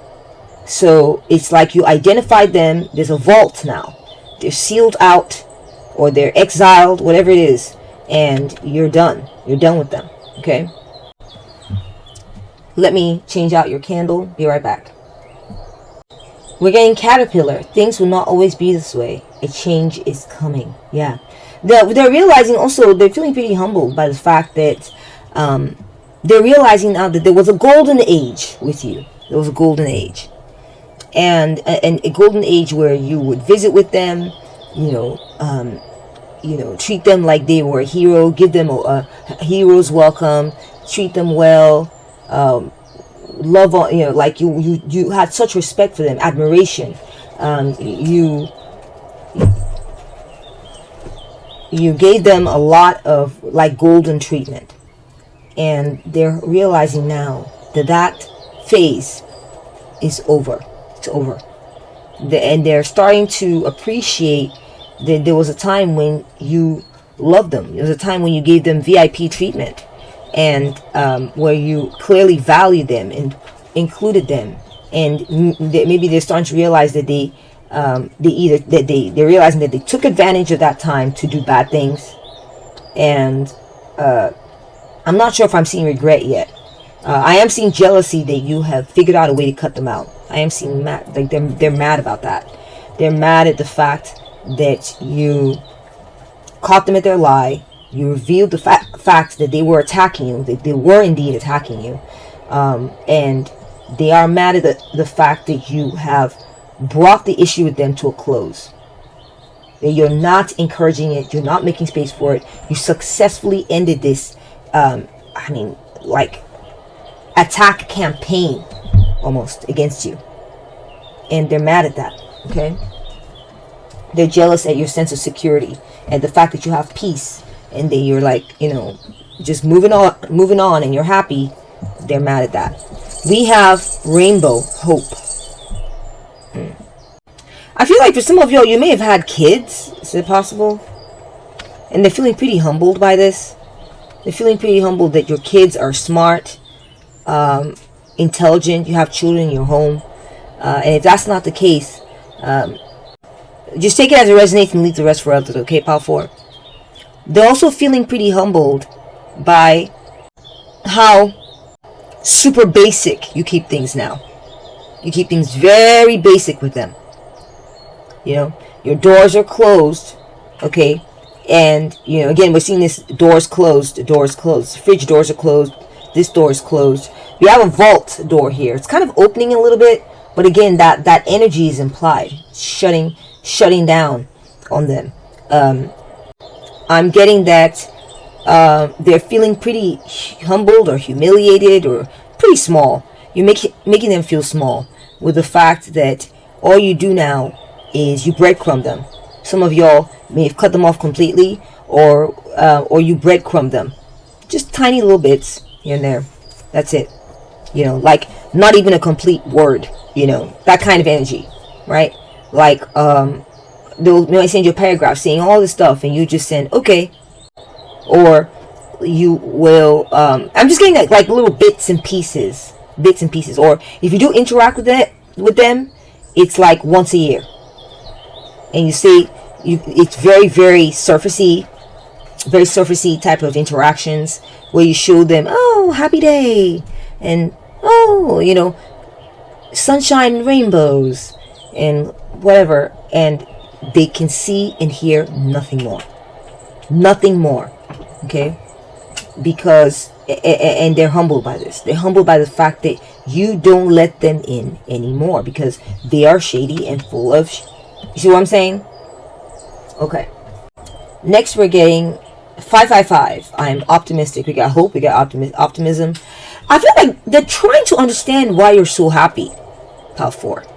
You seem so hopeful and optimistic, and they're realizing they're really feeling humiliated by this and humbled because they're realizing that them being out of your life, them being shut out, is why you're so optimistic. Is why you're happy now. They enjoyed. It's almost like they thrived on being your Achilles, on attacking your Achilles heel, or being the thing that was causing you stress, attacking you, shooting at you. And now that that's gone, they can see that you're happy. You're positive. You're bubbling. Bubbling forth with joy and happiness. So whatever bits they do glean is you being happy, and they're humbled by this. They're humbled by the fact that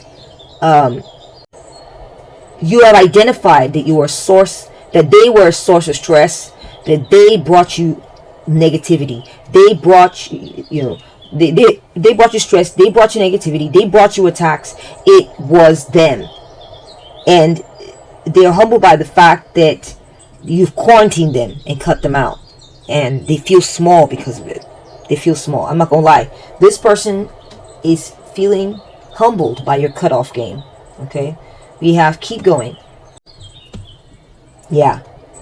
You've been moving right along without them. You've been moving right along without them.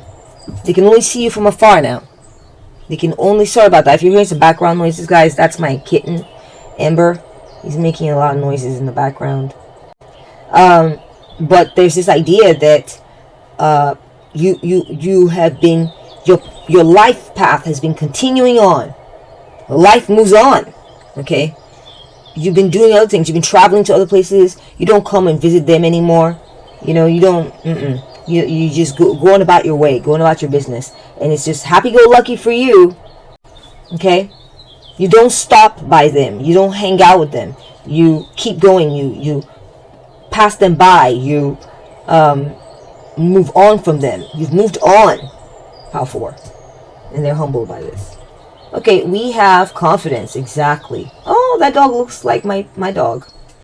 My dog, Lulu. So, I am getting Power 4 that whenever they see you, and I feel like this person still sees you around. They still see you around. For a lot of you, they still see you around somehow. They are taken aback by how confident you are. You are confidently doing this. I'm seeing a confident air about you. They expect you to, okay, if she's going to be doing this, they're waiting to see signs that you're not fine with the way things are. They're waiting to see signs that you feel kind of sad about this, downtrodden about this, unsure of whether this is what you should be doing or not. And they're realizing that you're very confident in it, very staunch, very happy with it, and your sense of surety and certainty that it's supposed to be this way is so clear to them, and they are humbled by this. They're humbled by the fact that you are very confident that they don't get to access you anymore. That you are not allowed in their personal realms anymore. You're super duper confident about it.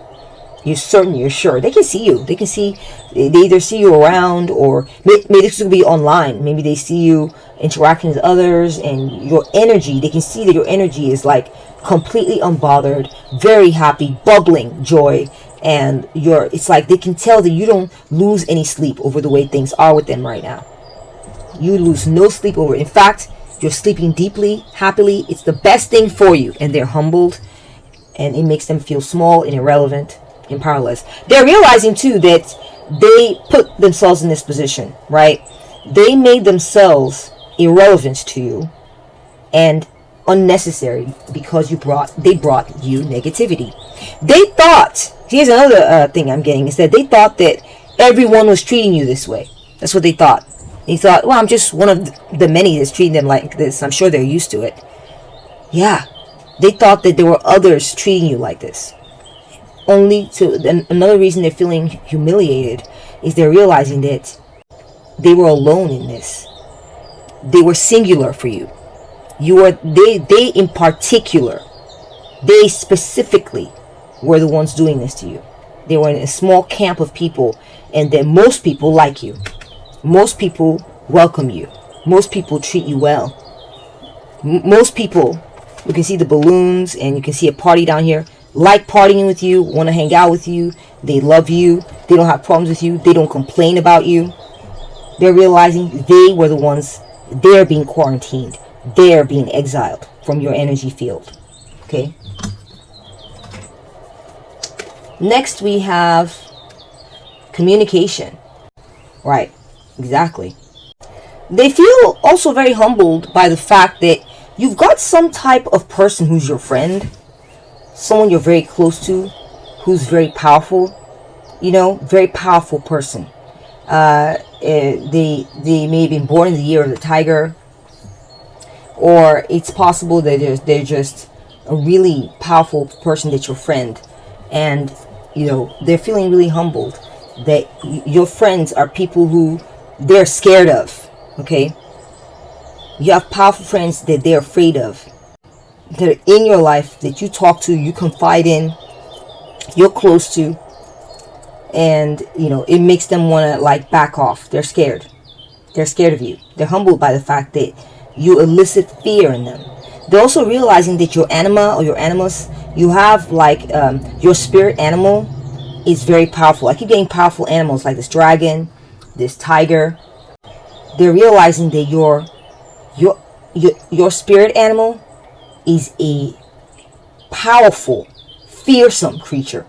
It's not, you know how some people's spirit animal, and don't get me wrong, I'm not putting down anyone's spirit animal. Some people's spirit animal might be a canary or a bird, or it could be a snail, or it could be a butterfly.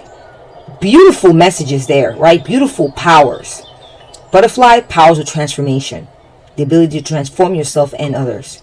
A snail, the message is, you are very you're on the move, and wherever you go is home for you. Wherever you go is home. Okay, you have the ability to carry your home with you wherever you go, so no one can take your home away from you. Okay, so that's a powerful message. And you do slow and steady progress. Your progress is steady and sure, and you have remarkable healing abilities. Like every creature has, every spirit animal, there are powers that come with it. Okay, the canary has the ability to detect danger and warn everyone. They can smell it coming a mile away. That's a powerful trait.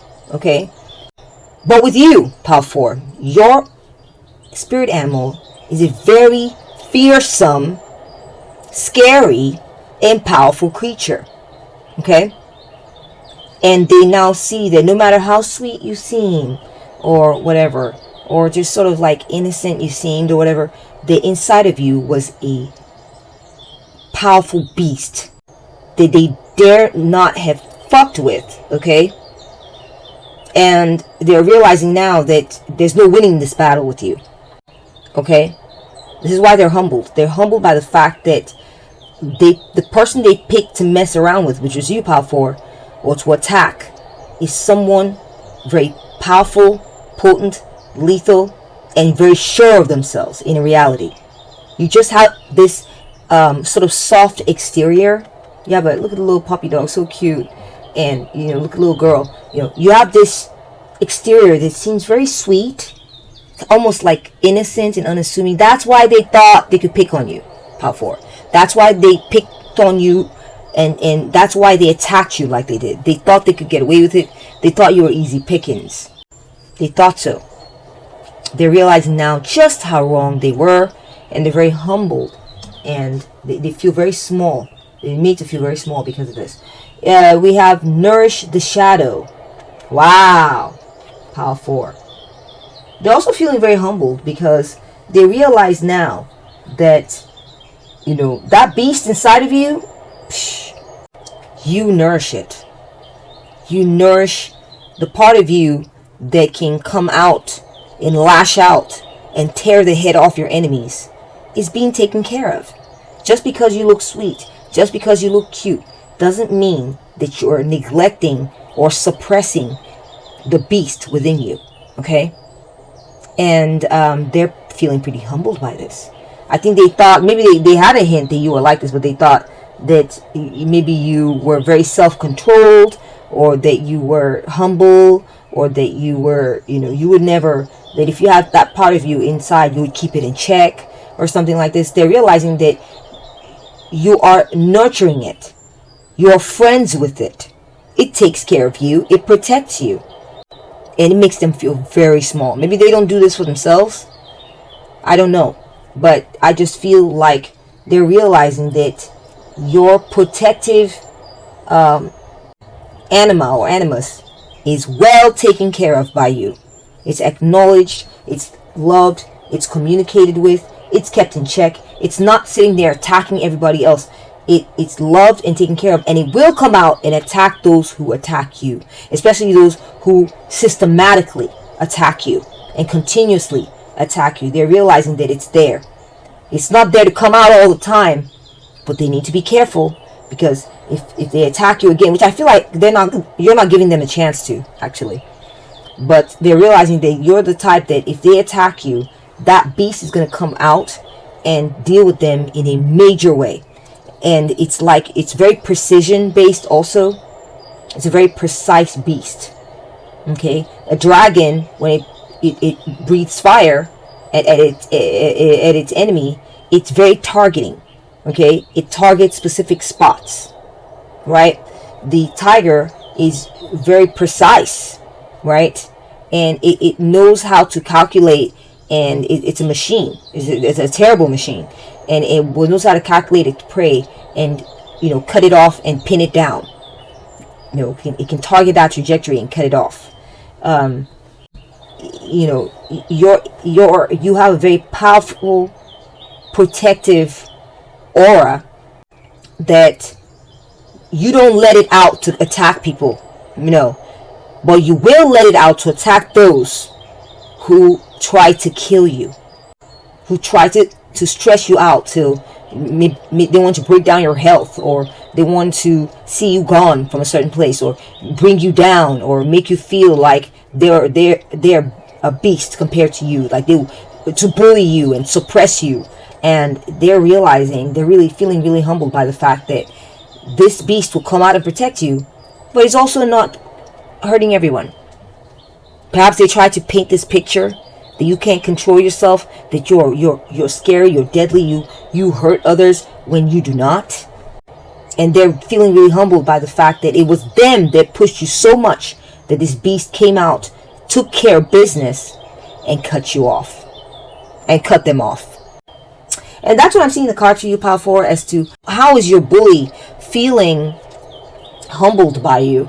I hope you enjoyed this reading. I hope it was meaningful to you. If it was, please give it a thumbs up on the give it a like. I really appreciate that. If any of this spoke to you very, very potently, any of this part of this message really resonate with you, let me know how in the comment section. I'd love to hear from you, chat with you. If you value the type of work that I do here, and you would like to support me, then I recommend that you hit the subscribe button. If you've already hit the subscribe button, then I'm really grateful that you have. Thank you so much for being part of this family. Thank you for being part of my soul tribe and our community here at Diana's Magical Mermaid Tarot. I really welcome you. Thank you. If you would like to know of other ways you can support me, then you can go ahead and hit that hype button down below in the comment section to help promote this video, get it out there, help it get propagated on this platform. And if you would like to know how else you can support this channel, you can join and get a membership, and this gives you access to a library of members only videos, as well as early access to the videos that I post here on Wednesdays and Fridays for everyone. You can get early access on most of the weeks, and that's part of what you would be paying for. Thank you so much for being here. Take good care of yourself, okay? And I'll catch up with you at the next one. Bye!